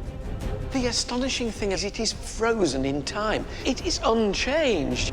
The York family lived here for 240 years, and in that time, they were unusually cosy with their servants. Are they the family of the house, then, or are there more servants in the window? That's the family. The Yorks' free and easy attitude makes me quite fancy being an Erddig gardener back then, but I'm doing the next best thing by meeting current head ranger James Stein. He's promised to show me an intriguing liquid curiosity in a hidden corner of the estate. I can hear this water, but I can't actually see it. The gushing sound is made by a peculiar circular cascade known as the cup and saucer. Oh, now I see There the it cup is. and saucer, but the cup's underneath the saucer. Yes. Is it one on top of the other? Yeah. So, why is it here? Is it useful as well as being ornamental? One function, as you said, is to be ornamental, but the second function is to stop erosion of the river Black Brook here by doing that very effectively, by dropping the water level very quickly. The river Black Brook runs for 2 miles through the estate. Left to its own devices, there's a constant danger that it will break its banks and flood surrounding land. But that threat's avoided by sending the water hurtling down through the cup and saucer cascade. So who designed it? William Eames, back in 1774. Gosh. So it goes where? Where's it going? It drops down about 10 foot Yeah. and it ends up here. Oh, you can tell how far it's gone down then, right down Yeah, it there. goes a long way down. Not much in it at the moment, then. Not at the moment, no. But you should see it when it's in flood. It's certainly a different picture then, yeah. It's like a giant plug hole. Swirling and going It down. is, yeah. It's quite frightening, really. But as of today, there's not much in it. Do you fancy going in? What, underneath? Yeah. Yeah, go on then. Go for it. Right. Quirky but useful, this feat of engineering has undoubtedly stopped catastrophic flooding on the estate over the last 250 years or so. That's what it looks like from down Wow. here. Yeah, it's pretty good. Curtain of water. It is curtain of water, yeah. Visitors to Erddig can view the cascade from above, but hardly anyone gets to go underneath. This is a really special treat. It's like the lost world.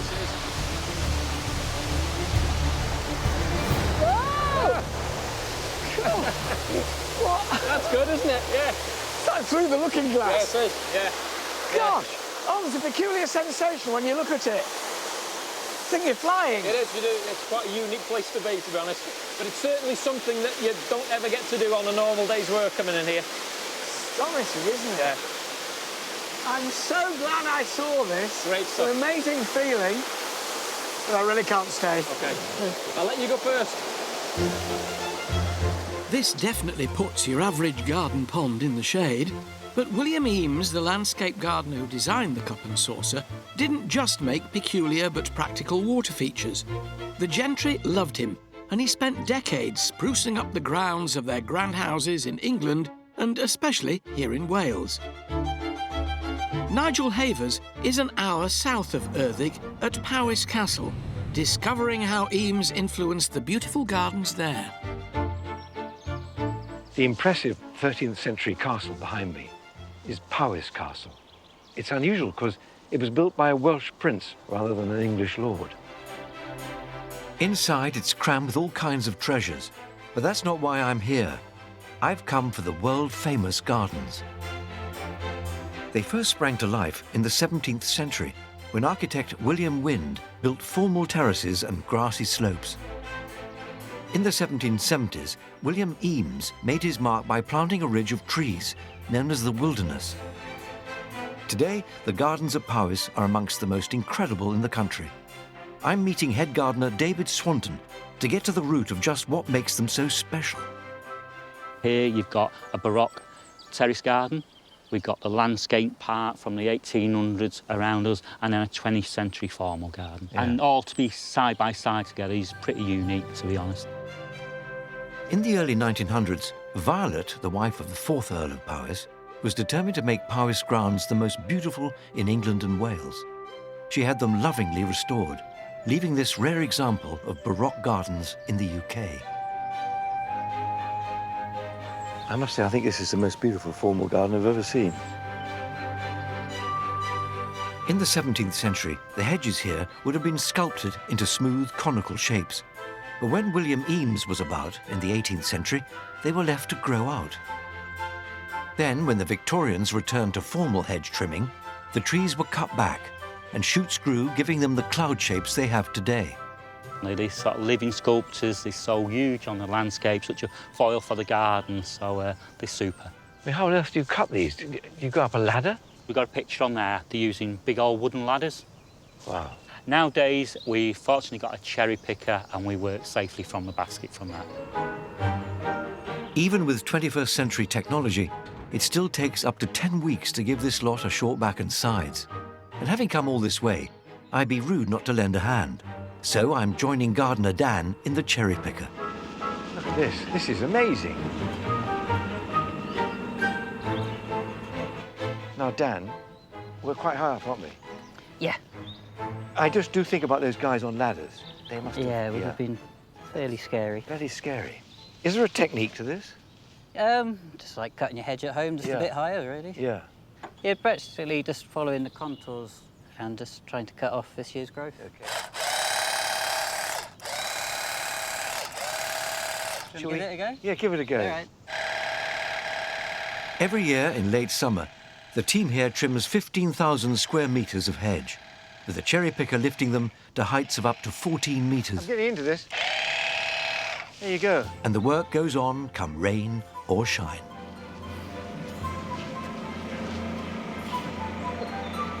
Good bit of kit there, isn't it? Wow. Who could believe this topiary trimming could be so intense? Next time I see my neighbour Alistair trimming his hedge, I'll make him a cup of tea. Maybe something stronger.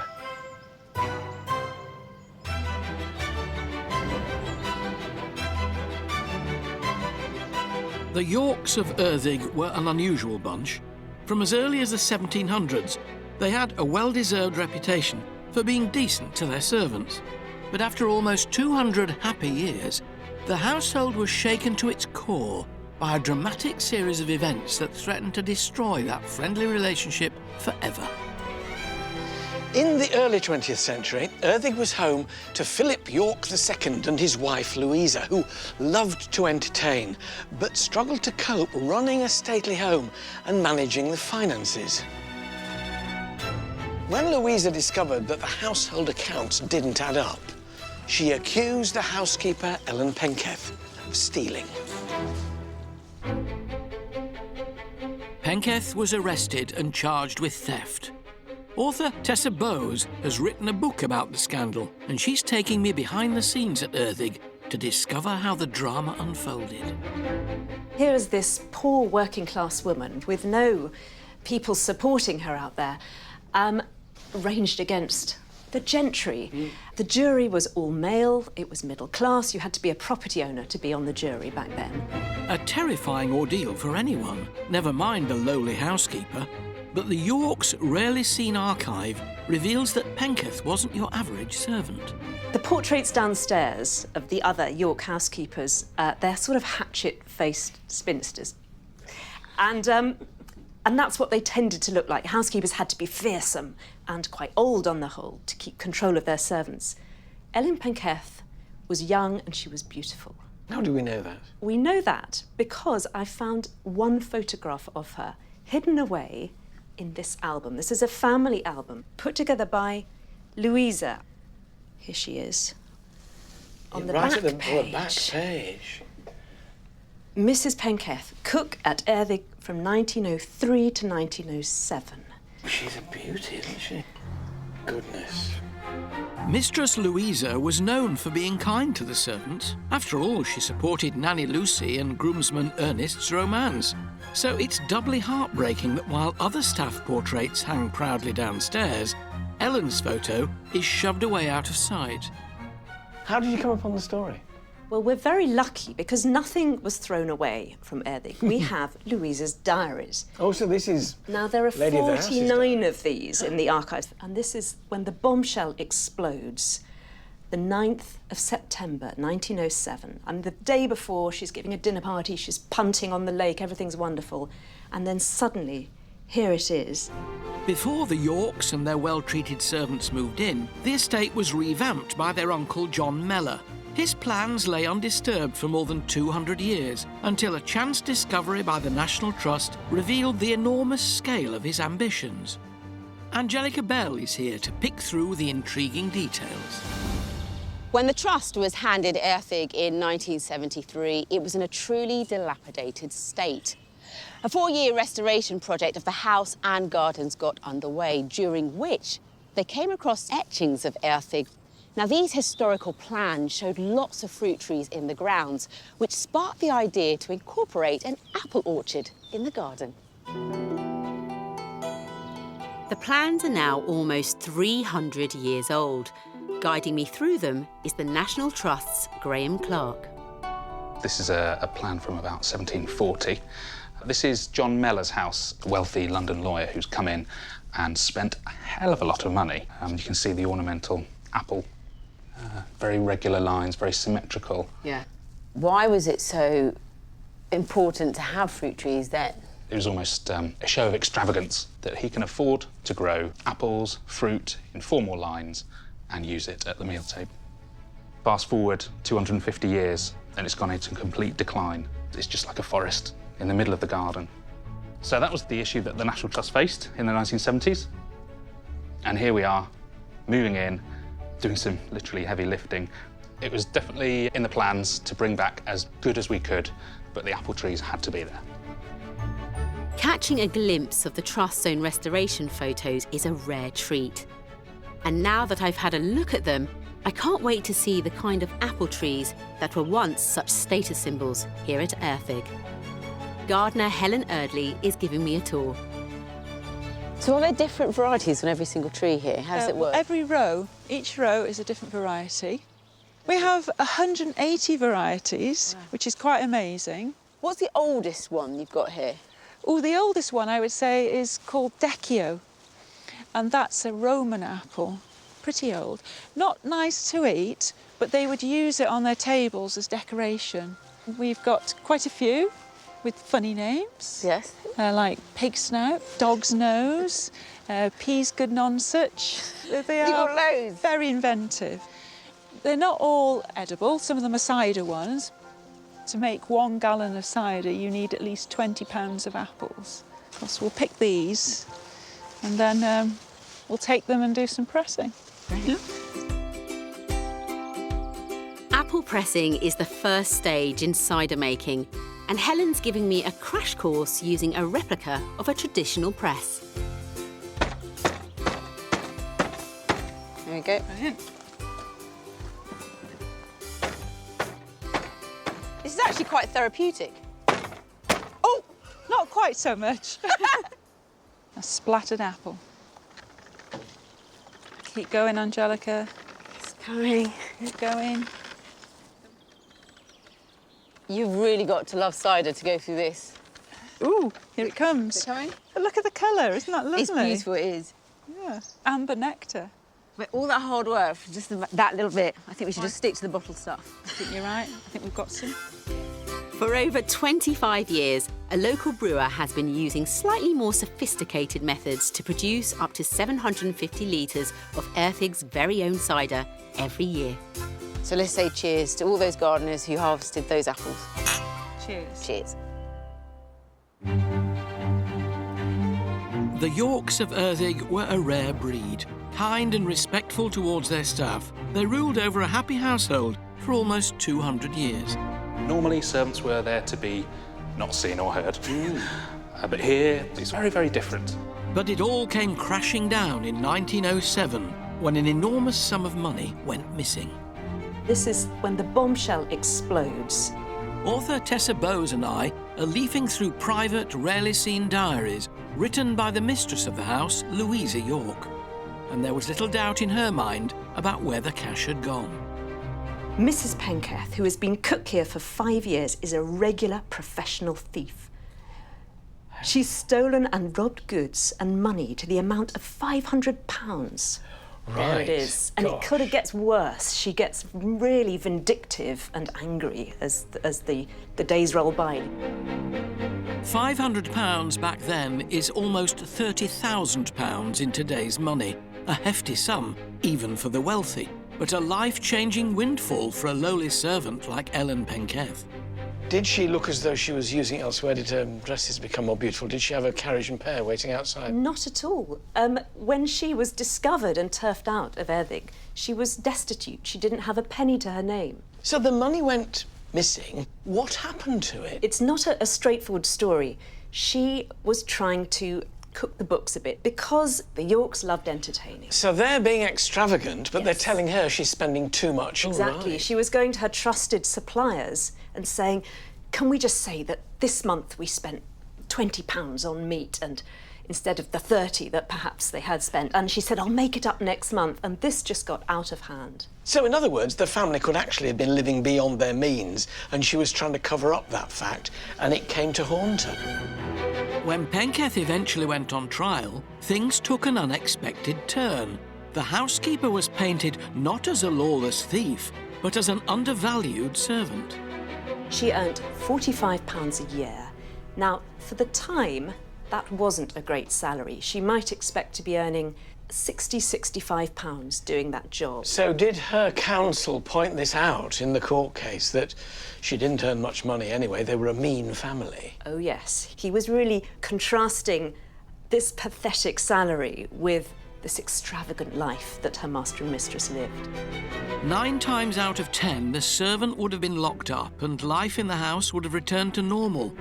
But in a shocking twist, the jury found housekeeper Ellen Penketh not guilty.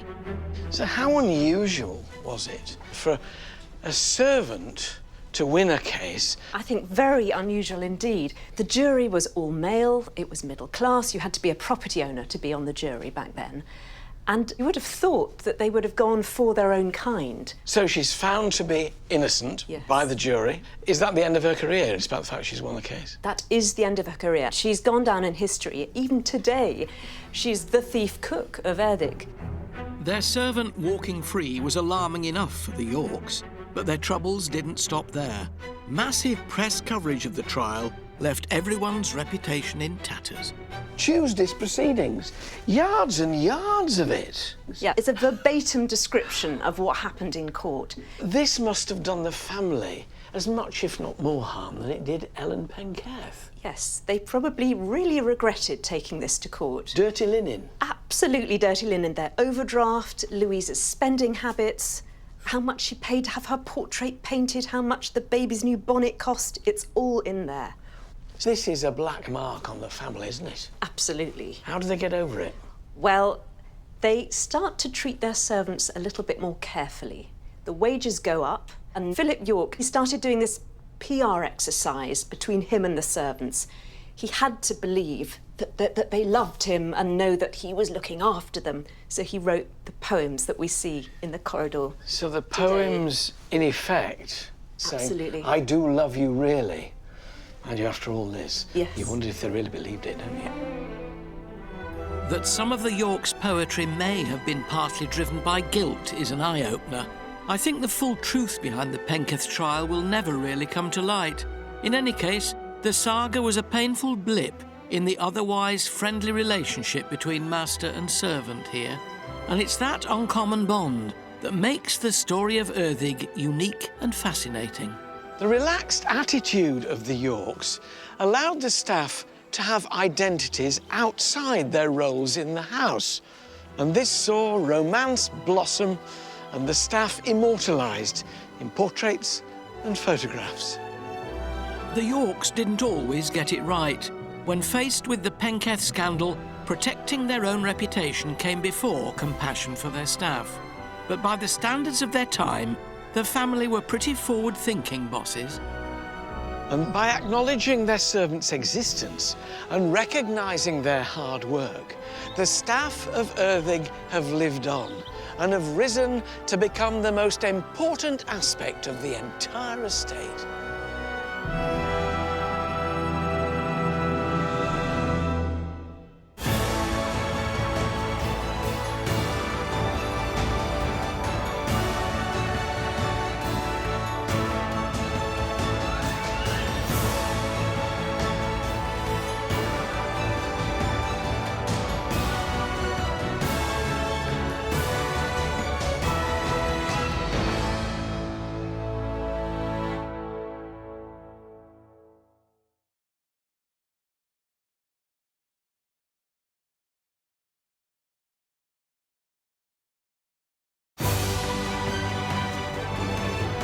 From Renaissance-style chateaux, grand country estates, architectural glass masterpieces. These are the remarkable homes. Simply breathtaking. And magnificent landmarks. One day, my son, all this will be yours. At the very heart of Britain's spectacular history. I have never seen one like this. Join me. I need to get there. With all speed. Onwards, driver. Oh! And a host of celebrities. Oh, crikey. With a passion for the past. Kaboom! Wish me luck. As we travel the length and breadth of the nation. It is between the walls. And with unparalleled behind-the-scenes access. From the highest heights. Now and through my blind panic. To the deepest depths. We'll uncover the secrets. Oh, my goodness. Still hidden within these breathtaking buildings. Oh! These are the places that nobody else gets to see. And explore the riches. How spectacular. And treasures of one of our most loved institutions. This is an amazing story. Come on, I want to know the end. I want to know the end. Welcome to the secrets of the National Trust.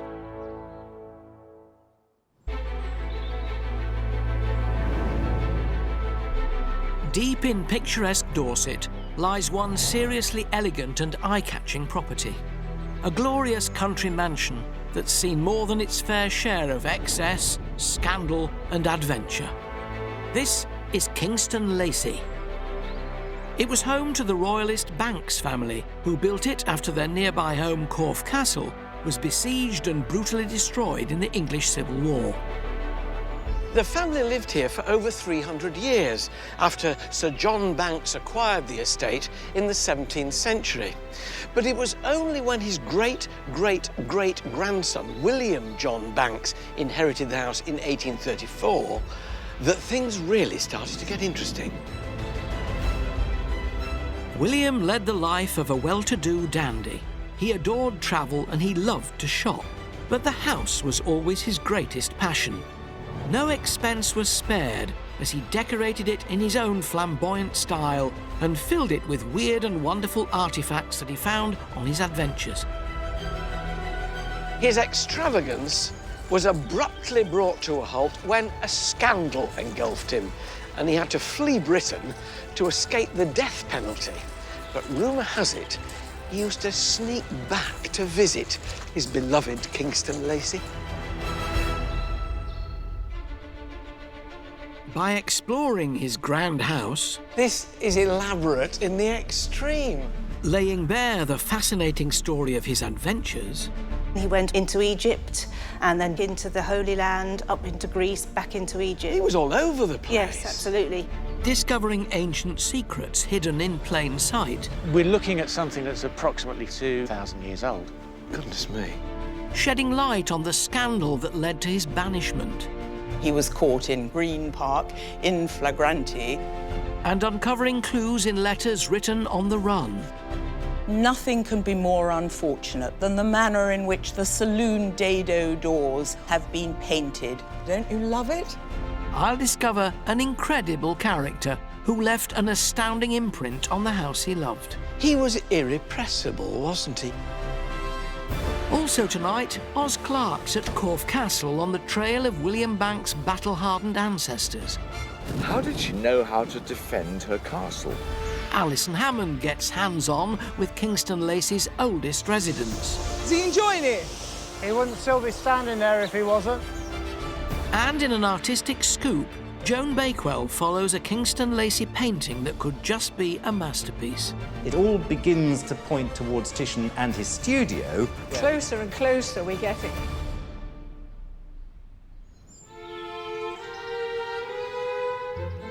William John Banks inherited Kingston Lacy in 1834. An eccentric and creative man, he spent much of his life travelling, collecting art and mixing in high society. But he adored his grand house and was determined to make his mark by transforming it to reflect his own extravagant tastes.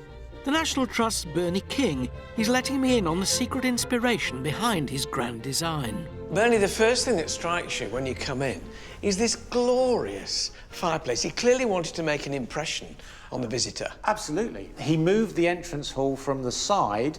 He dug down 8 feet and created this magnificent entrance out of what were the cellars.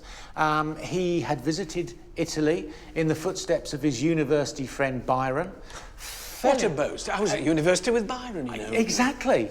And he fell in love with the place and he wanted to transform his family home into an Italianate palazzo. I'm looking at these with holly on the top, absolutely intricately carved and moulded. He had a fine eye for detail and he knew what he wanted. And above the fireplace, a massive great coat of arms. So it was about family too. Absolutely. The first thing that you see when you came through the front door would be the Banks family coat of arms.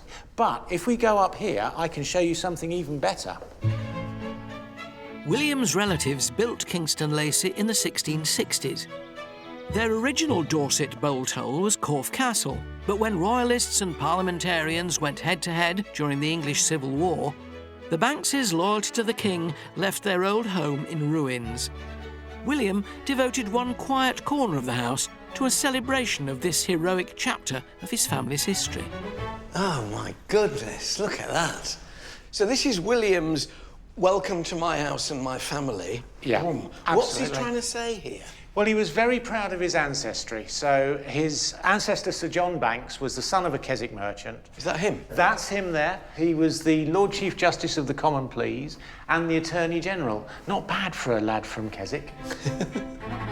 In any other clan, John Banks's incredible rise would be the family's proudest achievement, but he's always been overshadowed by the fearless defender of their home, Corfe Castle. They were clearly royalists, this family, hence Charles I on his throne above Corfe Castle. That's correct, yes. So we've got a bit of history going on here. This is presumably the storming of Corfe Castle. It is. It's the siege of Corfe Castle, and this is Sir John's wife, brave Dame Mary. Why brave? Because while Sir John was serving with the King in Oxford during the English Civil War, she was bravely defending the family home at Corfe Castle. Is that her? That's her over there. Why has she got a key in her hand?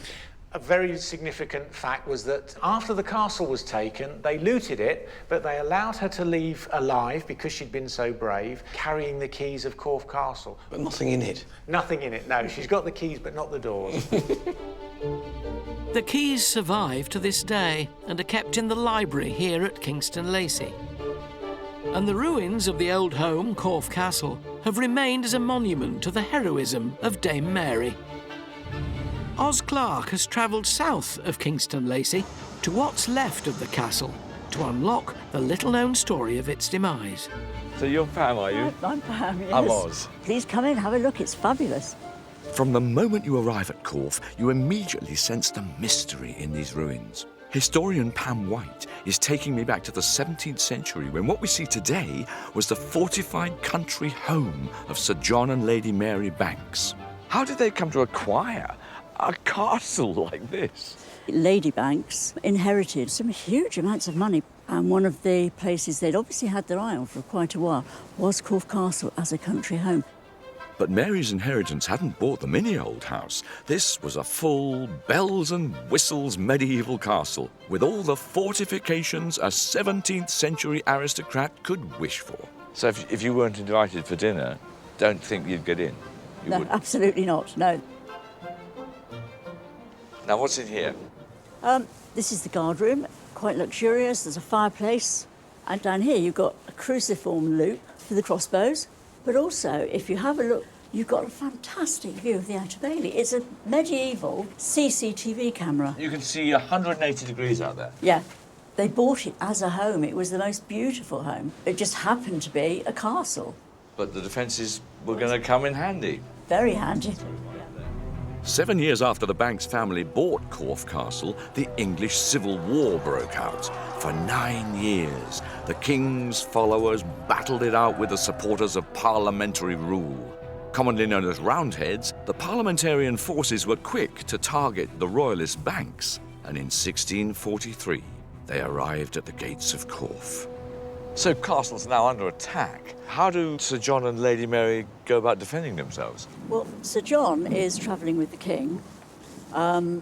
So Lady Banks comes here on her own with 2 or 3 of her children, some maids, gets into the castle, and parliamentarian soldiers surround the castle. So how did they go from such a lavish lifestyle to the fundamentals of defending their castle? You just pull up the drawbridge, close the gate, and that's it. No one can get in. 600 men outside the castle, and over 100 were either killed or injured.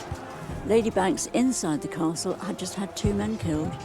It's an incredible castle. It's absolutely impregnable. The siege went on for 13 long weeks before royalist forces rode to the rescue. But the parliamentarians hadn't given up. 2 years later, Corfe was attacked again. By then, Mary's husband had died. Undeterred, she held her own for 48 days. How was this great castle finally breached? It was done by treachery. The second siege, 1646, Lady Banks had a traitor in the camp. Colonel Pitman, one of the garrison here, told the garrison that he was going off to collect some reinforcements, but he went to Weymouth, a parliamentarian stronghold, brought 120 Roundhead soldiers just outside the castle. They turned their coats inside out. They got red coats with blue linings. The royalists in the castle have got blue coats. So they creep up to a back door. Somebody says, oh, it's Colonel Pitman with all the reinforcements. And, of course, looking as if they're royalist soldiers, they all pile into the castle. And that's how it was taken. Brave Dame Mary left with her head held high. The keys to the castle returned to her as she departed. But after their hard-won victory, the Roundheads weren't about to take any chances, and they blew up what remained of Corfe. And here it stands, almost 400 years later, as a reminder of an unlikely Civil War heroine. She was a phenomenal woman. She was absolutely loyal to her royalist beliefs, to her Catholic Church, and to her family.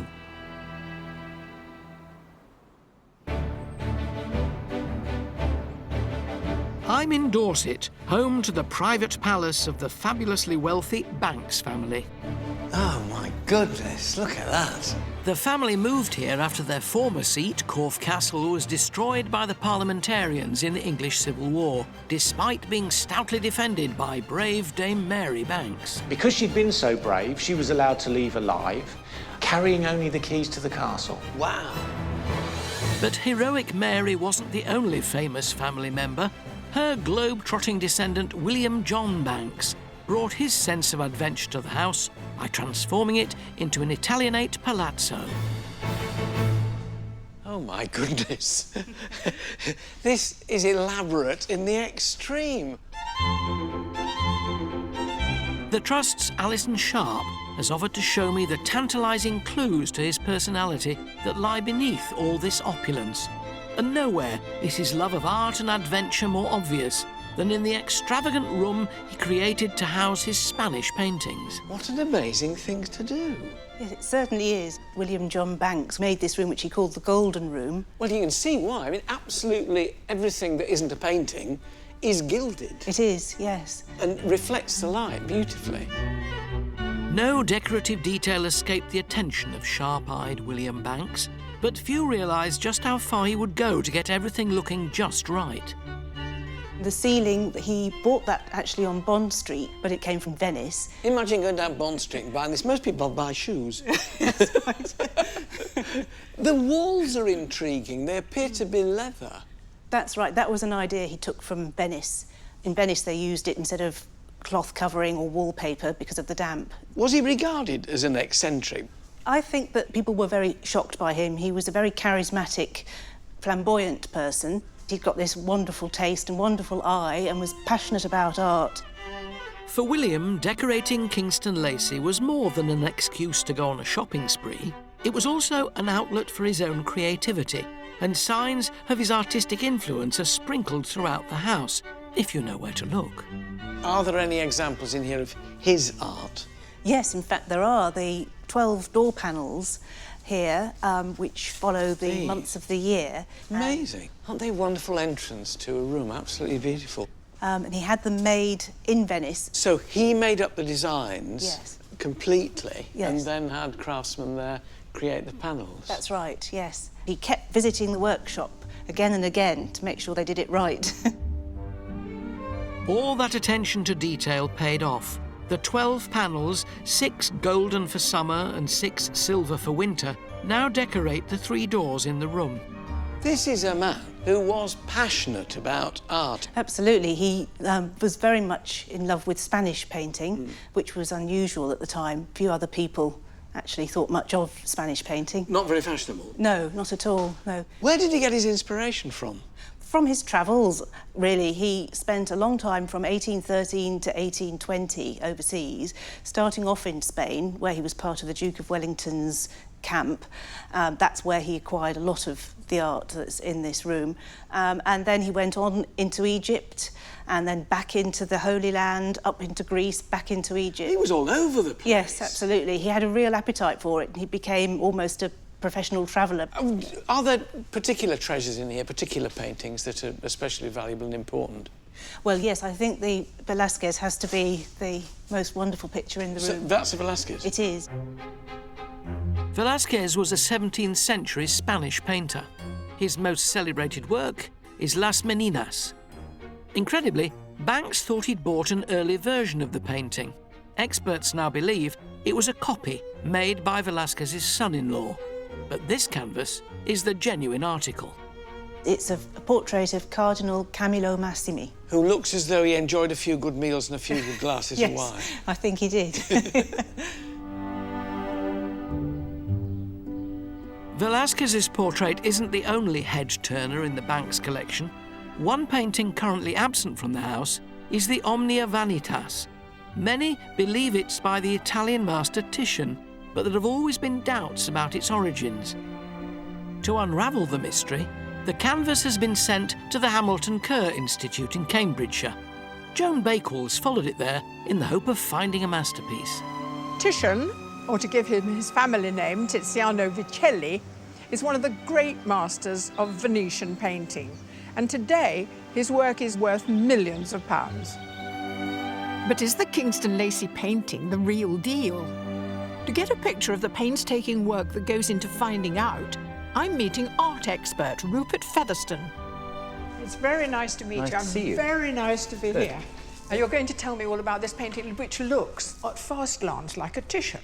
Do you have that reaction? Yes, definitely. And the point being about this is it does relate to so many other paintings that Titian is known to have done in the form of the woman and the way she's looking up and all sorts of things about the landscape sort of suggest Titian, but there were so many imitators. And then Even in his own day? Even in his own day, there were definitely people working in his style. What can you discover that I can't see with my rather poor eyesight in need of glasses? Well, just having a strong light, you begin to see there's a lot of little damages, these little speckles, little losses of paint. There's a very big sort of funny patch here that looks like an old retouching. Do you see? It's sort of milky looking. Yes, I it doesn't can. really Yes, match. I can see that. Until we've cleaned it, we don't know if that's because of damage or whether it's because of repaint or whether it's exactly what it is. So what's going to happen to this now? What we would normally do is analyse the paint, trying to see what's in it, what's its layer structure, what's under the surface, are there any alterations? This is where we start doing the technical analysis. And the first thing we did was to take an infrared image, and what infrared shows, it shows there is a faint face. Now, right this next is the to the this woman. is the blotch that we. The blotch covers this area, so that's interesting. That was enough to whet our But could appetite. Titian have been using an old canvas? He did that a lot. This seems to me that he's changing an existing picture. He was a great reuser and a great reworker, and he often created things as he went along and recreated, and he didn't mind going over what he'd already done. No, because he knew how good he was. Well, I think so. So that's what the infrared showed. Yes, and the X-ray penetrates right through and hits any lead-rich paint, lead white, that you get in flesh or something like that. Right. And lo and behold, we have a face in much more detail. It looks like he developed the face quite heavily and then covered it up. Extraordinary. Now, there's another, this painting. This is, yeah. I'm this not is at the all detail. sure about this. Well, this is where closer and closer we're getting. Yeah. What we're interested in is this shape here. This is a ghost in the machine. It is, and we're tantalised by that. But it proves to us that it's an original work of art. It's not a copy. There are ideas changing, change of subject matter. It all begins to point towards Titian and his studio rather than a follower in the 16th or 17th century even. It's a wonderful narrative, isn't it? It is. Modern technology can throw up many intriguing clues to the painting's origins. But before more tests can be done, thick layers of varnish and dirt have to be removed from the Omnia Vanitas. You know, as I watch you do that, through these lenses, it does just look like lumps of dirt. Conservator Alice Tavares da Silva has the delicate job of restoring the canvas to its former glory. You can see the I can see the dirt coming coming off. a little bit. So if I take this off, it's come blue. It's come You blue. can see the sky passages now emerging from under that very thick varnish, which is now on the swab. And are you going to give her a good clean? Absolutely. She's going to be very pale and beautiful, and the whole of the sheet will be very white, white as that little area is already showing us. It's very painstaking. How long is this going to take you? 6 months. 6 Just because months? we have to assess different methods for different areas, we're also going to investigate the technique of the painting, take samples, do some research. No stone is left unturned in this process. As well as X-raying and cleaning the picture, samples of paint are analysed under the microscope. Rupert and Alice are showing me how it works. We focused on that little bit of blue sky that you have already cleaned. The best place to take samples from is the brown areas where paint has been lost. So you would take away an infinitesimal small piece of that paint. And what does it show you? The idea is that if we can compare the layer structure, the components of the ground, with another painting which we know is by Titian, that may give us some confirmation or otherwise as to whether it came from his studio or not. There's not one absolutely magic ingredient which you say, oh, must be a Titian. But if we found a more modern pigment in there, for example, Prussian blue, that would be a very bad sign. So you take a sample, what do you do with it?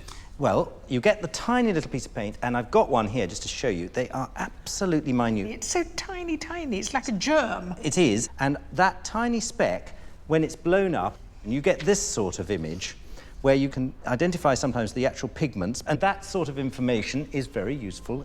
Do not lose this. Exactly, exactly. Or sneeze.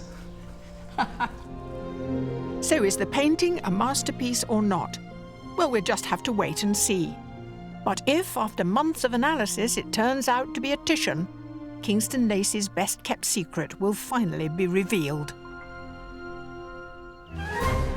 Kingston Lacy in Dorset is one of Britain's most lavish houses. This is elaborate in the extreme. Decorated by the flamboyantly creative William John Banks in the 19th century, the house is packed with art and inspiration picked up on his travels. The walls appear to be leather.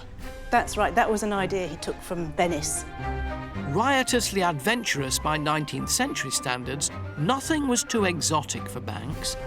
He roamed the Middle East and North Africa, sometimes in secret, disguised as a Bedouin tribesman, gathering treasures as he went. On one trip, he brought back the mother of all souvenirs, a 22-foot relic of ancient Egypt. Nothing like it had ever been seen in Britain before. The Trust's Bernie King has taken me into the grounds to tell me the little-known story of this unmissable garden feature. Bernie, what is it? Well, it's an Egyptian obelisk from the island of Philae. When William John saw it for the first time, it was just lying on its side where it had fallen over. Why did he want it? He was an obsessive-compulsive collector, and he really loved his Egyptology. And why wouldn't you want an obelisk in your back garden? Wonderful. So how on earth did he get it back? Well, it was a very tortuous journey. It took 7 years. He hired an explorer called the Great Belzoni to bring it back. When they got it to the jetty collapsed, and it sank to the bottom of the Nile. William apparently turned away and walked away in disgust, so they had to retrieve it from the Nile. And of course, in those days, it was sailing ships, so it wasn't just a matter of loading it onto a cargo ship. Why is it so important? Because it's got hieroglyphics up it. What do they say?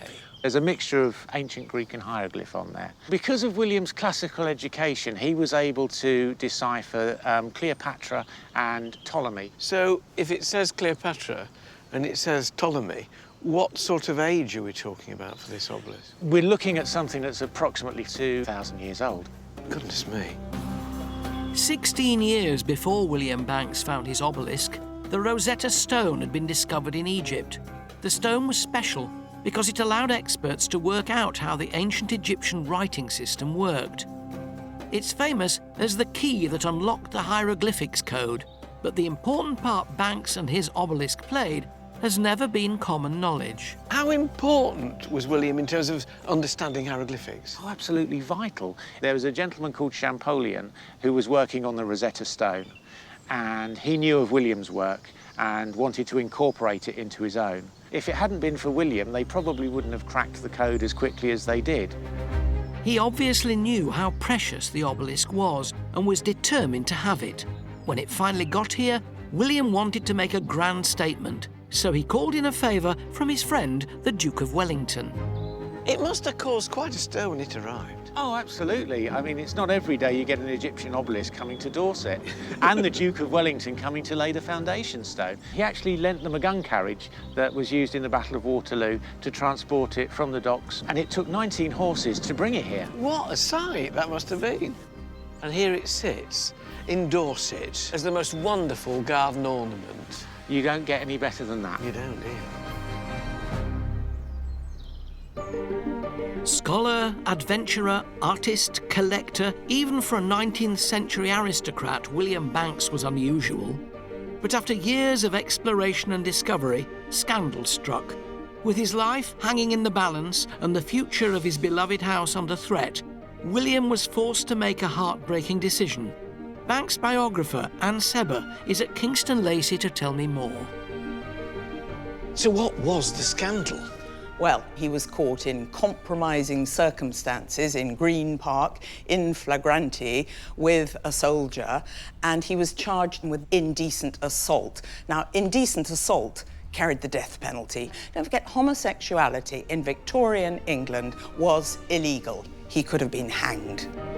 Had this been William's first brush with the law, he may have got away with it. But a few years earlier, he'd been caught with another soldier. This time, his chances weren't good, and he knew it.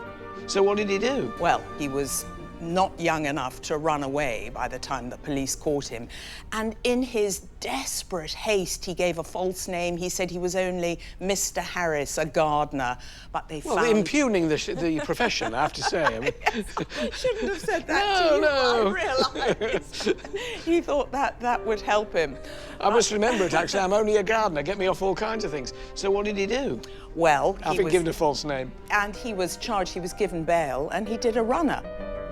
Persecuted for his sexuality, Banks fled abroad to Italy, leaving his beloved Kingston Lacy behind and spending the last 14 years of his life in exile. But it was far from being the end of his love affair with this house. What did he do when he was in exile? Well, I wish I knew precisely, because there was no address. He was terrified of giving an address because he didn't want to incriminate his family. But what is clear is that this period made him, going into exile, forced him to collect for this house that he loved. He sent ideas back and little bits of gilding, and he hoped they'd fit here and there, and all those details actually mattered to him. During his long banishment, Banks left Kingston Lacy in the care of his siblings. But it seems probable that love for his house eventually overrode fear for his own life, and ever the adventurer, he returned to Kingston Lacy in disguise. At least, that's the rumour. How do you know, then, that he came back later on in his life?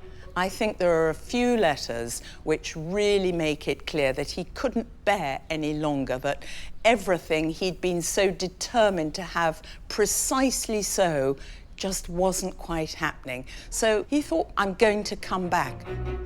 In those days, arrest warrants couldn't be issued on Sundays. Rumour has it that Banks took advantage of this loophole, travelling across the Channel on an early morning ferry and returning to France by midnight on Sunday. But it's his hidden letters that give the most intriguing hints of those secret trips. Tiny, tiny writing. Oh, takes forever to translate it, yeah. Decipher this spidery brown handwriting, but you can actually see from the letter he had so much to say. So if you can follow me here. Nothing can be more unfortunate than the manner in which the saloon dado doors have been painted. White in a cold aspect, such as a north room, has the worst effect possible. I had particularly directed that only a wash in distemper should have been given to the woodwork in that room. This is a man who clearly had been here. There's no way you could get that from somebody describing something. No. This is intricate criticism. I absolutely agree with you. And, you know, he's so cross with his brother George. So here's the critical phrase. But what is worse than that? It appeared to my eye that the plaster cornice round the saloon, which was, of course, never intended to be painted, but to remain pure white and gold, had been picked out with the same abominable colour. Don't you love it? He saw it. Of course. He definitely saw it. His brothers must have dreaded the arrival of those demanding letters, but they're not the only clue to his undercover visits. I just love looking at these two niches. Just have a look. There's a cherub, a mermaid, candelabra at the top. Probably Banks found these separate pieces, sent them all back, told his steward to put them together somehow and paint them all gold. But it's not the statues that give the game away, it's the marble wall behind them. In exile, Banks picked up odds and ends of marble, but never enough of one colour to finish the job. Because there wasn't enough. He wrote a letter to his steward saying, well, just cut it more finely. And in this letter, he says, do it how I showed you from the box that I showed you. And that, to me, is real proof that he came back. Marble cutting's not the kind of thing you can learn from a letter, so it does seem likely that Banks returned to teach his steward how to do it, risking his own life in the process. He was irrepressible, wasn't he? He couldn't stop thinking about this house. He couldn't stop accruing this legacy. And it's a shame, really, that he seems just to be associated with sex and shopping. By the late Victorian era, Kingston Lacy was owned by his grandnephew, Walter Banks. Packing a house with art and putting an ancient monument in the garden is a hard act to follow. But Walter still managed to make his mark. Presenter Alison Hammond is roaming the estate in search of the secrets of his four-legged legacy. Now, normally I like to interview celebrity humans, but today I'm on the grounds of Kingston Lacy to meet some very famous cows. Walter, or Squire Banks as he was known, introduced a herd of red North Devon cows to Kingston Lacy in the 1890s. And their descendants are still chewing the cud today, under the eye of the Trust's Nigel Chalk. They've got the most beautiful colour, haven't they? Yeah, I think that was what was special to the Banks family, Squire Banks especially. He really got into the colour, and as you wander around the estate, there's 100-odd cottages, and they've all got what we call Banks's red doors. Walter was so crazy about the cows that he even ordered that the servants' livery should be changed to match them. And that was just the start of his obsession. I can't believe they've all got their own individual names and those names have been passed down. That's unbelievable. Yeah, it is, and it's really special. You know, it keeps that link going. Like the one that's led right down there looking towards us, that is one called Vixen the 12th. and you can trace the family of Vixen right back to the 1920s. So they're all related? Yeah, they are. Walter's son, Ralph, left Kingston Lacy to the National Trust in the 1980s. there was just one cow-sized catch. Mr Banks was really firm in his will that the herd was to stay, and something the National Trust was more than happy to do. They're as important as some of the pictures hanging on the wall. From day one, the Kingston Lacey cattle were scooping up prizes at livestock shows, a winning streak that continues to this day. But in this game, the stakes are high, and good grooming is everything. Stockman Mark Yendor knows the beauty secrets that make this lot stand out. Hi, Mark. How you doing? Hello, good, thank you. Who's this, then? This is Prometheus. He's a 2-year-old bull, and in a minute we'll be giving him a bit of a pressure wash, power wash, and then we'll blow dry him afterwards. You are joking. No. Cows and bulls are treated to a 4-hour-long makeover before each competition. Is he enjoying it? He wouldn't still be standing there if he wasn't. As well as being washed and blow-dried to their fluffy best. I'm getting into this. They have their hooves clipped before the final spruce-up with hair gel. Ooh, look at that. That looks great. I wouldn't say no to this kind of pampering myself. Prometheus, you are ready for the show. Kingston Lacey's cows aren't the only reminder of Walter's time as master of the estate. He and his wife Henrietta made a massive impact on the gardens here. She'd proudly show off the grounds to famous visitors like Edward VII and Thomas Hardy, and one of her finest creations, the Japanese garden, survives to this day. But it was in the kitchen garden where the Banks family spent the equivalent of £100,000 growing fresh flowers, fruit and vegetables to decorate the tables of their Italianate palace. Walter established the garden in the 1870s in the hope of keeping Kingston Lacey's larders well stocked. I'm meeting senior gardener Steve Candy to see if Walter's plan worked. So how self-sufficient were the Banks family when it came to growing fruit and veg? Incredibly self-sufficient. When they were working this area, the total site was 6 acres in total. So they would supply the house here. They had a house at Studland and also the house in London. So it's supplying 3 households? Absolutely, and not just that, it would also go to markets. How much sort of cutting-edge technology did they use? They wanted to utilise the latest technology, you know, whether that was the latest glass houses or heating. Stately homes with state-of-the-art greenhouses weren't that unusual in the 19th century, but the kitchen garden here was in a different league. Did people come and take hints from Kingston Lacey? Queen Victoria would send her gardeners down here to, oh, that's impressive. to train. Absolutely. Here and Kew were the 2 places regarded as the sort of horticultural paradise where people could learn and train. Walter's wife, Henrietta, was determined that the kitchen garden should also be a secret oasis for the family, and so she added lawns, a pond, and even a summer house. How much of what was here then is here now? I notice you've got greenhouses back there which look pretty much like turn-of-the-century greenhouses to me. An awful lot remains. Some has been lost, but we do have, obviously, the orchid house, which is probably the crown of our glass house range at the moment. I started my life looking after Victorian glass houses. These I have to see. Come on. Absolutely. Well-off Victorians and Edwardians had a thing for growing exotic fruit in greenhouses, but orchids were Henrietta Banks's real passion, and although her purpose-built orchid house has been restored, it's off-limits to visitors for a large part of the year. Oh, what a show. Yeah, they're really looking wonderful this year.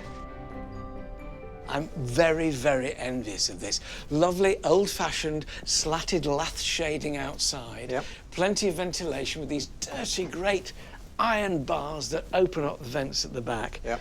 And this wouldn't have been the only greenhouse by any means, would it? Not at all, and we're very lucky here in the fact that we've got some fantastic plans, you know, pictures and designs that were originally drawn up for the family. Greenhouses were built here in the 1870s and again in 1907. At its peak, the garden had 8 glass houses. Amazingly, they managed to grow grapes, figs, peaches, pineapples, and of course, Henrietta's beloved orchids.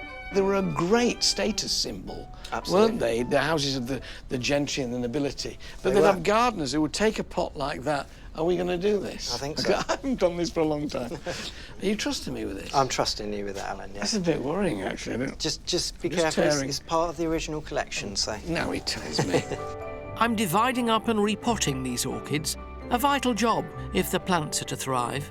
Because these orchids are tropical, they're tricky to grow here, but Henrietta's gardeners had obviously hit upon the secret because they produced dozens of varieties. It's amazing how many you can get. It is.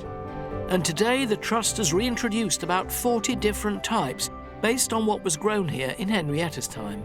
Will that do you, sir? Perfect. How good were Henrietta's gardeners? I mean, did she have a reputation? Exquisite, I think, is the word. You know, they would show, obviously, at the local events, and it got to a point, actually, where Henrietta had to withdraw from displaying her various vegetables and cut flowers, just purely because she was winning so much.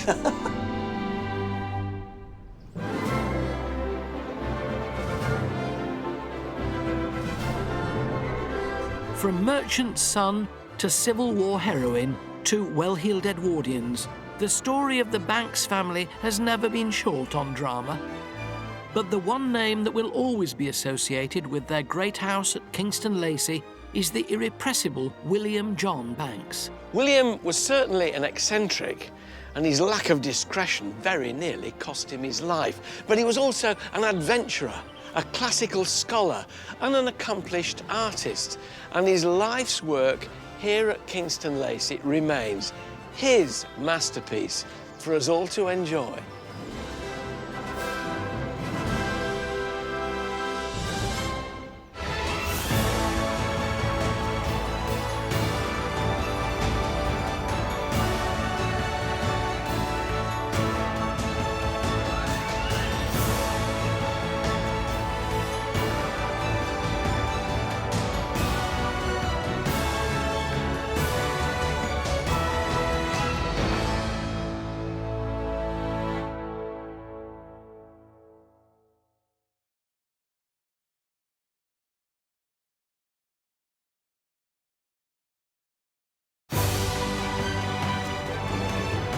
From Renaissance-style chateaux, grand country estates, architectural glass masterpieces. These are the remarkable homes. Simply breathtaking. And magnificent landmarks. One day, my son, all this will be yours. At the very heart of Britain's spectacular history. I have never seen one like this. Join me. I need to get there. With all speed. Onwards, driver. Oh! And a host of celebrities. Oh, crikey. With a passion for the past. Kaboom! Wish me luck. As we travel the length and breadth of the nation. It is between the walls. And with unparalleled behind-the-scenes access. From the highest heights. Now through my blind panic. To the deepest depths. We'll uncover the secrets. Oh, my goodness. Still hidden within these breathtaking buildings. Oh! These are the places that nobody else gets to see. And explore the riches. How spectacular. And treasures of one of our most loved institutions. This is an amazing story. Come on, I want to know the end. I want to know the end. Welcome to the secrets of the National Trust. This week, I'm in Staffordshire at a spectacular neoclassical stately home. Stretching out over a stunning 900 acres, this mansion plays host to a story of courage, creativity and brotherly love. This is Shugborough Hall. Inherited in 1720 by a trailblazing family who made their mark doing things a little differently. But its new owners had grand plans, and Shugborough Hall was to undergo major renovations, funded by swashbuckling adventures on the high seas. These daredevil escapades in uncharted waters enabled the transformation from modest manor house to the architectural triumph we see today. But it isn't just a tale of grand design, as fast forward 200 years, and Shugborough became home to a world-famous jet-setting playboy earl, second cousin to the Queen, Patrick Lichfield. A society photographer, famous for his snaps of the rich, the famous and the regal.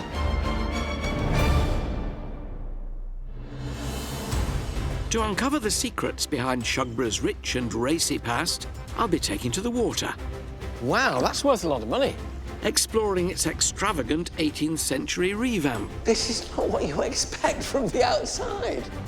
And leafing through secret letters. It really brings these people to life, It really does. I'll also be venturing into hidden underground tunnels. What is this? And unearthing Shugboro's close connection to royalty and high society. What a glittering life we had here in the middle of Staffordshire. Joining me, Miriam O'Reilly heads to Laycock Abbey to see how the work of another photographic pioneer has been given new life for the 21st century. That is one of the most extraordinary experiences of my life. And it's back to earth as Lewis Emmerich heads to a hop farm in Kent to discover the harsh realities of living on a 19th century hop picker's wage. It would be hard, back-breaking work. They would be standing for 12 hours.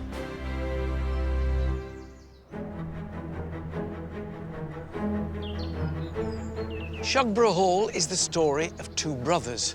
The first, Thomas Anson, was passionate about architecture. The second, George, was an admiral who's widely regarded as the father of the British Navy. So, just like George, I'm braving the high seas myself. Paddling my own canoe, I feel a bit like an admiral. And expert on naval history, Rod Whiteman, is going to row me through the amazing story of how these two brothers transformed Shugborough. So, Rod, what are these uncharted waters that we're navigating? This is a branch of the River Sow, which was a key component in Thomas Anson's re-landscaping of Shugborough Estate. Right. He completely redesigned Shugborough. He actually created a new channel for the river so that he could have the original course running through his gardens uninterrupted by people rowing down it on boats like us. So what was here when he came, Rod? Thomas had a medium-sized house and he had a small estate, but it was really just a local manor, not the vast estate that Shugborough has become today. This is obviously some big scheme then. That's right. Thomas was able to extend the house, create an entirely new landscape here at Shugborough. So where did the money come from? He had new money thanks to his younger brother, George, who was a much regarded and very famous admiral in his time and very successful. The Navy don't pay that much. No, the Navy don't pay that much, but George knew about a Spanish galleon laden with silver. He captured it with over 1 million pieces of 8. Wow, that's worth a lot of money. It is a lot of money, about £400,000 at the time. This audacious raid was the catalyst to George's meteoric rise from a mere ship's captain to leader of the entire British Navy. As news spread of his daring global exploits, his fame and fortune grew. He'd gone from being a captain living on naval wages to a man of independent means. As an admiral, he was seen by many as being the father of the Royal Navy. So he brings all this money back here, and his brother, who is the arty and architectural one, he spends it, is that right? George had plenty of money to spare. Mind you, I'm looking at this weather and it's a bit threatening, and there's a chance we might get pirates ahead. I think we'd better put in soon. That sounds like a very good idea to me. Safely back on dry land, I want to learn more about George's buccaneering exploits and that famous battle that changed the fortunes of this grand house forever. So I'm meeting the Trust's Helen Royal. Hello, happy to see you. Inside this spectacular neoclassical hall, I'm getting a rare glimpse of a hidden treasure. So, George Anson must have been something of a legend in the British Navy, wasn't he? He was a bit of a legend. He basically set up the Royal Navy as we know it today. Helen's showing me George's original and extremely precious journal of his epic round-the-world voyage on board his good ship Centurion. A voyage round the world. And when you see it was in 1740, that's not like going on the Queen Mary now, is it? No, it is not. They didn't even know where they were going sometimes and got lost and turned around. And the line here, which is also on the big map, shows how they zigzagged around and sometimes went back on themselves. What were conditions like on the Centurion? Pretty poor, actually. Most people got scurvy once or twice or maybe 3 times. It wasn't unusual if you came back missing a finger or a toe. Presumably, he lost quite a lot of crew. How long was this voyage going on for? So for 4 years, and during 4 years, he lost 1,400 men. That's astonishing. After years of appalling conditions and hardship, the Centurion caught up with the treasure-laden Spanish vessel, and a fierce, epic encounter ensued. The battle may only have raged for 30 minutes, but the fighting inflicted sharp losses on the Spanish side, with 67 killed and a further 84 seamen wounded. George's coveted naval skills ensured that not only did he capture the ship, but he did so with the loss of only 3 of his crew. They finally capture this Spanish galleon. What happened to all that money? George was very fair and shared it equally amongst the crew. Obviously, if you were the captain, you got more money than an able seaman at the bottom. Some were more equal than others then, right? So he gets a big lump, and then the next lump is divided evenly among the next rank, and so on all the way down. Yeah, and it was to stop fighting as well, and we've actually got a letter here that George wrote sort of as an insurance policy, and it does say, "Do you hereby covenant and agree to share all profits equally amongst us of all money that shall arise or become due to any of us?" And he actually wrote this so that even if people died or he died, that it was written down, so it was recorded, so everyone had a fair share. Clearly, he needed to do this to keep them on side. Yeah, George actually managed to go 4 years without a mutiny, and mutinies happened on other ships in that fleet, which is why there was only one ship, the Centurion, that came back in the end. When he came back then, he came back to the house with this newfound wealth, which presumably helped Shugborough. It did help Shugborough, and George gave Thomas some money to invest in the landscape and also the house. And when George died childless, he actually left his entire fortune to Thomas. So really, George Anson is the reason why you see Shugborough as it is today. None of this would have happened except for this pioneering man, the father of the British Navy. And that would probably be the case. You'd be coming to a much smaller house and a much smaller landscape, and it might not even exist now. It's put one's own achievements into very sharp perspective, doesn't it? It does.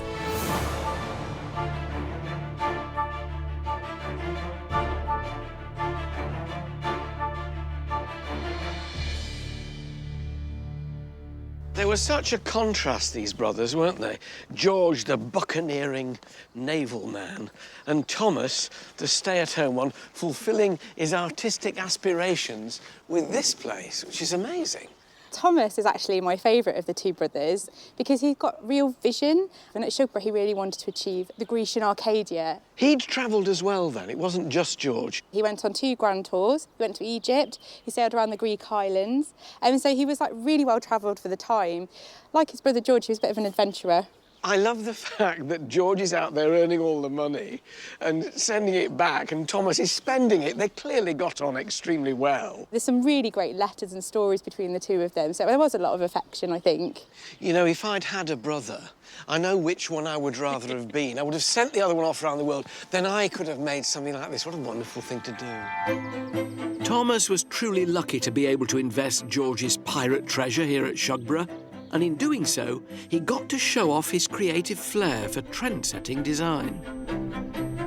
He added 2 private wings to house an enormous library, which he filled with an extensive collection of classical books, a sumptuous drawing room, and a fabulous marble entrance hall to wow his many guests. Was it his travels that were the inspiration for this great creation? I mean, going to Greece, going to these foreign countries, which would give him a taste for the exotic.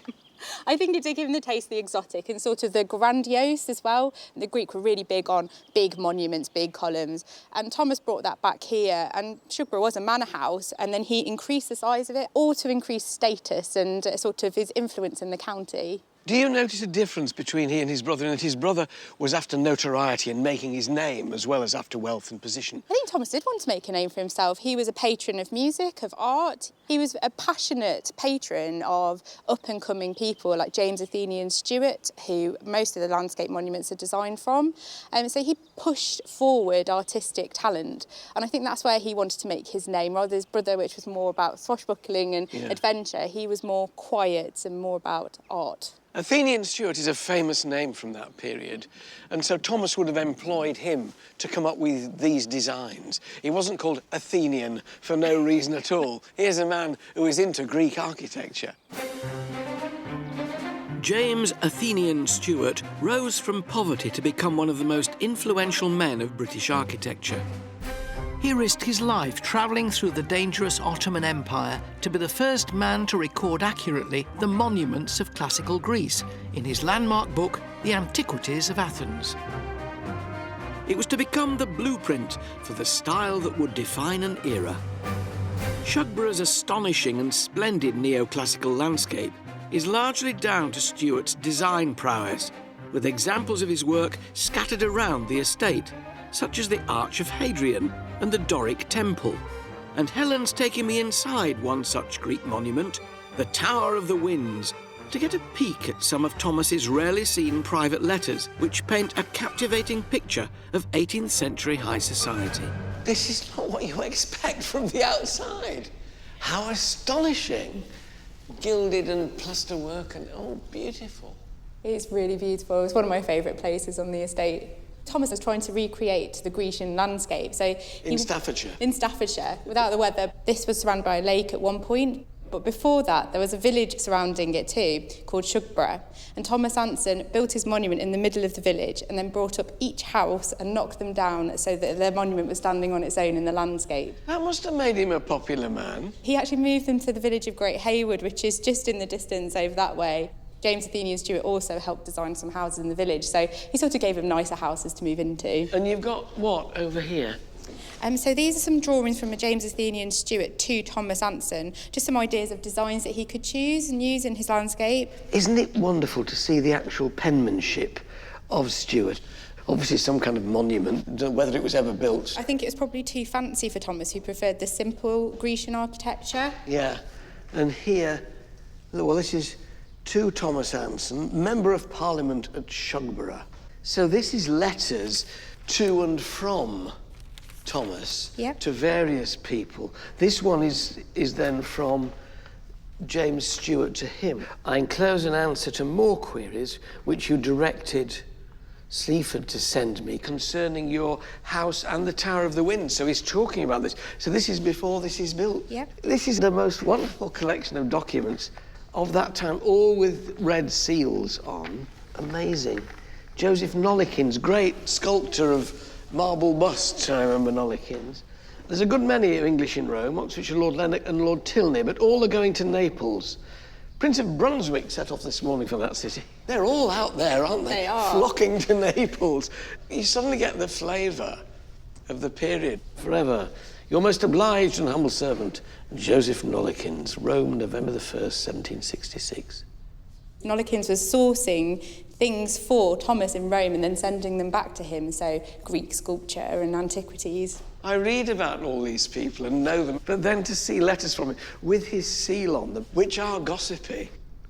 And here, this is what? So this is Thomas Anson's pocketbook where he wrote down journeys he went on. And this is one of the only examples of his handwriting we've actually got. He's a very neat writer. It is. Worcester, Tilbury, Buckingham, Lancaster, America. Oh, America here on Channel. His brother was based in America for a while, so he probably was visiting his brother. We've got a list of the ships here. Centurion, Gloucester, Severn, Pearl, Wager, Trial. And there's Anson. Guns 60, men 50. He's keeping an eye on what his brother's doing. It really brings these people to life, doesn't it? It really does.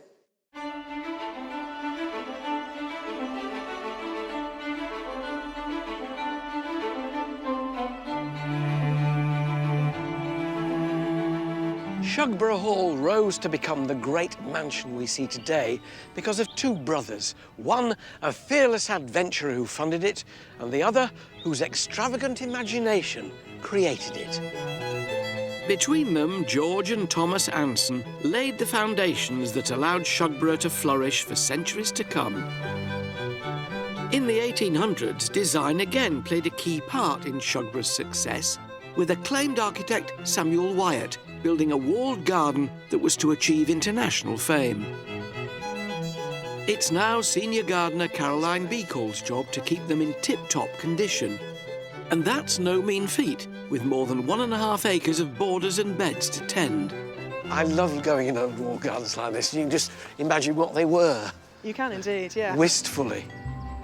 Designed in 1805, it used the very latest technology, including steam-heated greenhouses and chimney-heated walls, becoming a visitor attraction, with landed gentry travelling across the country to marvel at the exotic crops of pineapples and peaches.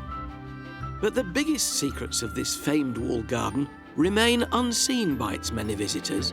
So where are you taking me now? I'm going to show you the truffle tunnel, which is down these steps. Truffle tunnel? Be careful, because they're going to be a bit wet. They are. I haven't seen these before. Lying deep below ground, this secret network of tunnels is strictly out of bounds to the public. What is this? Oh. This is the truffle tunnel. The truffle tunnel? Yes. Goodness me, it's huge. It really is, and it keeps on going as well. Presumably this is for growing mushrooms in there. Yeah. The truffle tunnel's a posh term for it, so it was all about status. They didn't want to have a mushroom house, they called it a truffle tunnel.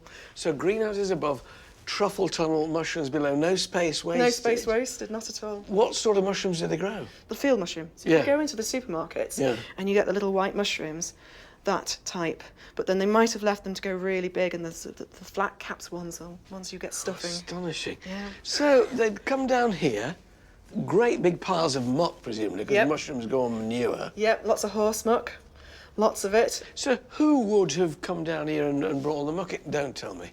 The gardeners. Yes. Who else could you get to do it? But probably for the actual horse muck and all the smelly stuff, it would have been the young boys, the less skilled gardener. Ourselves probably wouldn't have. We'd be pointing. Yes, do that work. Yes, yes. I used to have to do it. Why shouldn't you do it? Exactly. So, how far does it go on? It keeps on going. Just keep on walking through the dark, yes.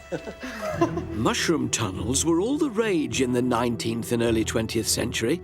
They were the height of horticultural fashion, and any country estate worth its salt would have one.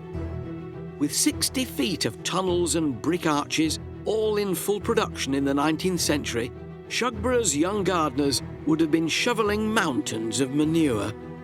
It was with the advent of more industrial agricultural production that tunnels such as these fell into disuse. Look, they've left one behind. They have, yeah, little wild growing out of there. What an amazing slog. No wonder they got the youngsters to do it. It's a long way to come, all the way down those steps, along that tunnel, along this tunnel, out here, to fill these with manure and then to bring the soil for the casing. Yeah, and to get rid of the old stuff as well. Before you put the new Exactly. in. Yes. Gosh, Yes. it must have been thirsty work. It really was. There's an account saying that they would have been entitled at the end of the day to 8 pints of beer a day. That was part of their wages? Part of their wages. It Gosh, would have been watered down a bit. It wasn't the true beer, but yes. I don't care, they would have needed them. Be It grateful really for was. anything liquid. The estate had its own on-site brewery, which is still in operation today. Payment in beer wasn't unique to Shugborough, and with workers across the country enjoying many a pint as part of their wages, hops were an important crop. Actor Lewis Emmerich is heading to Kent to discover more about the workers who brought in the hop harvest, and just like Shugborough's truffle tunnel gardeners, maybe enjoyed a pint or 8. I'm here in Little Scotney Hop Farm to find out why people have been harvesting hops for hundreds of years, and how important are they to brewing the perfect pint. And the hop is the essential ingredient in any good pint of beer. For centuries, Kent has been famed for its hop fields. Every September, families would flee the poverty of London's East End for a working holiday at the hop harvest. In the late 19th century, as many as 200,000 people would make the annual pilgrimage in search of fresh air and extra cash. Volunteer estate guide Austin Clays is showing me around and filling me in on the history of the hop. You know, Austin, what is a hop? A hop is a flower. And it's the flower of the hop plant. It's a member of the nettle family. Really? Believe it or not, yes. And some people call them cones rather than flowers because of the shape. This will increase in size over the next 3 weeks before they harvest. If you'd like to pull one open, inside you'll see it's got a yellow middle. Oh, yeah. That's the lupulin within the hop. And you can see it smells like you expect if you go into a brewery or into a pub. It only requires one of these in a pint of beer to give it the bitterness that's required. So they go a long way. I mean, you need long arms. I mean, how do you get... Right, when we reach harvest time now, it's done by tractor and trailer. In the olden days, it would all be done by hand. and there would be a whole family working together around a large bin, pulling off the hops one by one at 90 miles an hour. And they could quite often strip a vine in just a few minutes. And it would be hard, back-breaking work. They would be standing for 12 hours, and then each day they would go to the farm to get their money for the amount of work they've done. Plus their ale. Plus their ale. But they'd probably get, what, 2 pence a bushel for filling one of those baskets up.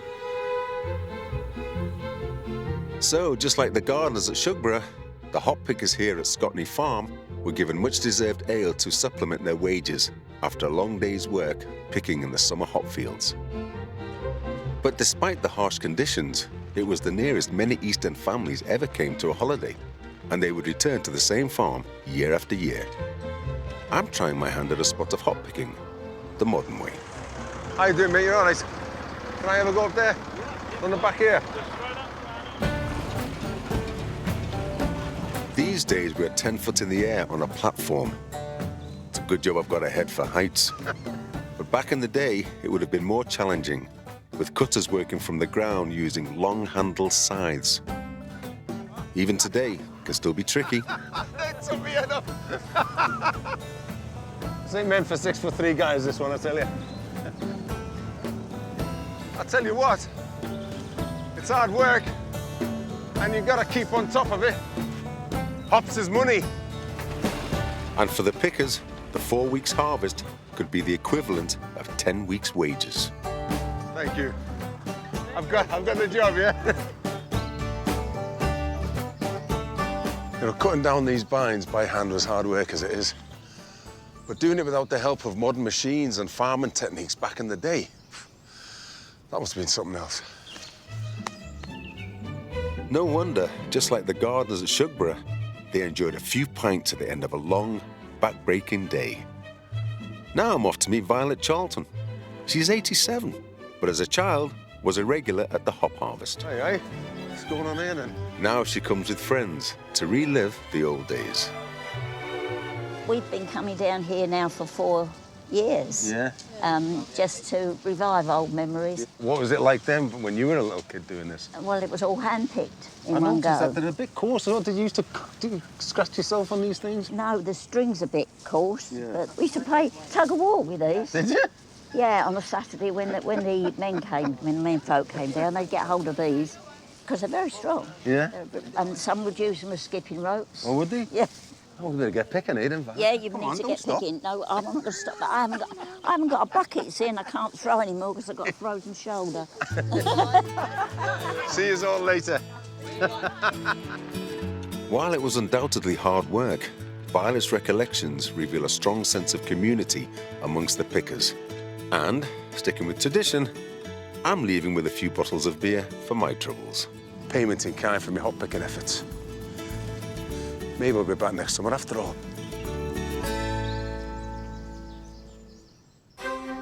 Back at Shugborough Hall, life above stairs at this spectacular mansion was one of opulence and extravagance, with no expense spared on the finer things in life. Fast forward to the 20th century, and the estate is now home to a different kind of fast living, with its resident-in-chief being Patrick, 5th Earl of Lichfield. This saw Shugborough take the world of high fashion and glamour by storm. Second cousin to the Queen, Patrick was an icon of the swinging 60s, a globe-trotting socialite, and his stately home became a magnet for the rich and famous. The Playboy Earl was never far from the pages of glossy magazines in his world-renowned role as photographer to high society and royalty. So it's a real treat to have a behind-the-scenes tour of his private apartments. The Trust's Gemma Roberts is showing me round. I remember when I came and interviewed him here, he was very keen on the estate, particularly his arboretum. She's giving me an exclusive insight into the private life of a very public man. It's a very 70s kitchen. Do you know, we were given that Tupperware as a wedding present. He may have found fame travelling the world, photographing the rich and famous, but his heart was always at home here in Shugborough. You know, it's as if Patrick's just stepped out, really, isn't it? I knew him a bit, and here we are in his dressing room. You know, he's just a couple of rooms away, isn't he? So do you still feel he's here in a way? Yes, definitely. I mean, all these clothes were his, and it just feels like he might just be in the sitting room. When did he come to live here and take up residence? He spent a lot of time here as a child, so with his sister, and when his grandfather died in 1960, he inherited the title of the 5th Earl of Lichfield, and although a lot of the property was National Trust owned by that point, he leased this apartment until his death in 2005. His 35-room apartment was a small part of the mansion, but filled with his personal possessions and mementos, these rooms offer a rare glimpse of Patrick Lichfield, the private man. What got him into photography in the first place? Well, there are stories of him borrowing his grandfather's box brownie when he was a child from the hall table and taking photographs of the cows and the estate and then popping it back as if nobody knew. So he was hooked from an early age? From an early age, yeah, and I think he had his first camera when he was about 6. Now, second cousin of the Queen, that royal connection can have done him no harm at all when it came to becoming a society photographer. Yeah, he was very comfortable in those circles. Also, they were comfortable with him. Yes, it must have worked both ways, mustn't it? Yeah, so he got the poses he wanted, which weren't poses at all. He got the naturalness because they were used to having him around. Yeah, yes. He travelled and travelled and travelled. There are charts on one of the walls here of his calendar. He's absolutely everywhere. He's barely at home. Yes, off in all sorts of places. On those calendars, it's quite nice to see the occasional weekend here at Shugborough slotted in. So what sort of people stayed here? Give me an idea whom I might have stumbled upon had I been here for the weekend. So people like Princess Margaret, Princess Anne, Mick Jagger. But Patrick in his career also photographed a lot of other up-and-coming models and film stars such as Marlon Brando and Elizabeth Taylor, Britt Eklund. What a glittering life we had here in the middle of Staffordshire. Yes, unknown. If you look at his ancestors, George the adventurer, Thomas the artistic one, Patrick seems to have been a direct combination of the two things. Yes, like the Hampson family have always been pushing the boundaries and doing things differently, and I think that's what Patrick was doing with his photography. The ultimate artistic adventurer, perfect combination of his ancestors. Yes. But none of Patrick's iconic photography would have been possible without the 19th century inventor, William Henry Fox Talbot. He was one of the first scientists to master the photographic techniques that transformed the 20th century. Miriam O'Reilly's heading to the National Trust's Laycock Abbey in Chippenham, where Fox Talbot took his first photograph. Laycock Abbey was built in the 13th century, but it wasn't until 1827, when the scientist and inventor William Henry Fox Talbot moved in, that it became forever known as the birthplace of photography. I'm meeting curator Roger Watson, who knows everything there is to know about this pioneer of photography. So this is Fox Talbot's study. This is where he invented photography. Well, he really invented photography in his head, but he did most of the work on it here and certainly the writing on it here. Why was he so keen to create this image that he could keep? Well, it starts on his honeymoon in October 1833. He was at Lake Como in Italy. He was trying to draw some of the scenes. He wasn't any good at drawing. It was terrible. It was terrible. So he began to think, as a scientist would, is there a mechanical, scientific way of drawing pictures without having to have any skill or talent? And he came back to Laycock and in 1834 began his experiments. By August 1835, he'd shot his first negative with a camera. So we can say that Fox Talbot was the father of photography. He was indeed. Fox Talbot's technique involved creating a negative image on paper within a camera. He could then create as many positive images from the negative as he liked. This method became the foundation of all photography, right up until the digital age. Laycock Abbey has a collection of cameras that tracks the history of photography. Come right inside. Look at this. I'm getting privileged access to the whole collection, not seen by the public. We've got everything from some of the earliest cameras, 1840s, 1850s, all the way up to more modern cameras, cameras you would recognize from your own lifetime. Are some of the pieces here one-offs? How rare are those? When you start at the beginning of photography, You start with objects which are specially made, each one. That doesn't have a manufacturer's name on it because there was no manufacturer. You would have an optical instrument maker make the lens, you would have a cabinet maker make the body, and you would put it all together and you had photography. Does it still work? Old cameras always still work because there's nothing to break in them. No batteries to go down, no shutters to stick, none of that kind of thing. Show me some of the other treasures you have here. I'd love to.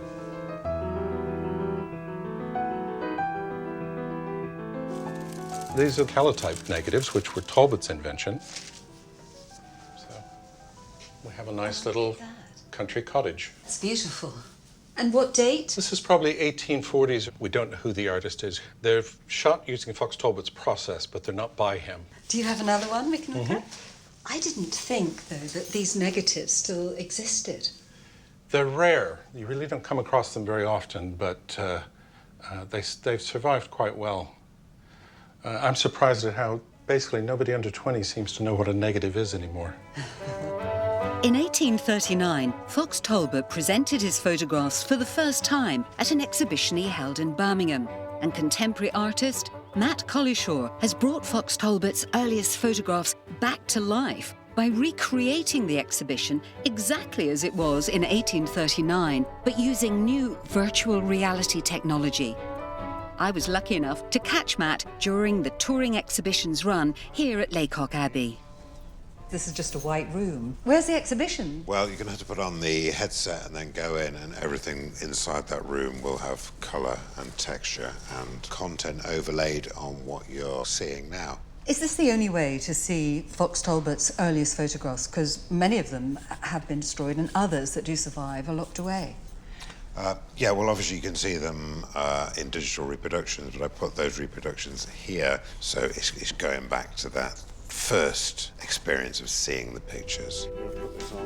Time to see this exhibition for myself. Although this white room may look strange to the naked eye, it's designed to work in conjunction with the virtual reality headset to create a multi-sensory experience. Boom! I'm in a cathedral-like room. This is extraordinary. I've been transported back in time. And in the cases, there are photographs. I'm hoping if I do this... It's just right in front of me. This is the photograph Fox Talbot took of a window outside. You can't see this picture in real life, but I can see it now. I can move it around. I'll put it back in the cabinet. How's that? That is one of the most extraordinary experiences of my life. I wasn't even quite sure what to make of it. Isn't reality a little bit disappointing when you come back to it? I don't want to leave 1839. Matt has done an amazing job of using the latest technologies to bring the past back to life. It's fascinating to be here at the birthplace of photography and to experience Fox Talbot's work in a whole new dimension. You have to wonder where it will lead us. Back at Shugborough, I'm exploring the life of Patrick, 5th Earl of Lichfield, world famous for his fashion and celebrity photographs. But he was also a trusted photographer to the royal family, and I'm getting an exclusive scoop on Patrick's working relationship with the royals from Ian Lewis, his former assistant. He struck me as one of life's enthusiasts. Oh, yes. Passionate. Yes. To the core. Yeah. When you were being photographed by him, his enthusiasm would take over and he'd get more and more and more excited. You, at the studios particularly, encountered so many people. There's an autograph book here. Lichfield Studios, June 1991. Colin Cowdrey, Ronnie Corbett, Jasmine Le Bon, George Melly. It's a catalogue of show business, really. Terry Wogan, several times. The whole gamut. It was a fabulous place to work and you never knew who was going to come through the door next. Now, as a society photographer, of course, and second cousin of the Queen, there were lots of royal photo shoots. Did you go on those? Yes, yeah, I was involved in the Jubilee portraits in 2002. Of the Queen? We were given a very small time slot of 5 minutes. We went and recce'd the location at Buckingham Palace, which was a long corridor.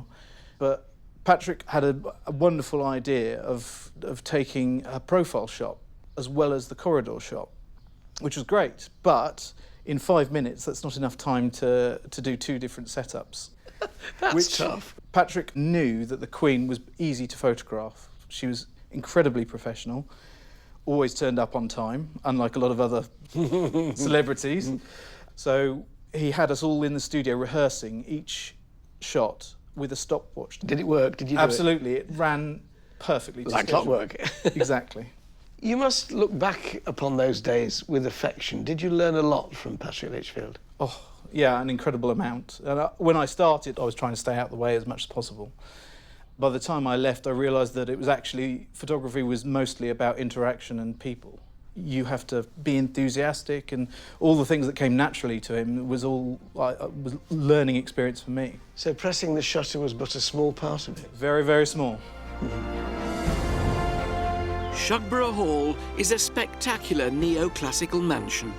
Its rise from humble beginnings to high-end fashion is a story spanning 4 centuries and an intoxicating mix of courage, artistry and glamour, making it a family home which changed the course of history. Shugborough was opened by the National Trust in March 2017, which means that we can now all come and enjoy the neoclassical splendour and captivating history of this remarkable estate.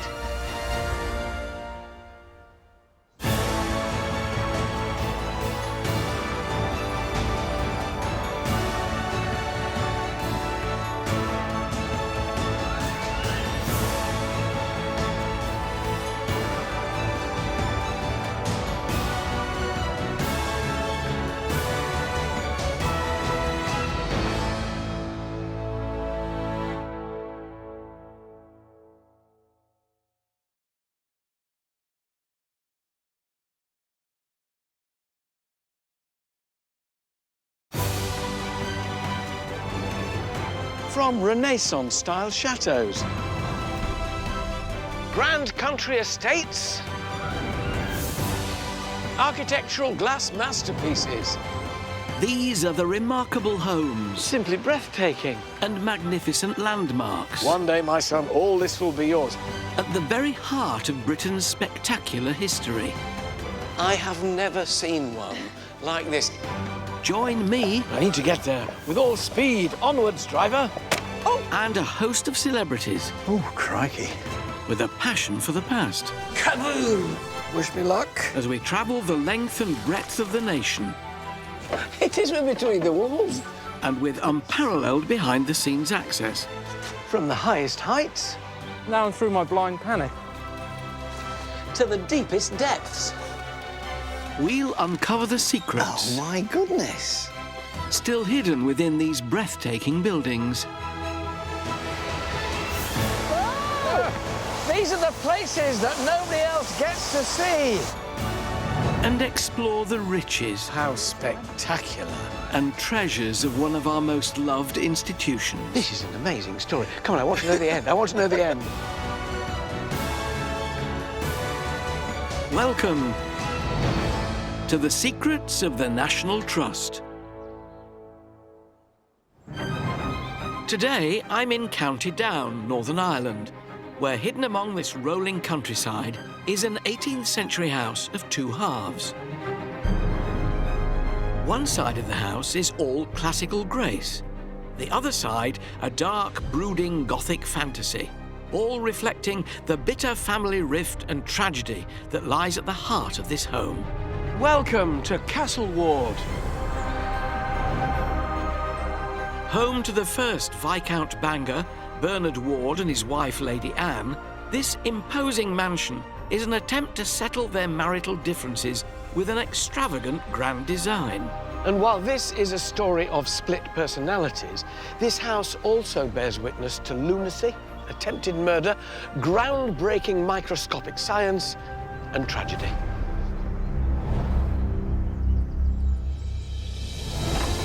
By unearthing dark family secrets. A lunatic. Indeed, yes. They didn't mince words, did they? No, they did not. Uncovering murderous plots. Oh, Sir Robert's the wicked brother. And discovering tragedy. I can't believe the luck or the ill luck of this place. I'll reveal how Castle Ward was almost destroyed by its turbulent past. He keeps bumping off the wrong people. Also tonight, Gloria Hunniford steals a peek at more of Castle Ward's mysteries. Whoa, a secret door. And discovers some of the family's dark secrets. She hated her husband so much. I mean, I think he got what he wanted, which was the house, and then she could go hang. Actor and presenter Nina Wadia gets up close and personal with some endangered wildlife. I've never seen anything like that in my life. And winter may have gone, but Castle Ward remains the dramatic setting for Winterfell in the smash hit series Game of Thrones. Historian Susanna Lipscomb is heading to the seat of the North. You're natural. The compelling story of Castle Ward and its bitter divisions starts with the house itself. On one side, a facade of elegant classical design, while on the other, it's a Gothic masterpiece. I'm only just approaching Castle Ward, but already I'm fascinated. I can't understand what motivated Viscount Bangor and Lady Anne to build two contrasting sides to the same house. To help me get to the bottom of this marital mystery, I'm meeting architectural historian Tracy Fahey. This is just a classical mansion, isn't it, really, of its time? This is really neat in the way Yeah. it's kind of presented. With its beautiful Palladian front, including a mini temple facade, intricate pediment and rooftop urns, everything is perfectly calm on the classical side of the house. Whose side is this, then? So this is Bernard Ward's side of the house. Now, Bernard was an MP. He'd been created Viscount Bangor. So, to celebrate the achievement, he and his wife, Lady Anne, decided to build this wonderful house. And he was a big fan of the classical style. So this is his side. We are looking at a classical this is 18th all century Bernard Ward. Palladian-fronted house. He'd clearly done well for himself. Oh, absolutely. I mean, this is the great century of big house building in Ireland, and it's all about demonstrating affluence and power. Shall we go around the back? Come with me. Right. Bernard Ward married Lady Anne McGill in 1747, and she brought a £10,000 dowry with her to the estate. A good job too, as a house with two faces doesn't come cheap, with some estimates suggesting it cost £40,000. That's about 7 million in today's money. And here we are. This is a joke. It's not the same building. It's like coming backstage in Hollywood, and this is another set altogether. Oh, this house just doesn't know what it wants to be, because the other side, pure classical. This is a Gothic fantasy. Yeah. So this is the wife's side, then, presumably? This is Lady Anne's side. Now, she would have been a great devotee of the Gothic, which at the time was all the rage in terms of literature and architecture. It has its own beauty with these pointy windows, pinnacles on the top. It shrieks Gothic, doesn't it? Absolutely. So Viscount Bangor is desperate to show the fact that he's arrived with his classical Palladian front. Lady Bangor, on the other hand, she's getting all with the fashion of the time and doing the Gothic. This must have led to great tension between the two. Absolutely. Architectural disagreement leads to interior design disagreement. Come on. Castle Ward's night and day style continues inside, where two very different visions of interior decoration collide. Lady Anne's Gothic style, with its dark wood and arched features, is a dramatic contrast to Bernard's clean classical elegance. So this is the classical side of the house here.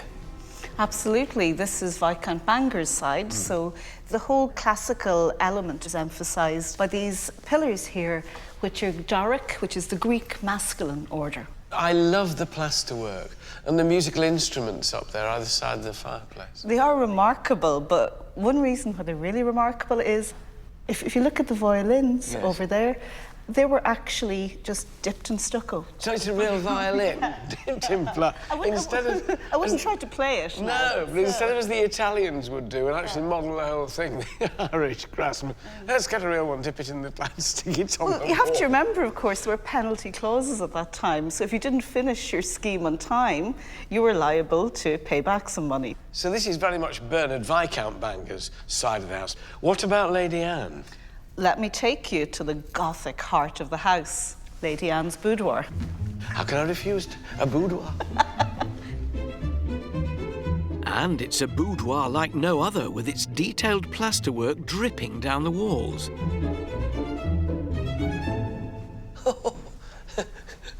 This is astonishing. It's like being inside a wedding cake. The poet John Betjeman, when he came here, said that standing in the middle of this room was rather like standing under a cow. I rather see what he means, but it's a very elegant cow. It's absolutely beautiful and very, very feminine. So unlike the classical side, which is quite stark, it's a riot of kind of Gothic femininity.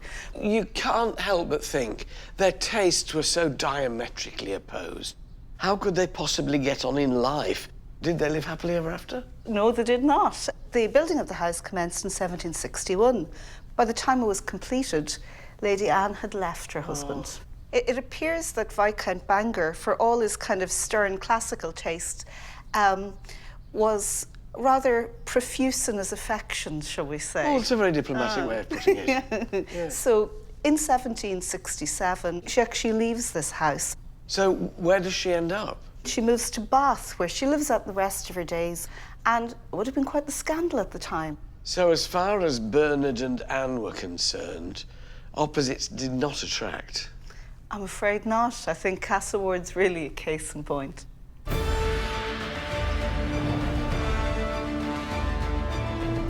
To get the scoop on the family feuding, I'm meeting someone who knows the dramatic story inside out. The National Trust's Andrea Hutton. Oh, so where are we now? We're now in the saloon on the Gothic side of the house, the living room of its day. Right. So this is Bernard? It is indeed, yes, and he's clutching in his hand the plans of the classical side of the house. Making his point again. Absolutely. So what happens when Anna's up and gone?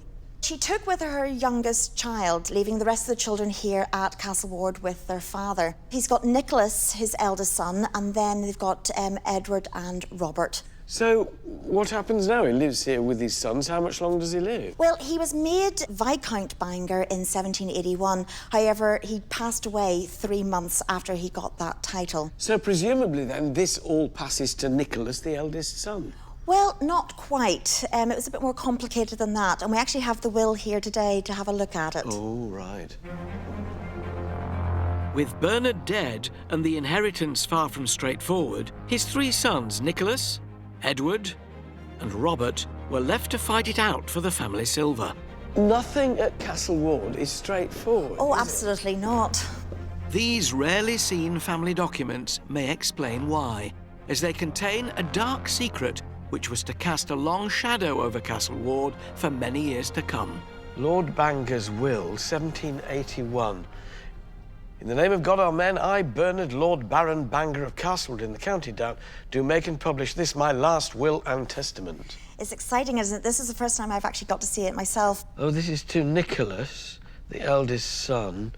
The lands demesnes of Castlewood with several other lands limited to the use of my eldest son, Nicholas Ward, for the term of his natural life. So he's leaving him the house and the title. Yes. But nothing else? No, and there is a reason behind it. Bernard was quite a shrewd man, and if you look at this document, you'll find out why it was a bit more complicated. In the matter of the Right Honourable Nicholas Lord Viscount Bangor, a lunatic. Indeed, yes, absolutely.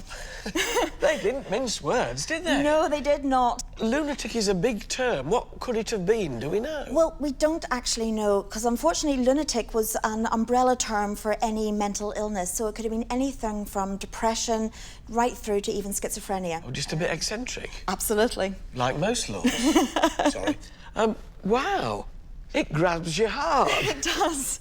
As he is deemed a lunatic, he wasn't allowed to look after the family finances. He wasn't allowed to even get married in case he passed on that lunacy to his children. So he had to rely on his younger brothers to do that for him. Edward was given the task of looking after Nicholas physically, and Robert was given the task of looking after the family finances. Edward was quite a kind gentleman. He looked after Nicholas, making sure he was getting the best doctors, being fed, being clothed.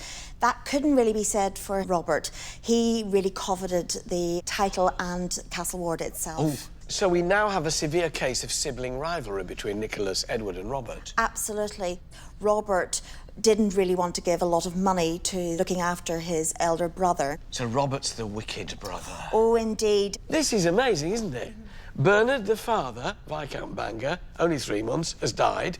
And the mother, she's run off. Nicholas, the eldest son, is certified as a lunatic.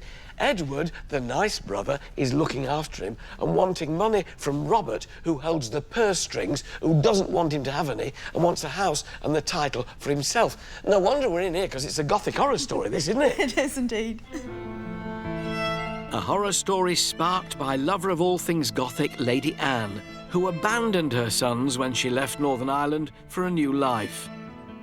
To find out more about this formidable lady and her influence on this extraordinary house, Gloria Hunniford is meeting family members who have unique insights into Castle Ward's checkered history and feuding past.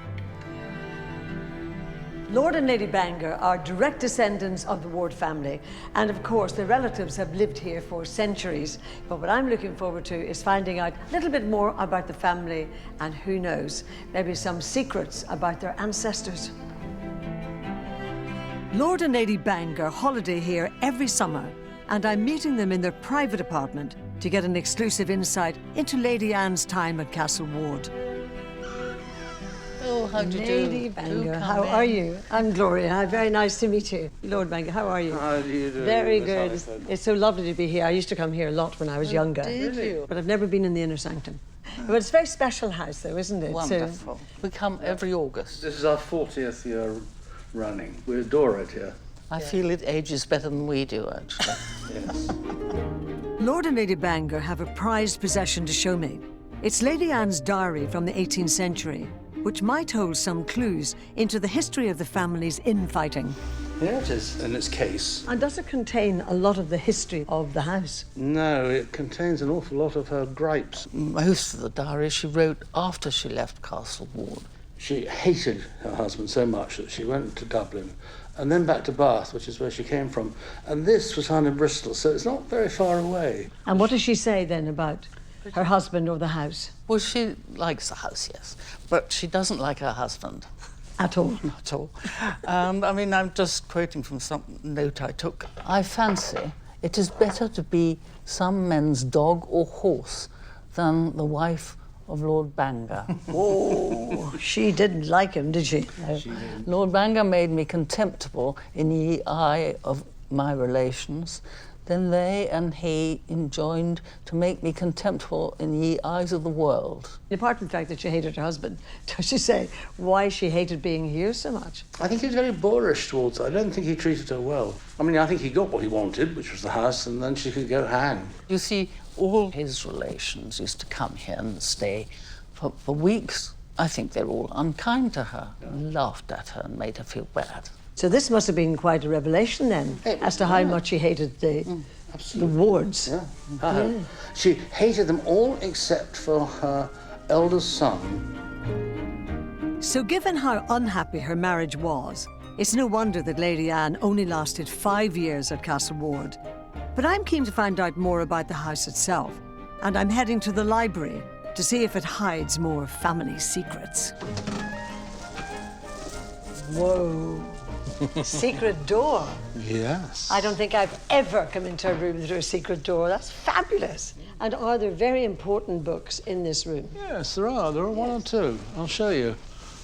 I'll show you something which is particularly nice, which is called Vitruvius Britannicus. Published in the 18th century, Vitruvius Britannicus contains the architectural work, engravings and drawings of well-known British architects, and was in fact a catalogue from which the landed gentry picked the designs for their grand houses. Wonderful plates. See all this, you see? And do you think that possibly Castle Ward was taken from one of these books? Yes. We think it's taken from this book. With no known architect for Castle Ward, the family believed the eclectic designs were taken from this 5-volume work, one of the many rare and valuable publications in this library.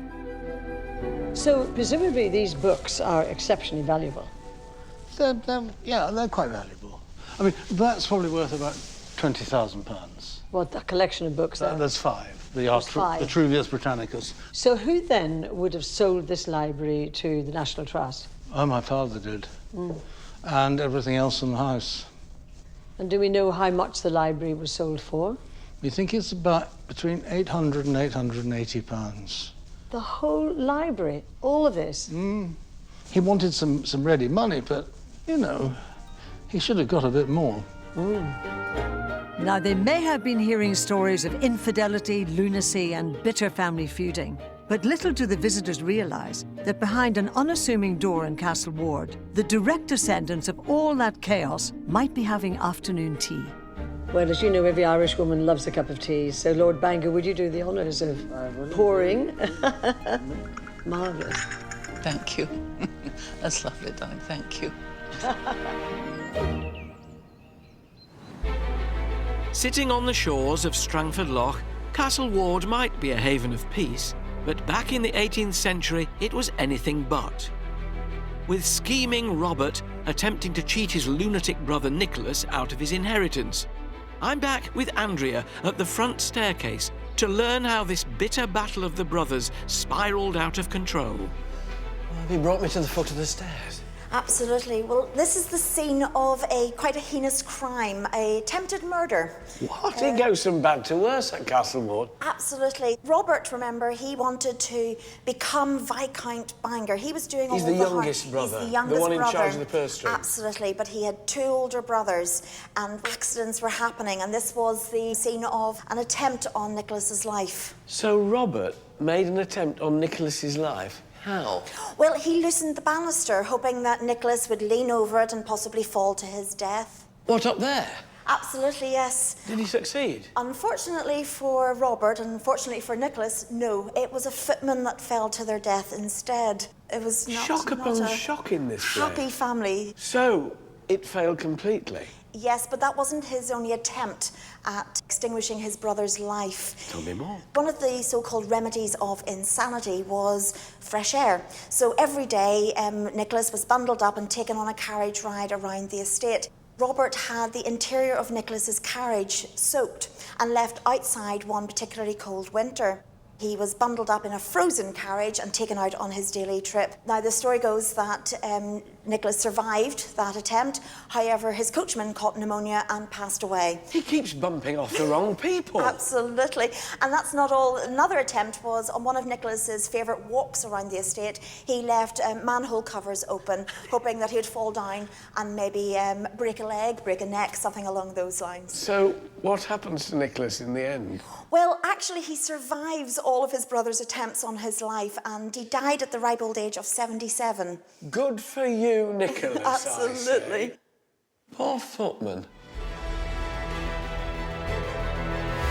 But in the 19th century, Castle Ward would become renowned for the pioneering scientific work of the wife of the 5th Viscount Bangor.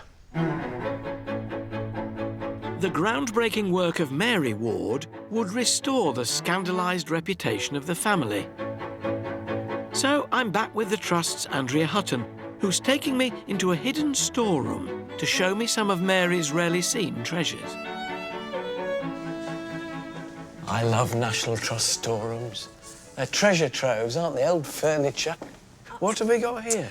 Well, this is a collection of items belonging to Mary Ward. She was a scientist during the Victorian period, which was not an occupation that young ladies were encouraged to be. You know, you look at what she's wearing there. It must have been very difficult to do experiments wearing yards of black bombazine that got in the way. Absolutely. And she collected her own specimens as well, so you can imagine going out around the fields trying to collect her specimens in that outfit. So, what's under here? Well, here we've got her microscope. That's a good one. It is top indeed. of the range there.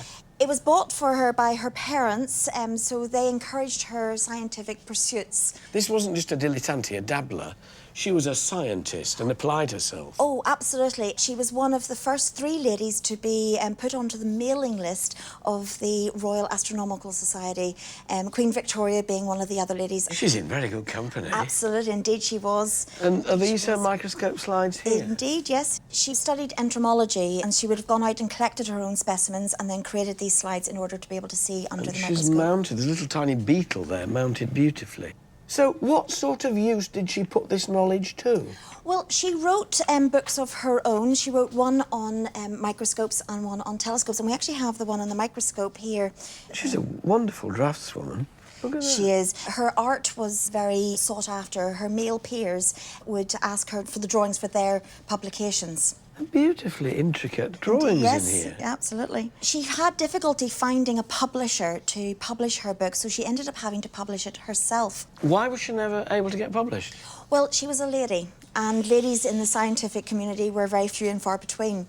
She was able eventually to get a book published, a book called The Wonders of the World, and it was such a popular reference book within the Victorian period that people of all walks of life were able to pursue their love of science. So she published her own book, she was doing her own scientific research, she was doing drawings for male scientists' books. She's a great mover and shaker in her day, isn't she? She is, absolutely. She's a great inspiration. What became of her in the end? Well, unfortunately, Mary met a tragic end. She is recorded as the first fatality in a road traffic accident. No. Absolutely. I can't believe the luck or the ill luck of this place. Indeed. Well, it's even more remarkable in that it happened in 1869, which is actually officially before cars were invented. Her cousin had a steam-powered horseless carriage, which she had gone down to have a little go on. Unfortunately, they had not invented the seatbelt, and going round a particularly bendy bend, well, she fell out. And that's how poor Mary met her end. There's something about this place, you know. I think it's lovely, but are you sure you're safe working here? Oh, who knows? Be very careful. Dear Mary, what would you achieve if you hadn't gone away in that motor car? Oh, dear. Mary was passionate about nature and she loved the landscape here. Her exploration of the natural world made her an inspirational woman. And at the nearby Murloc National Nature Reserve, the Trust are continuing that great work. Actor and presenter Nina Wadia is visiting to uncover the area's environmental and historic importance. Stretching out between the beautiful Dundrum Bay and the imposing Mourne Mountains, these sand dunes are an impressive 6,000 years old. And apart from being visually stunning, they provide an important habitat for hundreds of species of wildflower and birds, mammals and insects. Truly a wildlife lover's paradise. As well as their environmental significance, these dunes are also important for the key role they played in a turning point in 20th century history. Hi, I'm Nina. I'm meeting lead ranger Patrick Lynch to find out more. I understand this land was also used during World War II? Yes, it was used by the RAF and also by the American forces. General Eisenhower actually visited here. They did use it as training for the Normandy landings because the Murloc Beach is very similar to the beaches in Normandy. The Americans would have used their tanks across the dunes. From old photographs, we can see that there was a lot more open dunes, so a lot sandier. Over the intervening decades, the dunes have become increasingly overrun by vegetation, which is threatening the delicate ecosystems and wildlife habitats. One of the challenges is managing the encroaching scrub, cutting that and removing that to protect this really important dune heath that we have here.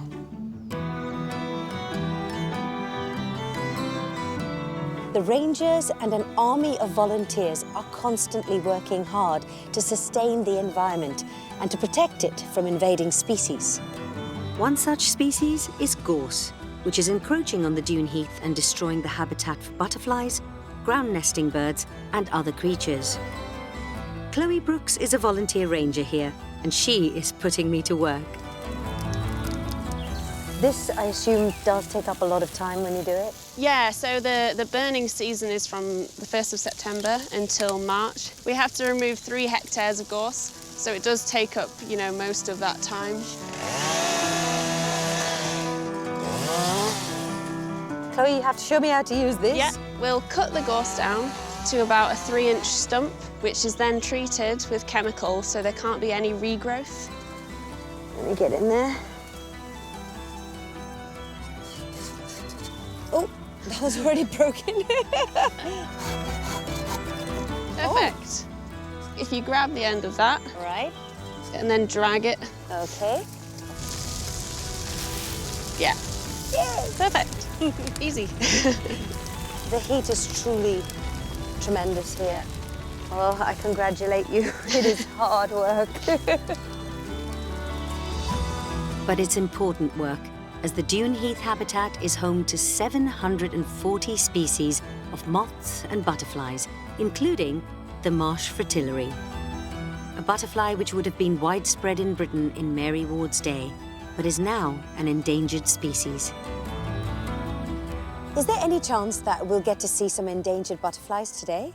Well, they're not actually in flight at the moment, but we might have a chance to find some of their caterpillars. No.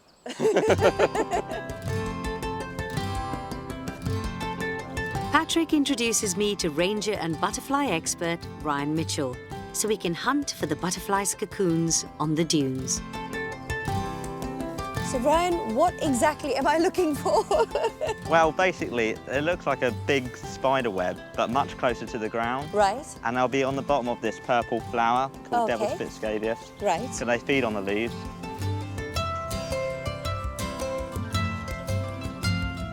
Oh, I found one. Ah. Oh, my word. It's incredible, isn't it? Oh, they're moving in there? I've never seen anything like that in my life. They come in large communities like this, up to and over 100. They form these silk webs to protect themselves from predators and the weather. Yeah. And it keeps like a warm, nice microclimate for them to huddle in. Wow, that is quite a find. I've seen some amazing things here today, from the spider-like webs to the cozy cocoons, and I'm sure Mary Ward would have been in her element amongst this spectacular and important landscape.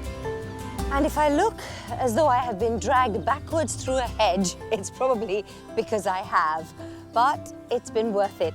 Hopefully we have managed to maintain the lovely fauna and flora of this beautiful environment for another year.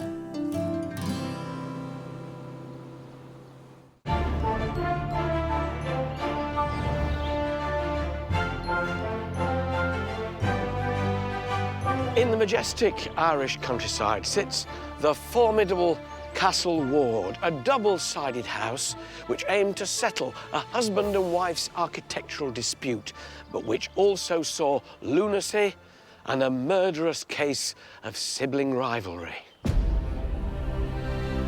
I've been hearing about the dysfunctional Ward family who schemed and plotted against each other for years. With such Machiavellian intrigue that's almost stranger than fiction, this story could easily have been lifted from a hit TV drama. So it seems only fitting that Castle Ward doubles as a key location for Game of Thrones. Historian Susanna Lipscomb is also here in County Down to get some insider know-how on a key part of the production. For as long as wars have been waged, both in real life and on the screen, blacksmiths have been forging swords. I'm heading inside to get a sense of the process and see the traditional skills that have been passed on over the years. My guide is Stephen Murphy, a local blacksmith and the Game of Thrones armourer. Look at this display you've got here. Wow. It's just various different blades I've made. Do you know what? I would love to see you making one of these. Could we do something like that? Yes, of course. Using traditional centuries-old methods, Stephen makes a sword by stacking strips of steel together and heating them. I want to heat it up to white heat. By repeatedly layering and hammering the metal, the sword slowly begins to emerge. The next stage would be to hand work the blade, and that's something we can have a go at now. Okay, let's give it a go. The heat is intense, but once the metal is out of the fire, it cools quickly, leaving only a few seconds to work the blade. So the problem is you need precision and speed. Very satisfying, isn't it? Ooh, look at that. After days of heating and hammering the sword into shape, the intricate work of adding the finer detail can begin. The blade is carefully ground, etched and polished, transforming it into a work of art. So it's not surprising it takes 12 years for someone to become as skilled as Stephen. I had no idea that making a sword took so long and involved so many processes. It's a huge labour of love. It is. Now that I know how to make a sword, I think it's time to find someone who could teach me how to use one. And what better location for sword fighting than here at Audley's Field, part of the grounds at Castle Ward and another location that Game of Thrones chose for filming. I'm here for a spot of swordsmanship with weapons specialist Mark Davis. But I don't get to use one of Stephen's swords as I'm a novice, so I have to start my tuition with a wooden one. So your arm's going to start to go up. Turn to your fingernails, come towards you. Sword, sword, straighten body. You're natural. Okay. I'm going to block the blade here. Sword, sword, sword, body. There you go. Keep your head up as well. Sword, sword, sword, body. There you go. Excellent. You're a born killer. Think I could have a go with the steel? Okay, let's do that. Now I'm using the real thing. Let's hope I've got what it takes. It's exactly the same movement. Don't worry, you have steel in your hand. Excellent. Project the weapon. Sword, sword, sword, body. Good. Okay, I'm starting to get the hang of this now. I think maybe they need another character at Winterfell. Definitely. Alan, I hope you're as ready as I am. Because I hear that winter is coming. Luckily, I'm safe and sound in the gardens, which were redesigned by Bernard Viscount Bangor and Lady Anne when they started building Castle Ward in 1761. And their tastes clashed just as much out on the estate as they did inside the house. To learn more, I'm taking a stroll with Head Ranger Paul Livingston and his dog, Toby. I think Toby's in his element walking here every day. He has a fantastic time, Alan. Do you lose him? I mean, let him off. On numerous occasions, unfortunately. And I'm discovering more about the Trust's plans to restore the estate to its former 18th century glory. This is the most beautiful spot. This great canal of water in the bottom and the temple right up the top there. Yep. Tell me about Temple Water. What Temple is it? Water, it's a man-made landscape, basically, Alan.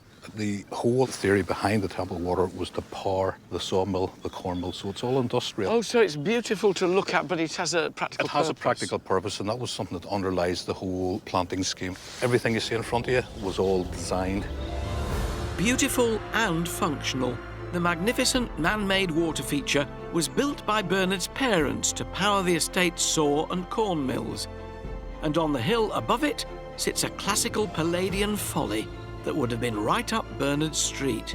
Today, it's one of the largest ornamental garden features to have survived from the 1700s. When I look at a landscape like this and think there were no JCBs, there were no diggers in those days, there were men and there were spades and there were wheelbarrows. Wheelbarrows not in the way we think of them now. They No. were probably wooden ones, Alan, which a workforce then probably constituted 20, 30 men. Any Gothic garden features then? What was classic? We had the grotto, Alan, which sat below the temple. Unfortunately, there's no evidence of it now today, but we do know exactly where it was. So there was a Gothic grotto? There was. The grotto is no more, but one feature that may have met with Lady Anne's approval is still intact. It's Castle Ward's ice house. They were all the rage back then, and no grand estate would have been without one. The ice they stored was used in the kitchens to preserve perishable food.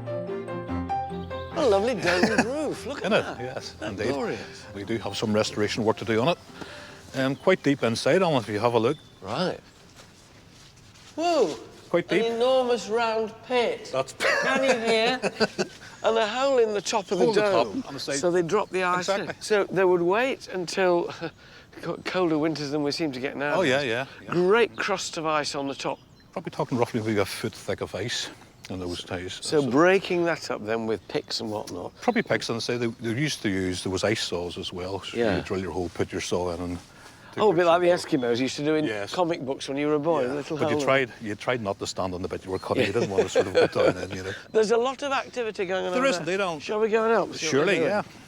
yeah. A team of horticultural volunteers is cutting back the undergrowth to help restore the estate to how it would have been in Viscount Bangor and Lady Anne's day. So, Adrian, you in charge of all this? Well, I wouldn't say in charge, but I'm Trying to I'm keep helping order. out. Yes, helping out. Trying to get everything in the Yes, right place.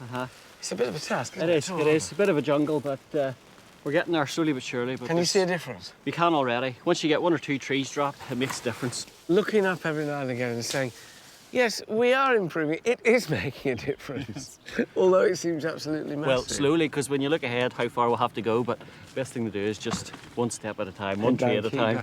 But then when you look at some of these enormous standard oaks that you can now see, which you wouldn't be able to see before, that must be quite rewarding. Yeah, well, it's nice to see. It's nice to see once it's cleared away.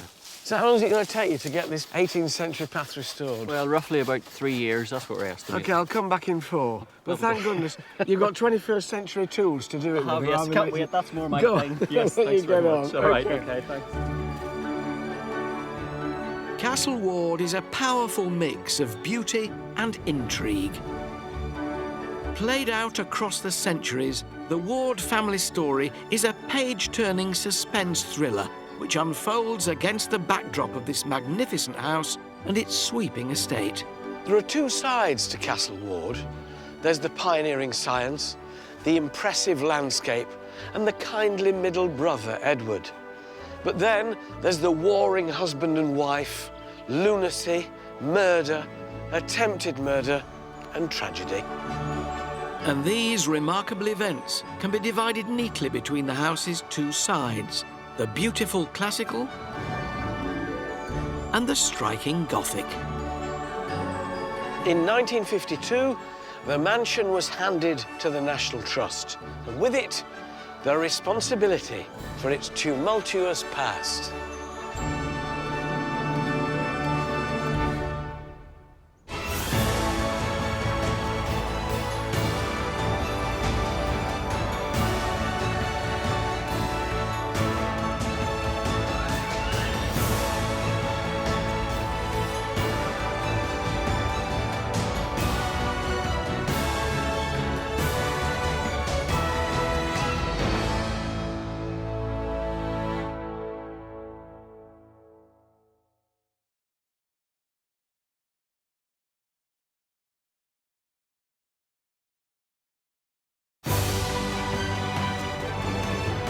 From Renaissance-style chateaux, grand country estates, architectural glass masterpieces. These are the remarkable homes. Simply breathtaking. And magnificent landmarks. One day, my son, all this will be yours. At the very heart of Britain's spectacular history.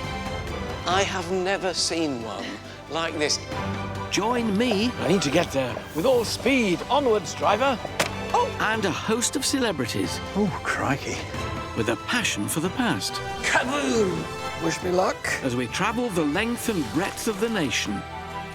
It is between the walls. And with unparalleled behind-the-scenes access. From the highest heights. Now through my blind panic. To the deepest depths. We'll uncover the secrets. Oh, my goodness. Still hidden within these breathtaking buildings. Oh! These are the places that nobody else gets to see. And explore the riches. How spectacular. And treasures of one of our most loved institutions. This is an amazing story. Come on, I want to know the end. I want to know the end. Welcome to the secrets of the National Trust.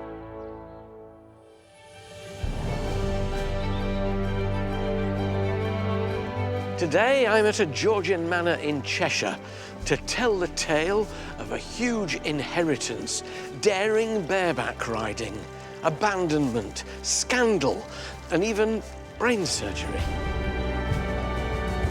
Tucked behind a protective wall and moat, patrolled by an ancient herd of fallow deer, and home for 300 years to the Tudor Earls of Warrington and Stamford. This is Dunham Massey. Dunham Massey has been the dramatic setting of one family's campaign to maintain tradition in the face of scandal, financial decline, and even war. I'll be going behind the scenes.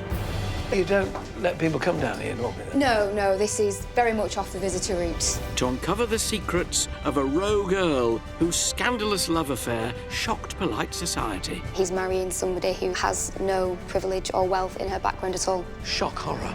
As they strip the house of treasures. George, Harry and Catherine shoot off and take it all. Yeah, they took it. And I discover an extraordinary Edwardian countess who transformed this lavish mansion into a military hospital during the Great War.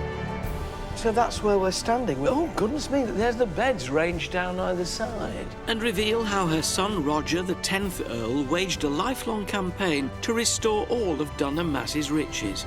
Yes, he was retrieving the collection that had been dispersed, but he was also a hoarder. Yeah. Joining me is Nigel Havers, who's found a Victorian gold mine of his own. 250 costumes are kept inside. We actually froze the entire collection ourselves. And Lewis Emmerich has gone off limits on the Dunham Massey estate. So the sanctuary itself's a bit of a secret? Oh, yeah. Am I allowed to say it? Yeah.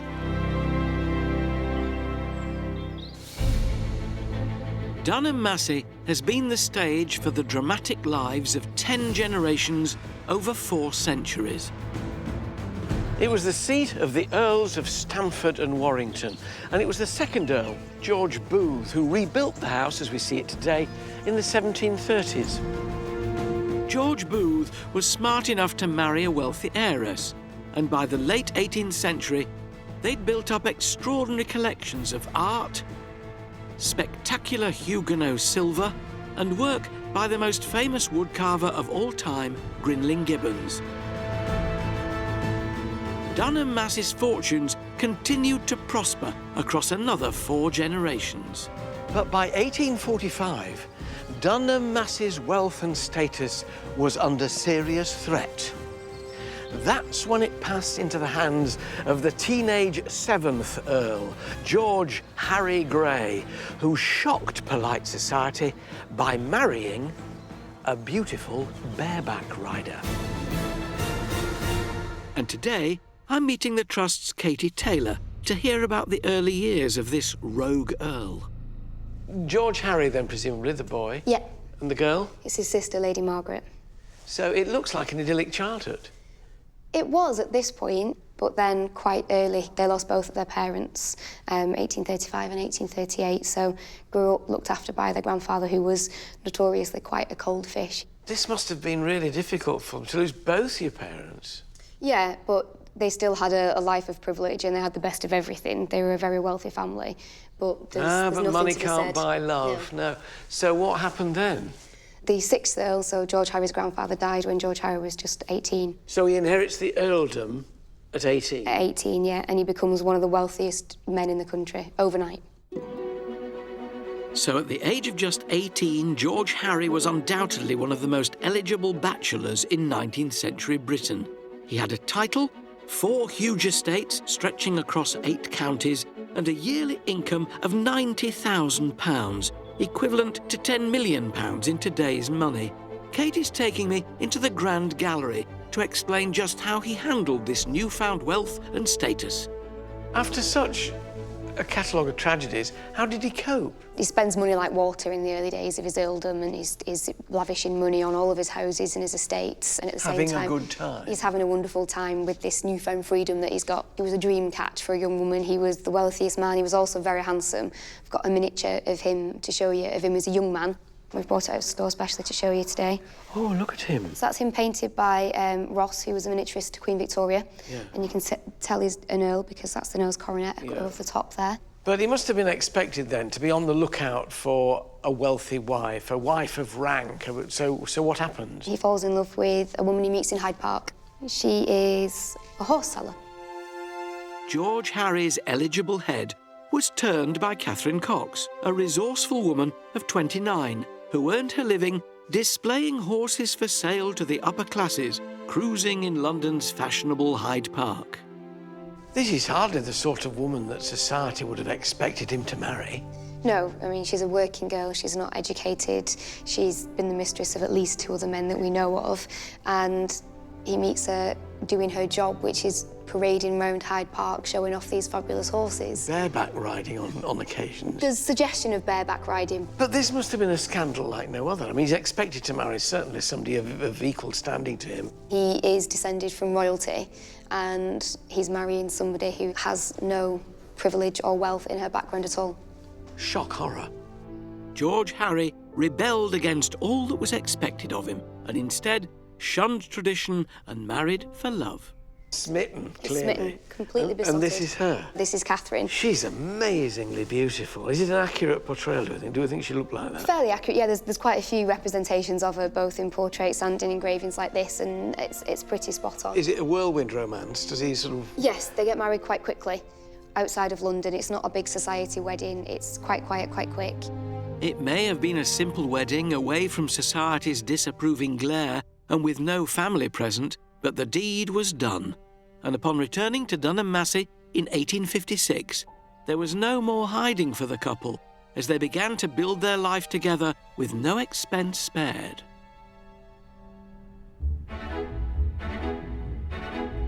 She's brought into a stately pile. How does she react? Well, we think she took to it quite well, actually. I mean, he's spending a fortune on her and treating her very well. Exactly. George Harry also commissioned gifts for his new bride, and Katie's taken one of the most precious out of storage to show me. See here, one of the gifts that he bought for her, which is a gold and diamond encrusted pocket watch. And on the front are Catherine's new initials. With the coronet above? With the coronet above, so the S and W are interlinked. And then on the reverse, picked out in So diamonds that's again. S&W Stamford and Warrington? Yeah, so that's her new title. And what's that? And that's a lily of the valley. And in the Victorian language of flowers, lily of the valley symbolises a return to happiness. Back in the pocket watch. Romantic, isn't he? Or a young romantic, actually. Yeah. How did society take to them? Not quite as well. Quite recently after their marriage, Catherine managed to secure a box at the opera right next to Queen Victoria's box. And the Queen said that she wouldn't attend the opera that season if that lady was sitting next to her. Snubbed by the monarch? That must have made headlines. Yeah, it was certainly reported in the New York Times. New York? Got as far as New York? Yes, but it might not have been reported in British press because they were a bit more generous about the monarchy at that point. So was that the final straw? Not quite. There was another incident at the Knutsford races at one point. Catherine approached a group of ladies who all turned their backs on her, turned their parasols on her, and refused to talk to her, shunned her, basically. So Cheshire housewives have been on the go a long while? Yes, yeah. Dreadful. So at that point, they decided to quit Dunham, pack up all the belongings, pack up the paintings, take all the silver, and leave for their other estates at Enville and Bradgate. So that was it? Take the stuff, we're going, and off they went to Enville? That was it, yeah. Wow. Polite society's victory was to be Dunham Massey's defeat, as the couple left with all the valuables they could carry and rode off into the sunset to live happily in one of George Harry's other estates at Enville, leaving this grand house a shell to be abandoned for almost 50 years. It wasn't until 1905, when William, the 9th Earl, and his wife, the Countess Penelope, moved in, that Dunham Massey was resurrected as a classic Edwardian country house. But the First World War ushered in a very different era. I'm meeting the Trust's Jessica Webb, who can tell me how the formidable Lady Penelope took charge of the house and dealt with the changes that war brought. Oh, what a glorious dining room. Delightful. Yeah, well, it is shown as a dining room at the moment, but it wasn't always a dining room. During the Edwardian period, it was actually a saloon, and they held lavish parties in here, ballroom dancing. Oh, well, it is a party room, isn't it? Then it changed again, actually, during the First World War. It had a really important use during the war. As what? There were lots of houses over the First World War that were turned into auxiliary hospitals. And we start to see, in about 1916, Penelope, who was the Countess at the time, writing letters to her son saying, "I'm thinking about offering the house as a hospital." But she said it wouldn't do for Tommies, it would have to be for officers. But when it does open in 1917, it is Tommies that were recuperating here. Why didn't she think it would be for Tommies? Was she being a bit snooty? She was being a bit snooty. She was a bit snobbish. You see, I thought she would have learned from earlier on in this family's history that it doesn't do to be too snooty. Yeah, and Roger, her son, was quite the opposite to her, so we don't know if it was his influence that perhaps changed her mind. So that's where we're standing. Oh, goodness me, there's the beds ranged down either side. Yeah, that's right. So originally, I think there were about 16 beds in this room, but over the period of the hospital being open, it went up to 24 beds. And this was the main ward, but there were other rooms that were turned into wards as well, as the casualties increased throughout the war. So this is a list of who came? Yeah, so there were 282 patients altogether. Trench foot, bronchitis, shrapnel wounds, gunshot wounds. Yeah, shell shock. So they saw all kind of illnesses and injuries over the period, and some became more severe. I think initially they were more minor injuries, but I think as they needed the beds, they were sending whoever they could really to here to recuperate. Did they all survive? Yeah, fortunately here at the hospital actually no one died, which I think is probably quite unusual, but there certainly were patients that underwent quite serious operations here and then had to be transferred onto sort of more medical hospitals. We've got some lovely pictures here. So yeah. Private Bailey, Private Pinder, Private Stewart in a kilt. And we had quite a lot of Scottish patients, and actually one of them was Johnston, and he had brain surgery actually at the foot of the grand staircase in this house, and he did go on then. She tosses off like it, and he had brain surgery at the foot of the stairs. Talk about I'll go to the foot of our stairs and have brain surgery. Throughout all the upheaval and trauma of war, one thing stayed pretty much as it had been since medieval times: the parkland. From the mid-1800s, thousands of visitors from Manchester came here by canal and on the newly built railways. Lewis Emmerich, another townie, has come to see what drew them here. The park was first recorded in 1362, when the deer roamed wild. In 1748, it was enclosed by the second Earl of Warrington, with an impressive red brick wall. Spread over 300 acres, it's now a fraction of what it once was when enjoyed by nobility down the centuries. A royal license was needed to establish a deer park, and the cost, added to the exclusivity, made them the ultimate status symbol. I'm meeting Andrew Wiley, Dunham Massey's lead ranger, to see one of the oldest buildings in the park, the Deer House, here since 1740. You know, given the brick, it looks almost like a house.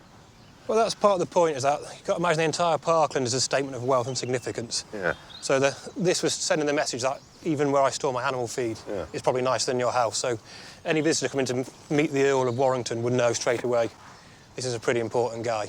It's not actually functional, then? At the moment, no. So historically, they would have stored the fodder upstairs, and then these hay rocks downstairs, they'd have put all the fodder through to those. What do they do around here? Do the deer not use it at all, then?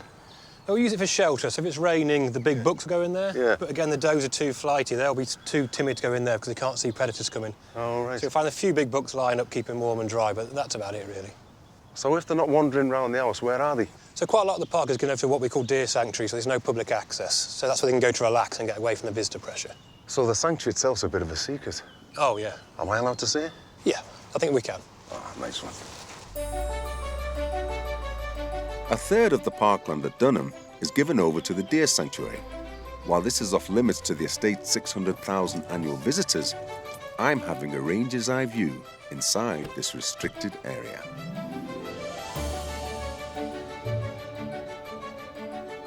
Oh, this is incredible, Andrew. I don't think I've been this close to a herd of deer before while I'd just gone about the business. And where'd they come from, the deer on this parkway? So our herd can be traced back to the original Norman introductions. So going back to 1066, the Normans brought them across for hunting. Then about the 17th century, when the park wall was built, they'd have been herded to jump over the wall into the park. Then, because the ground on the park's lower, they can't jump back out. Ah, so they've been here ever since. Oh, right. So what delineates them, Andrew? So with the bucks, it's easiest because they've got the antlers, and the antlers will get progressively larger. Yeah. So the deer grow antlers each year and shed them each year. OK. And with the does, it sounds odd, but the youngsters have what we call cuddly faces. Yeah. They're like teddy bears. Yeah. And the older they get horse-faced. There is now a herd numbering around 150 here. These days, they may not be hunted by the lords of the manor, but they do face a different kind of danger. It's really that visitor-deer interaction which causes us the problems. People like to get the photos, the selfies. Also, they think they're helping the deer out by breaking branches off the trees to feed them the leaves. But all they're doing is hand taming the deer and introducing artificial behaviours, so it's not ideal. Visitors are encouraged to stay out of the sanctuary by log barriers called dragon's teeth that act as a visual marker of its boundaries, but allow the deer to come and go as they please. So this one's collapsed last week, so my team have been working all morning. We're almost finished, we've got a few more posts to put in. So if you want to give us a hand, we'll be using the post hole borer and then digging the holes, putting the posts in, fibbing up. Lead the way, Andrew. OK. Let's go. So if we get it in position first. I guess that goes right in the centre. Right in the middle, that's right. Right.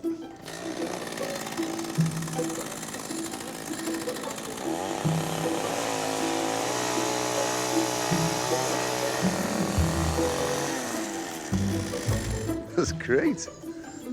Next job is get spade, make the hole a bit bigger. All right, OK. So I'll just start squaring this hole off, if you can just, once I've done a bit. How important is it to maintain these? So back in the 80s when the trust took over, there was issues that the deer had never seen visitors before. Right. So at that time, there were far more deer in the park, and they had far more disturbance. Over 100 deer in a year would die from disease and parasite burden. And that's when the vet said, what you need is a sanctuary area, hence what we're doing today. Oh, brilliant. It gives the deer somewhere to relax and actually de-stress, which for their health is very important. Woo. What's next, mate? Right, the easy bit now, just filling the hole back in. All right. First job. Each dragon's tooth weighs 25 kilos and is made from treated softwood that should keep visitor and attraction at a safe and happy distance for the next 20 years. Let's go and have a beer. Away from the wildlife, back at the main house, 100 years have passed since life at Dunham Massey was far from tranquil when war raged and traumatised soldiers came here from the front line. Penelope, Countess of Stamford, oversaw all the patients treated in Dunham Massey's makeshift wards, and through it all, she was supported by her son Roger, who, although unfit for active service, was aide to a British general. Roger's father, William, had passed away in 1910, making him the 10th Earl of Stamford and Warrington, and meaning his support for his mother was all the more important. Jessica has uncovered a collection of personal letters between mother and son, written during this cataclysmic period in British history. Now, here we've got letters addressed to dearest boy. What Yeah. are these? So these are from Penelope to her son. So Roger at the time was aide-de-camp to General Lloyd in London, and so he wasn't really here at the hospital, but he liked to know what was going on. And the letters are quite formal between mother and son. So Dearest boy, the 16 patients arrived at 11:30 today. 8 of them are in bed and likely to remain there for some days, though no one is seriously ill. They're delighted with their surroundings. Oh, wonderful. Yeah. Oh, I love the way she signs it. Your very loving mother, Penelope Stamford, in case he forgets the name. Yeah. This one's nice as well. So we know that they had a telephone at the time and it wasn't used very regularly, but there's reference to it in this letter. So she says, this evening at 5:30 a telephone message came through. Expect 16 patients tomorrow at 11:30. We were pleased and so uplifted. The ward looks so nice and the Great Hall looks very nice and simple, with flags of the Allies and colonies hanging above the mantelpiece on either side of your father's picture and opposite it. Yes, yeah. So she goes into a lot of detail, It's letting great. him know It does. what it's like. Suddenly you see it coming to life as a hospital, Yeah. don't it? These letters are full of British stiff upper lip, but Penelope must still have faced incredible upheaval and trauma as she helped look after the Tommies from the front. And while she might not show it, the emotion of this time is summed up by a former patient who wrote of his gratitude for the care he received at Dunham Massey. It's quite an emotional letter and one that really sums up, I think, the time that the Tommies had here recuperating. So he writes, Your Ladyship will, I hope, both understand and forgive the impulse which prompts an old patient of Stamford Hall to write to you at this season of the year. We Tommies, I'm afraid, took both our hardship and others' kindness as a matter of course. Oh, gosh. And it continues. Well, he finishes at the end. As one of the many who were fortunate enough to experience the pleasures of your generous hospitality, may I offer your ladyship my humble but heartfelt thanks, with sincere wishes for health and prosperity. In 1922, I remain your ladyship's obedient servant, Walt G. Hammond. 4 years after the end of the war. He can't forget the hospitality. Yeah. In beautiful Cheshire countryside sits the stunning estate of Dunham Massey, home since Tudor times to 10 Earls of Stamford and Warrington, all bringing incredible changes of fortune to the house as each generation came and went. But it was the headstrong young 7th Earl who'd inflict the most damage, marrying a commoner. She's amazingly beautiful. And then doing a bunk with the family silver and everything else he could carry once society voiced their disapproval. Off they went to Enville. That was it, yeah. Wow. But Dunham Massey would strike back once Roger, the 10th and final Earl, took charge in 1917. He was obsessed by his family history and would dedicate his life to trying to retrieve everything that had been taken away by George, Harry and his beautiful bareback riding wife. The missing items were rare and incredibly valuable collectibles and had been recklessly sold and squandered by the rogue 7th Earl to pay for his gambling habit and extravagant lifestyle. Bit by bit, Roger the 10th Earl found success in returning treasures to the family home, including a 1,000-piece silver collection, and I've come prepared to help bring it back to its best. So putting my gloves on then, Yeah, that's and the getting first to thing we do. work. Yeah, the acids in our skin can speed up the tarnish of silver, so when we handle silver, we're always wearing gloves.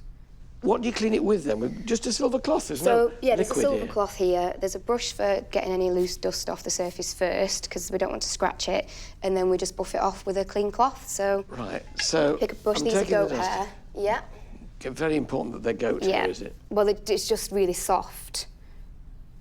And when we're brushing as well, we also do a bit of an inspection, just make sure that there's no new damage, you know, that everything is as it should be. Right. So why was Dunham Massey so famous for its silver collection? It's a really good quality silver collection. It was acquired mainly by the 2nd Earl of Warrington, who built the house here.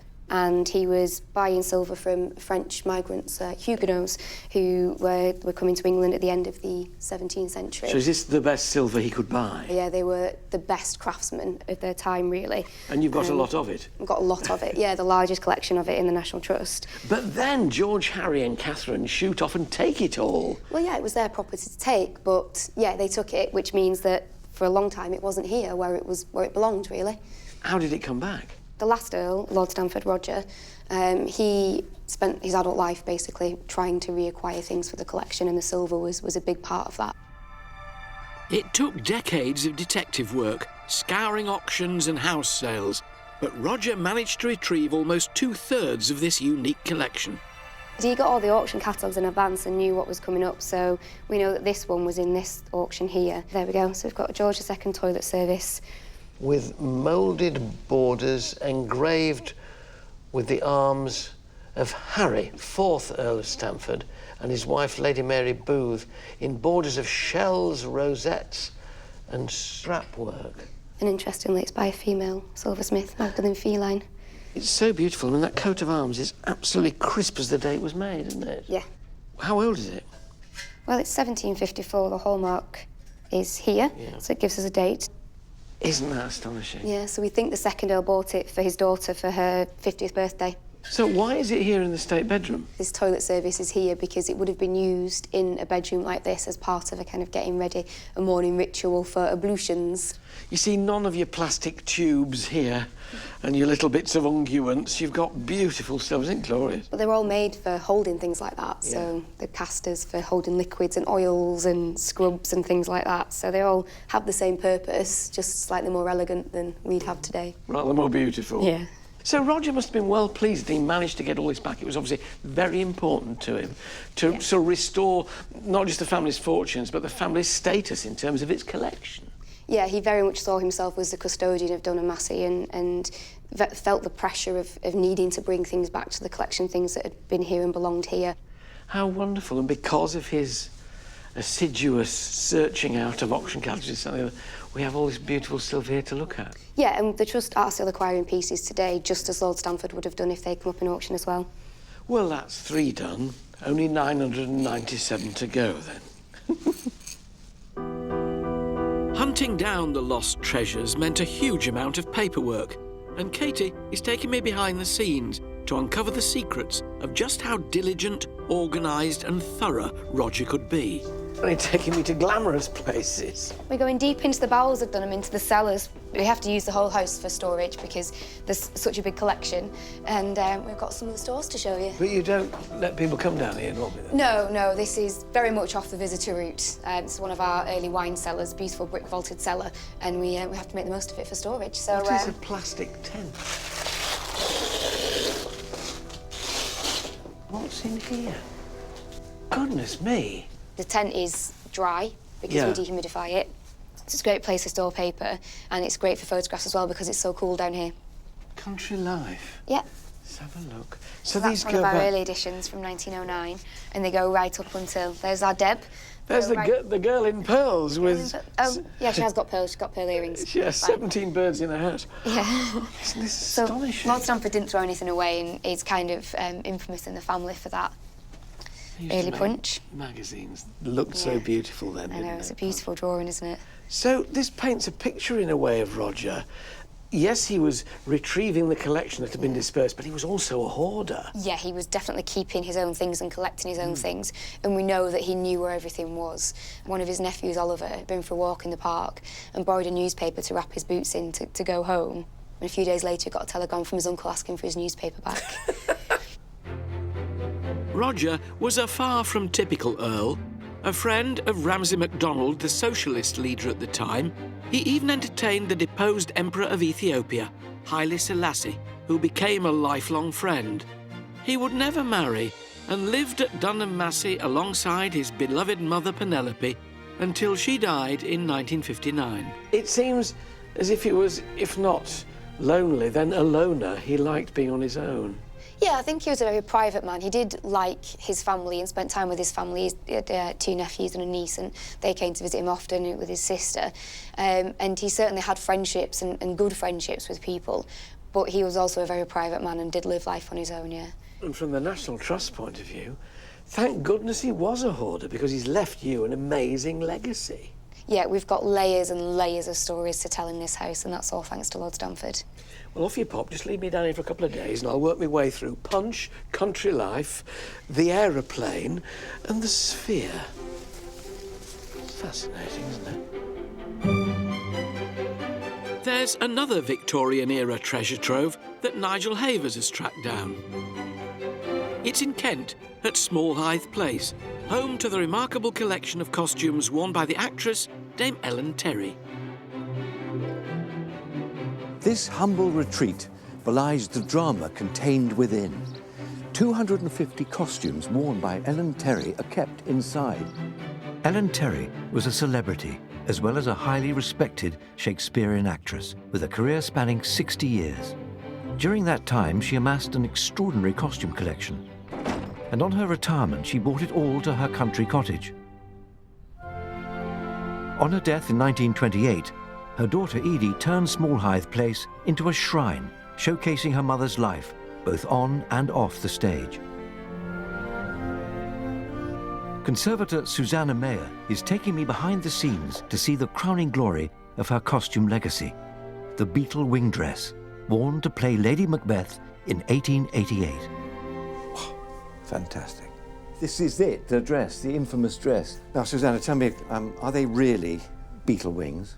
They are beetle wings, but they'd be collected from Thailand and India. But when beetles mated, they shed their wings, so actually no beetles were killed in the making of the dress. But they have this amazing iridescent quality about them.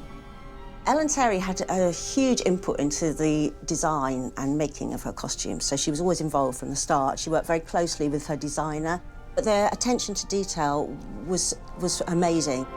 The dress caused a stir when worn in 1888. And 120 years later, after much wear and tear, this fragile costume was desperately in need of conservation at a cost of £110,000. It had to go away to a specialist studio in Brighton, and there was 15,000 hours of work, just tiny, kind of, you know, really methodical work. I'm not entirely surprised. I think it's brilliant. Only 6 costumes are on display in the house at any one time.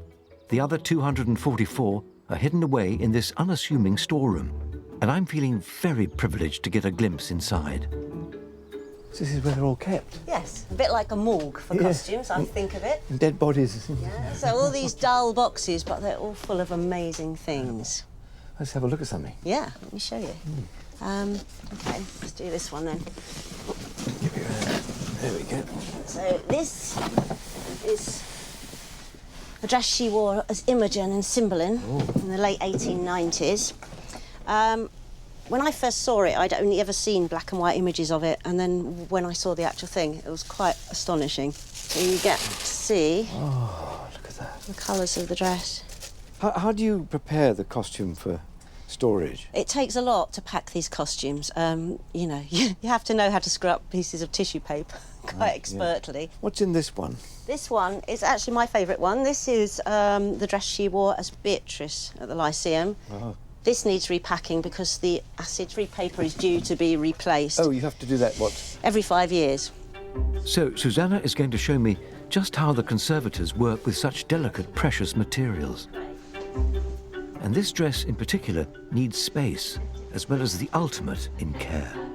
Of all the things we look after, textiles are always the most difficult. Wood and metal, far easier to look after. But you're battling all sorts of things with textiles. Yeah. Mould, insects. We have 2 ways of packing this. One is known as a sausage, you'll see why. So you just screw it up, and then you just fold it round like that, and tuck the ends in. So you can start to put that in the sleeve, just very gently. So there we go. But you see how that supports the fabric, because it's when fabric creases that it really becomes under stress. The other thing we use is just called a puff, and you just pretty much get a bit of tissue paper and screw it up into kind of thing like that, which also supports. So I would put that into that bit of the sleeve there, or for example, or just under there like that. And you see again, you're just supporting the whole thing. And I think I'll do the just puffing it up. Okay. So in the end, it starts to feel like you're stuffing a body, really. It's a long process. Yeah, it takes an hour. Whoever did it last, I mean, he's done a brilliant job because it's hardly creased at all. No. In recent years, the staff at Small Hythe have honed these conservation skills after the priceless collection was besieged by woolly bear, not as cuddly as it sounds. What's woolly bear? It's the larva of the carpet beetle.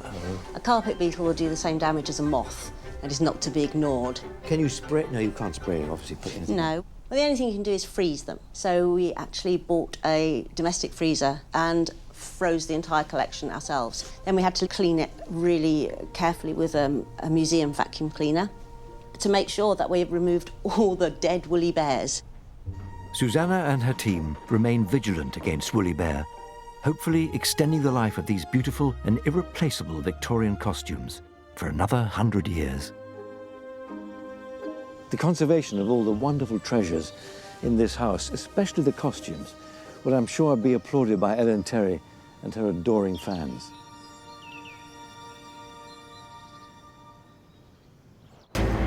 On a vast expanse of medieval parkland sits Dunham Massey, a classic country hall, here since the Tudors. It's a house that's been home to some extraordinary people and witnessed its fair share of scandal. The Queen said that she wouldn't attend the opera that season if that lady was sitting next to her. Shock horror. And one that was stripped of all its riches.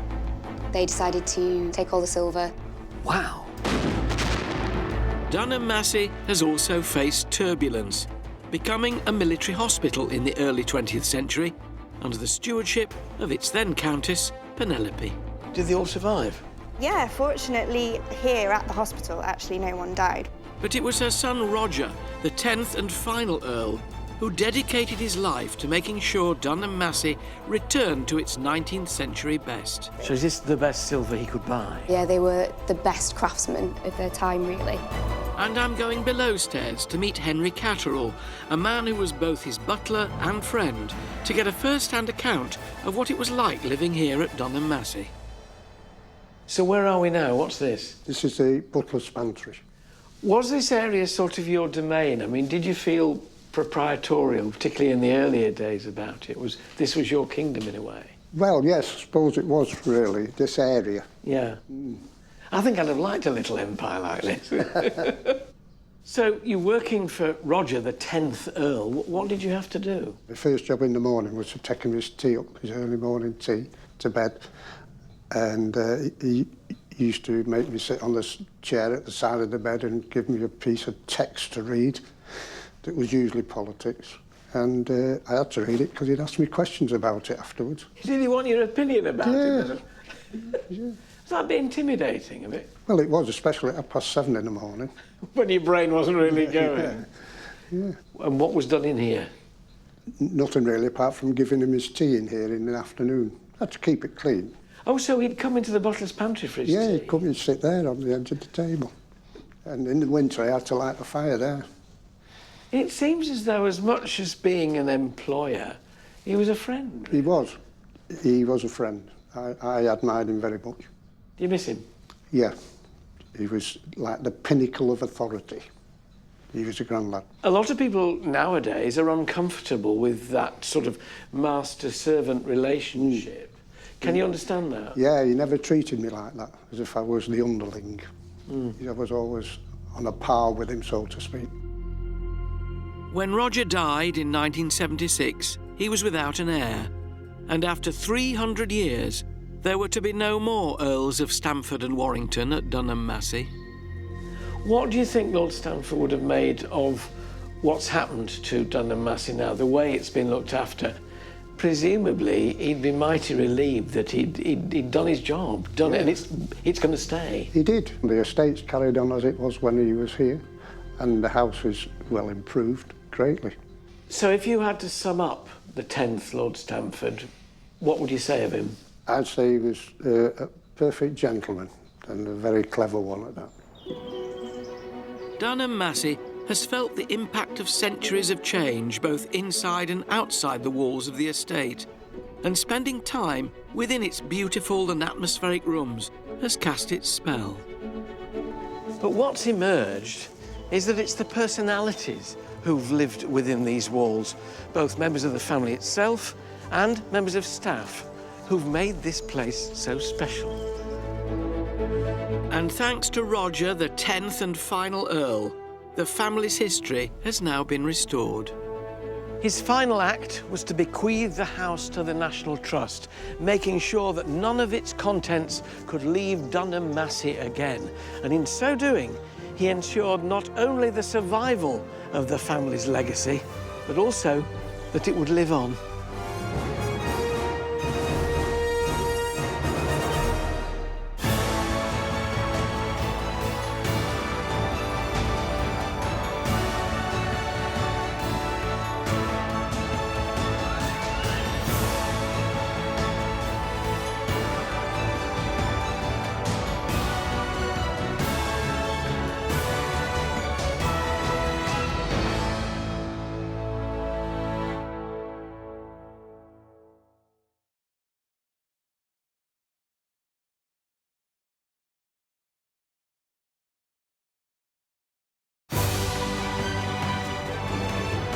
From Renaissance-style chateaux,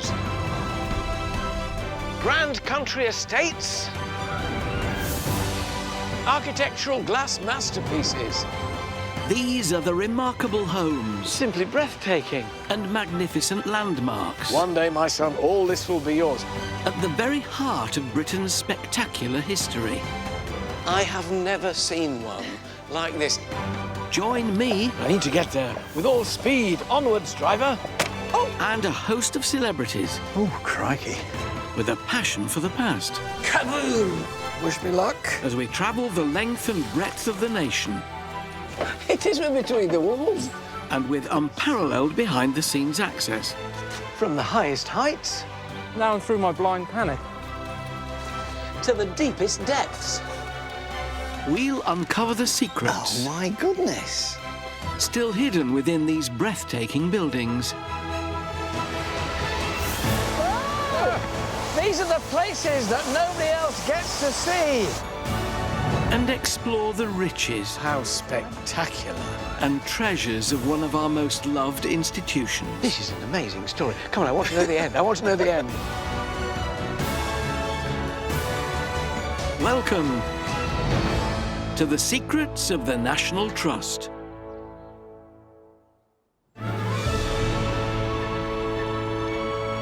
Standing proud in North Somerset is one of the finest Victorian homes in all the land, the Gothic masterpiece that is Tinsfield. Remodelled in the mid-1800s by a man who would become the richest commoner in England, it's a story of enormous wealth, fervent faith, and dried bird droppings.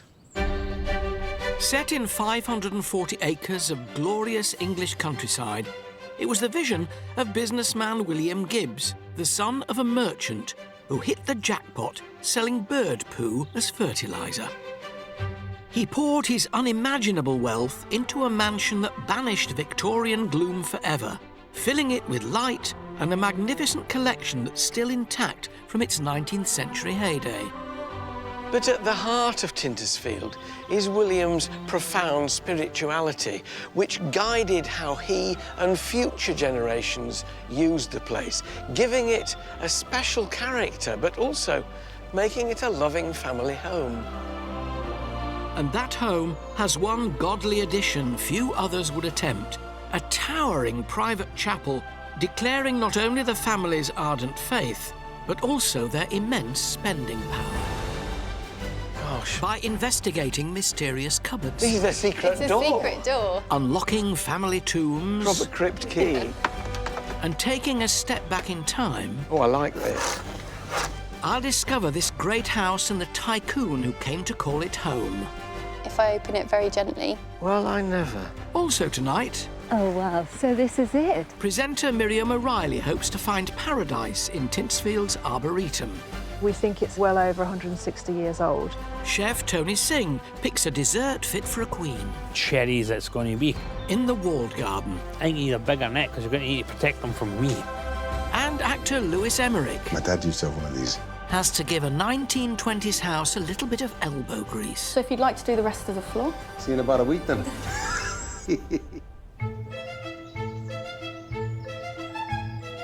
Back in the 1850s, there was a well-known rhyming ditty, and it went like this. William Gibbs made his dibs selling the turds of foreign birds. It's not very polite, is it? But it did enable William to build all this. I've always been told that bird muck brings good luck, but never really believed it before. Welcome to Tinsfield.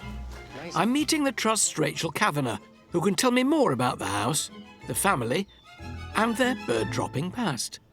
When you come in, Rachel, it's a bit like entering either an Oxford college or a sort of church, really. It was terribly fashionable at the time, this Gothic architecture, wasn't it? It was, yeah. You can see lots of beautiful carvings in all of the furniture and fixtures and fittings, and carvings in the stonework and the metalwork as well.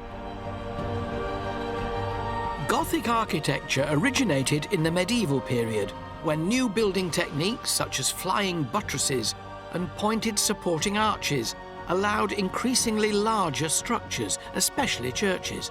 The style was then revived in the Victorian period. How can you make this much money out of selling bird poo? Simply by having the monopoly on importing the bird poo back to the UK from Peru and South America. Guano, or bird droppings, was the mid-Victorians' fertiliser of choice, and by securing the only licence to import it to this country, William Gibbs' profits bloomed as much as Britain's gardens, averaging between £80,000 and £100,000 a year, an astonishing fortune for the time. They just chanced upon it, I think, and then...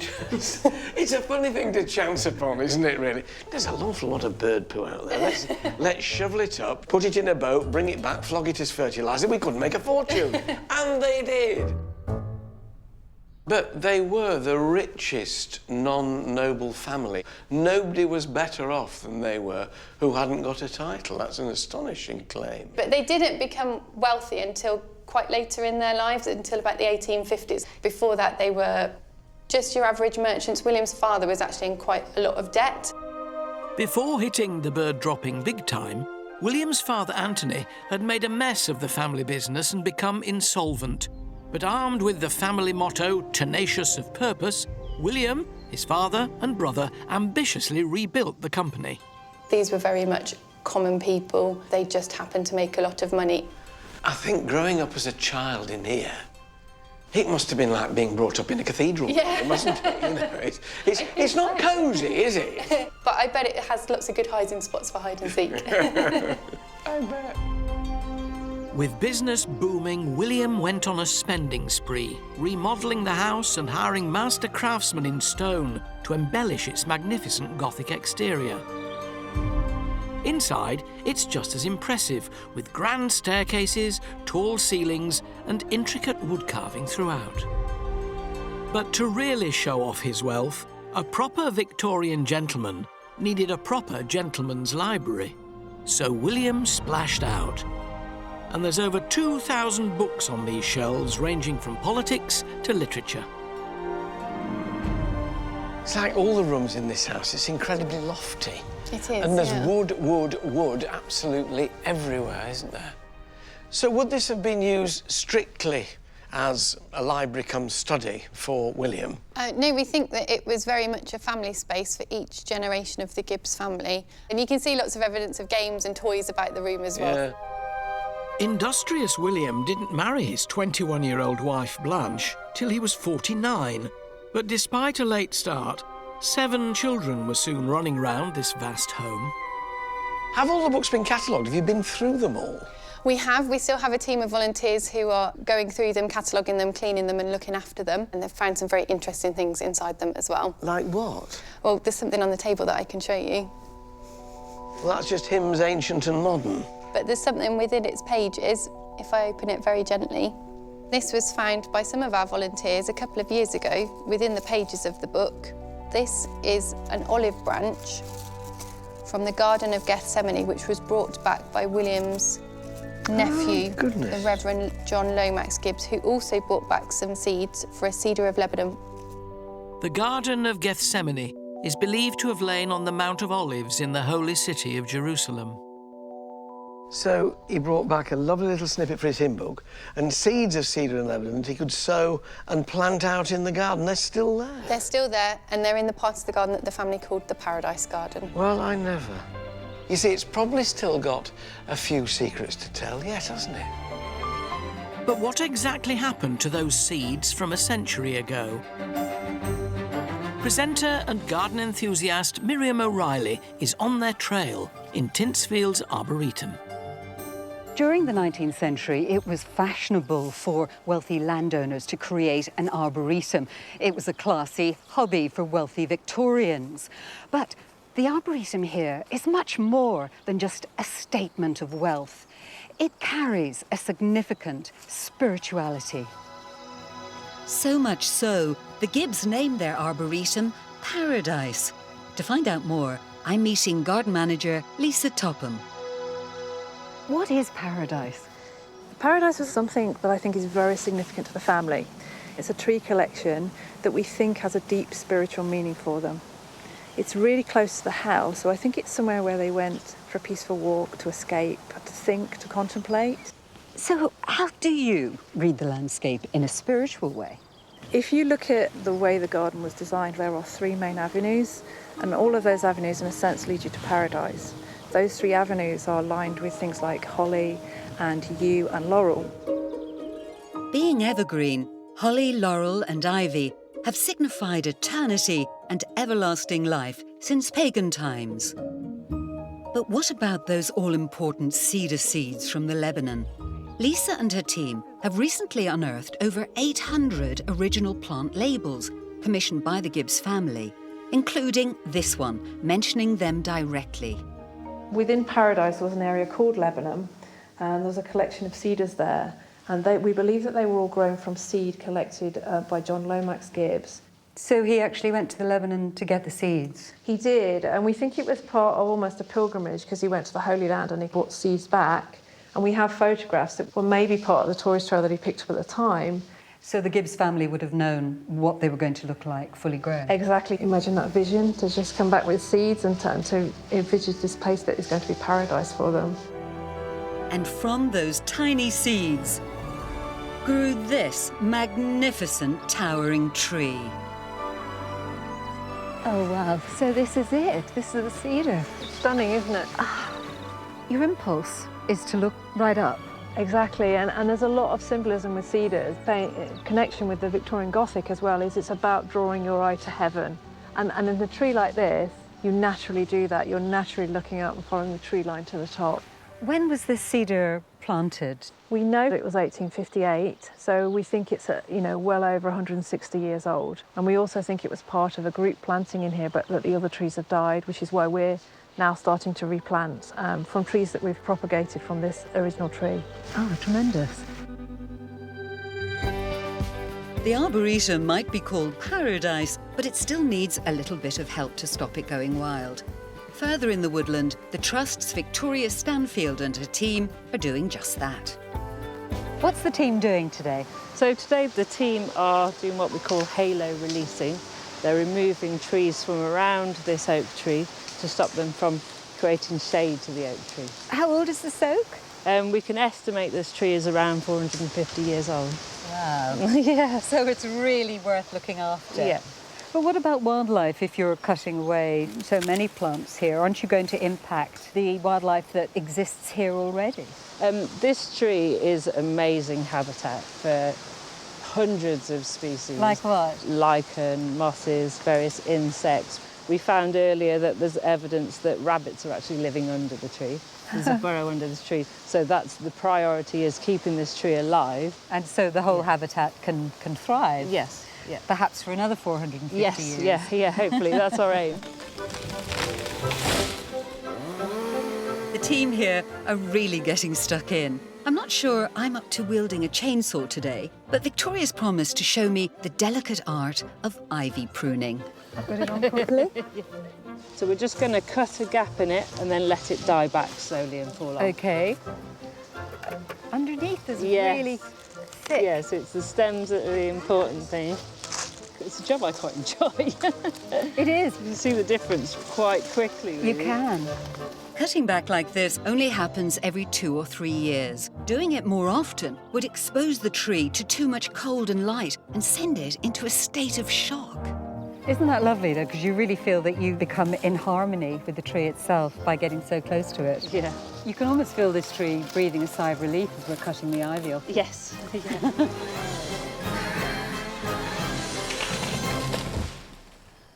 On the surface, the Arboretum is an historical window into the trends of wealthy Victorians. But look a little deeper, and there's far more to this place than that. It may have been inspired by religious fervour, but you don't have to search among the Arboretum's trees for proof of William's devotion to the church. Like many wealthy men of his day, he spent a good chunk of his cash on displaying his faith for all to see. And for him, that meant building his very own jaw-dropping chapel. Designed by Arthur Blomfield, himself the son of the Bishop of London, Tinsfield Chapel was inspired by Sainte-Chapelle in Paris, and it's survived virtually unchanged since it was completed in 1875. Rachel, I've been in a few private chapels in my life. I have never seen one like this. It even has a rose window at one end. How important was their faith to them? Obviously very important. Very important. I think their faith very much defined who they were as people and what they did in their lives as well. William had this built at the latter stages of his life because religion and faith meant so much to them. So they used this on a regular basis? They did, absolutely, most days. And it would have been adorned with beautiful embroideries and textiles and vestments and things like that, and it would have been full of music and hymns because the family were very much part of that as well. They seemed very keen on not just erecting this chapel, but in helping other churches as well. They were very philanthropic in their faith. There was a great appetite for regenerating churches in the Victorian era. Between 1851 and 1875, almost 2,500 were built or restored. And for William and his family, this was the perfect opportunity to pursue their faith while also flexing their financial muscles. On top of this chapel, they paid for the building or restoration of at least 19 others, including Oxford's famous Keble College Chapel. So although they made a lot of money, they were determined to use it well. Absolutely. They were part of the Tractarian movement, or the Oxford movement as it's sometimes called, which was very high Church of England. The Oxford movement wanted to reform the Church of England by reviving some of the ancient rituals of the early Christian church. Very close to Catholicism, which is why you see such detail and such garnish in the design of the chapel. But it is glorious. And you look up and you see the light. The stained glass is superb. It's beautiful, and it's got lots of unusual features in it, so having the religious figures as well as classical figures in the stained glass is quite unusual. Before the Victorian era, many of England's churches were in a poor state of repair. The country had seen a huge population explosion due to the Industrial Revolution, and the Church of England and the influential Oxford movement saw an opportunity to increase their congregations. And making church interiors less austere may well have helped their cause. As well as the bright and ornate stained glass windows, the floor was equally colourful, with mosaic inlays and marble tiles set with honey-coloured onyx and rare Derbyshire blue john. It's just as well William Gibbs was one of the super-rich. Building chapels like Tinsfield didn't come cheap. And down the side here of the nave, we've got memorials. Now, is there one of these crosses for each member of the family? Yeah, that's correct. And that one here, that beautiful gold one, is William's. It's rather appropriate that his should be the most elaborate and imposing of them all, isn't it? I think so. William Gibbs died in 1875, the same year his beloved chapel was completed. But sadly, his burial didn't go quite according to plan. So where are you taking me now? Taking you to the crypt, which is what William wanted to be his last resting place. Oh, my goodness. Oh, a big door. It's imposing. Do you want to open it? Oh, with a... I love that. Proper crypt key. Oh, right. Never seen by the public. Gosh. It's sadly the crypt that never was. I can't believe many people come in here. When was the last time anybody was in? We don't know exactly, but we know it was built by William as a crypt for the chapel because he did want to be buried in here along with other members of his family. So why is he not? There's no sign of not here, anybody, if you pardon the pun. The chapel wasn't consecrated. The Bishop of Bath and Wells thought that it would take the parish away from the local parish church in Wraxall, which is the village at the bottom of the estate. And he's buried in the local parish church instead, along with all other members of his family as well. So it was a justifiable worry by the local vicar then, because all his congregation would have been workers from the estate. Yeah, it was a very real worry and very understandable as well. Really devout family, worshipped in their chapel the whole time. Last wish was that he should be buried at home, but he can't be, as the local parish church. All rather sad, really, for such a good man. Yeah, it is sad, but the church is only at the bottom of the estate, so he's still very close to Tinsfield. And in here, an old fireplace and a load of pots and pans. What a shame. Upon his death, William's eldest son Anthony continued with his father's good works, but he didn't inherit his dad's head for business, and the family firm was passed on to a cousin. But Anthony was left Tinsfield, and it, along with other estates, allowed him more than enough income to indulge the other passions in his life. He remodelled the billiard room in the late 19th century, and today it holds a clue to a very curious pastime of Anthony's. Like many other Victorian gentlemen, he was hooked on ornamental turning, the art of carving materials including wood and ivory. Today, the courtyard buzzes with the hum of its more rustic cousin, the old-fashioned craft of bodging. In the spirit of Anthony, I'm off to meet head bodger Dick Berry to try this 19th century craft for myself. Hello, Dick. Hello, Alan. Pleased to meet you. I am intrigued by this Somerset bodgers. I mean, what is a bodger? Because to me, a bodger means somebody who doesn't do a very good job. A bodger is someone who makes chair parts from green wood. All right, so spokes and spindles Yeah. The term bodger historically only referred to the wood turners around the furniture-making town of High Wycombe in Buckinghamshire, who would turn soft green wood into chair spindles and legs. It's a wonderful hive of industry here. We'll have a go, shall we? Right, yeah, I'm up for it. Practical man, me, you know. The more gentlemanly art of ornamental turning became quite a fad for upper-class Victorians, but was soon dropped for tinkering with the first automated cars introduced to Britain in the 1880s. Shall I hold it and you hit it? Oh. If you want to take that risk. So... As hard as you like. That's good. Gosh. Yeah, that's a nice piece. This is called a shave horse. Essentially, it's a vice. Yeah. And this is called a draw knife. Yeah. So essentially, this is the way we do it. Both hands on the handles. Whoa. Just pull it towards us. Very sharp. It looks dangerous. Yeah, it does. But in fact, it's impossible to cut yourself in half. Watch me. Well, if you did, you'd be the first. There we go. Oh, I like this. Dick, it's such primitive equipment in relative terms, but really effective, Yeah, isn't it? absolutely, yeah. And the wood's quite green, it's quite rare. The wood, it's quite soft. It's lovely wood to work with. Smells divine, too. OK, so when I've got this a bit round then, where do we go next? We go on to the lathe next. Take me to your lathe. I'm enjoying this. Once fixed in the lathe and spun... And then we just wind that Wind one. it in. The wood is further shaved and shaped. We're just catching the edge.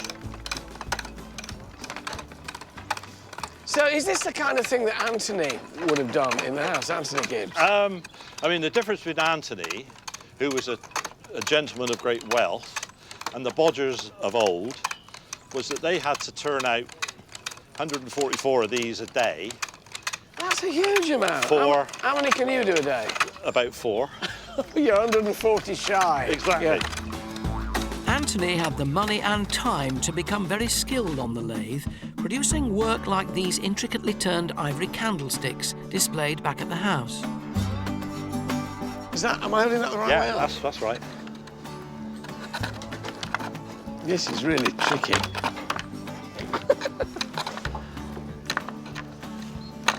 It's much more difficult than you would think. I'm getting there. Why was it such a Victorian fad? I think it was just something which sort of came in. It was the upper echelons of society that sort of got into it. It feels wonderful. It's fresh air. Yeah. It's exercise. Everything the doctor ordered, really. And eventually you turn out what? Because I'm going to be days on this yet, Dick, doing this. So that, you can turn that out of... I recognise that.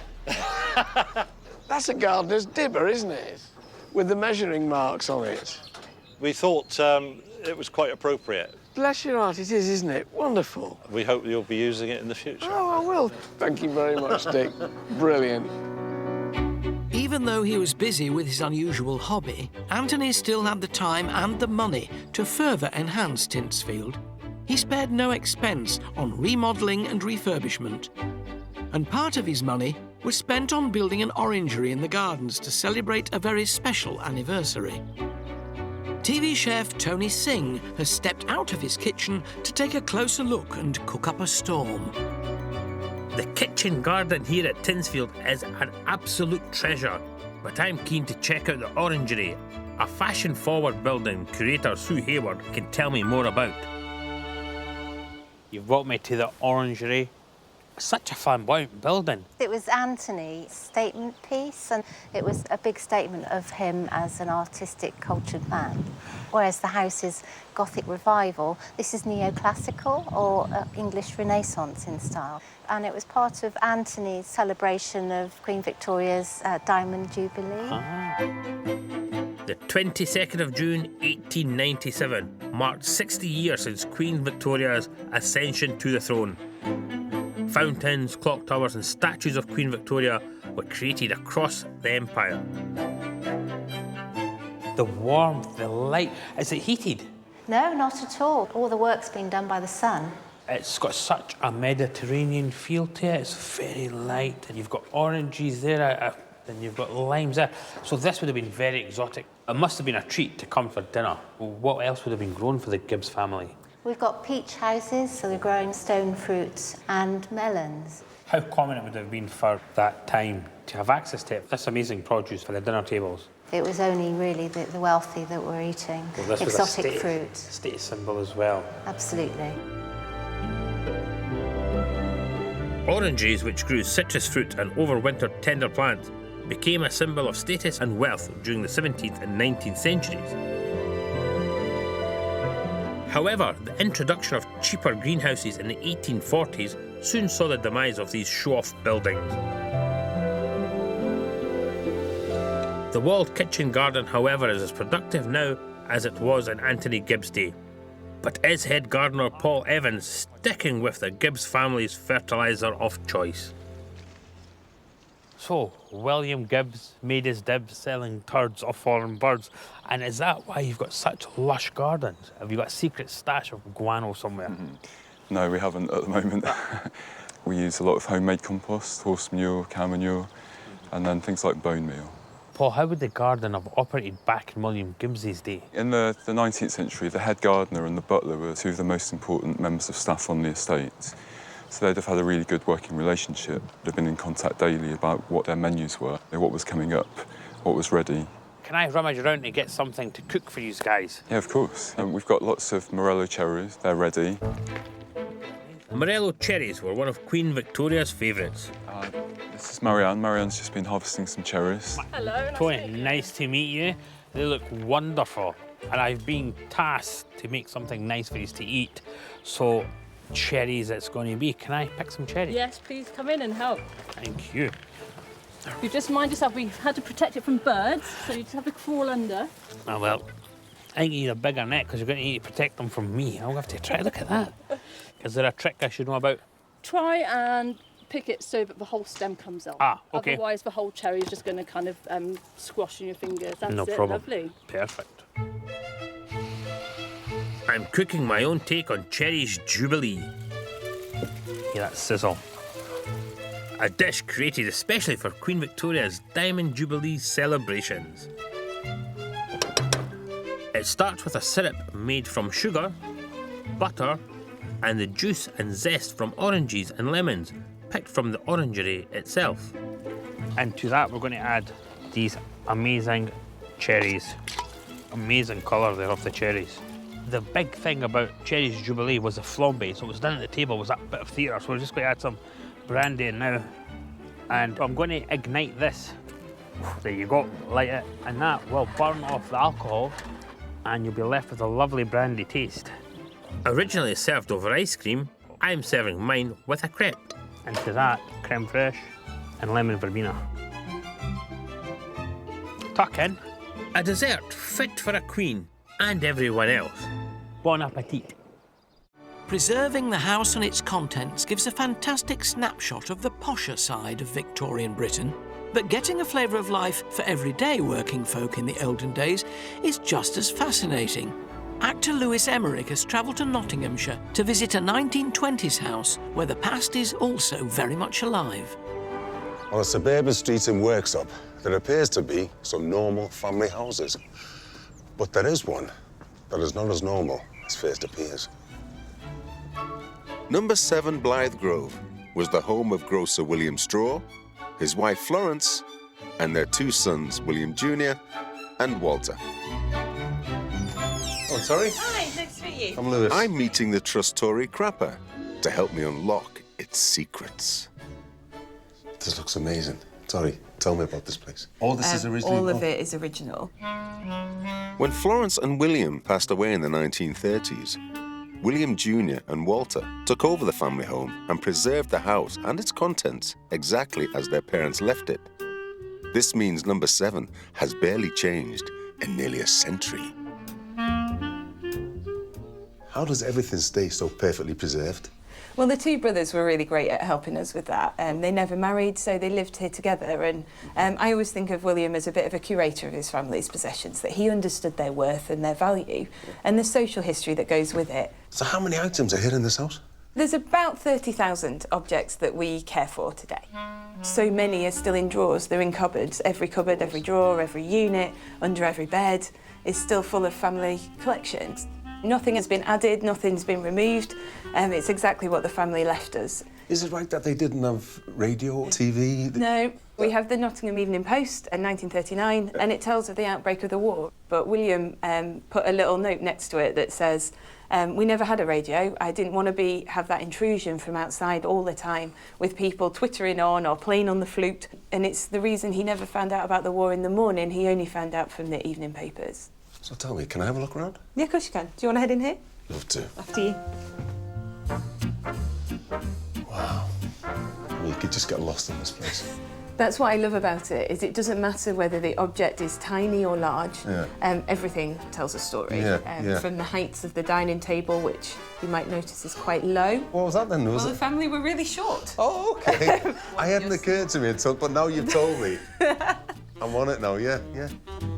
The dining room may be open to the public, but I'm getting a behind-the-scenes sneaky peek at some of Florence's belongings, kept and treasured by her sons. One of the things we wanted to show you is this little box. Florence went to private school, and one of the things that she had to take when she went to school was some cutlery. Oh. And it's all labelled with her initials, so F.A. Winks, which was her maiden name. That was her maiden name, of course. So Florence Ann Winks, probably late 1870s, 1880s. Great, isn't it, given the time? These everyday objects could so easily be lost in time. Wow. But this house has treasure stuffed all over the place. My dad used to have one of these. Yeah. And Tori is giving me an exclusive peek in one of her favourite hidey holes. So this is William's wardrobe. It's not normally on display. Inside he kept, and we still keep, all of his clothing. One of the things I love about it, the labels that tell us what he put on each shelf. It's that everyday person's collection of stuff, as we would have in our own homes today. It's not that it's particularly unique, each object, it's that as a whole, that sense of time is something that's lost now. Yeah. It's not, very rarely would you find a house like this. So you can't leave without seeing our kitchen, which is all the way downstairs. Well, I have the master chef. But it's not my culinary skills I'll be needing, as I meet house steward Danielle Lander Brown. Hi there. Oh, before you come in, could I ask you to take your shoes off, please? Danielle is in charge of conserving every last detail of the Straw family home. This floor looks like it needs a bit of TLC. Tell me about it. Well, it's one of the reasons I asked you to take your shoes off. It's early form of lino, and it's made by mixing wood fibres with oil and then laid out on a Hessian back. It's been inlaid in strips to make it look like a parquet flooring, so it would have looked expensive. Because these were quite, fairly affluent people, weren't they, here, the Straws? Yeah.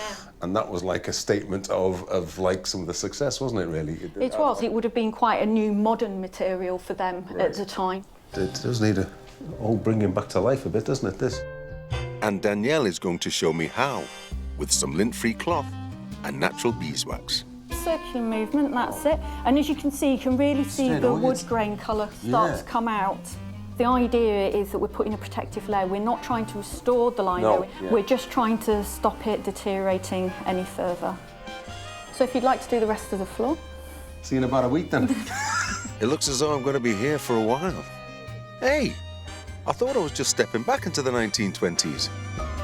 I didn't realise I was staying here.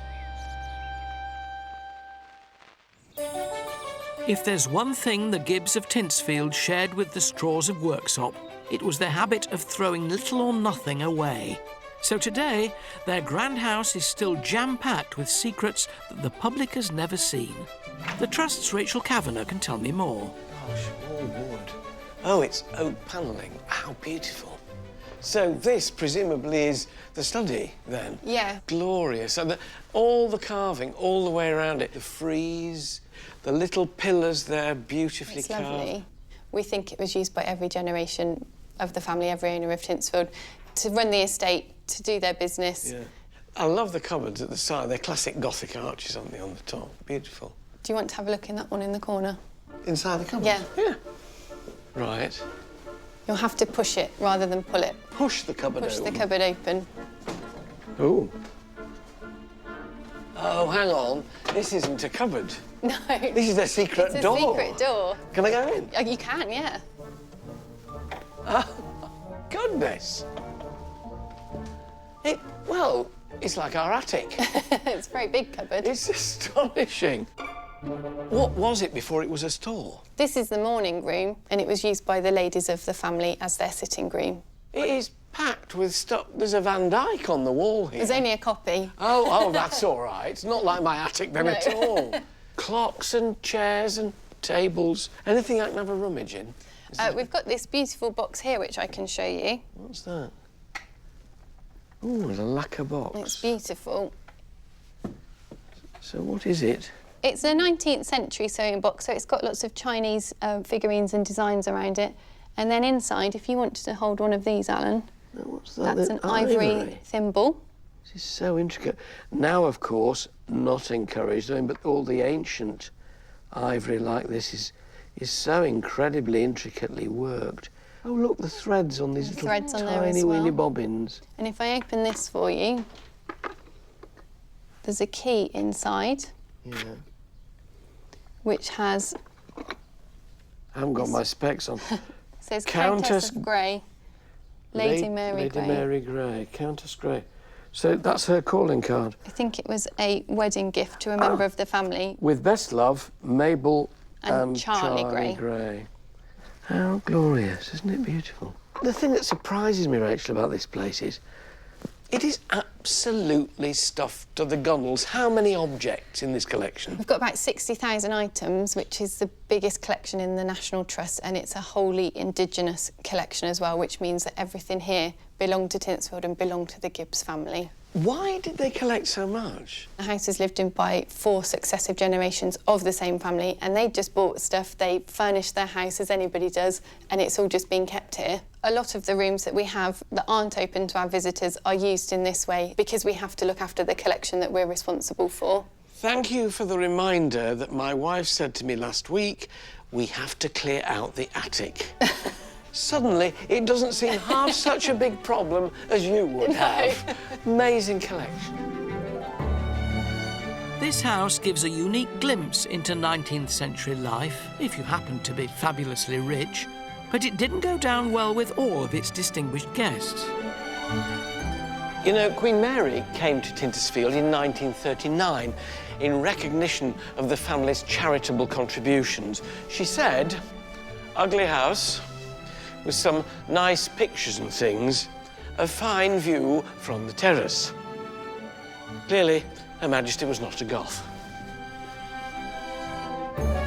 It may not be to everyone's taste, but for me, Tintsfield is a truly divine experience, and one that provides a fitting legacy to the remarkable William Gibbs. It may all have been funded by fertiliser, but it was created by a man, William Gibbs, who was nurtured by his faith into building not only a Gothic masterpiece, but also a glorious family home.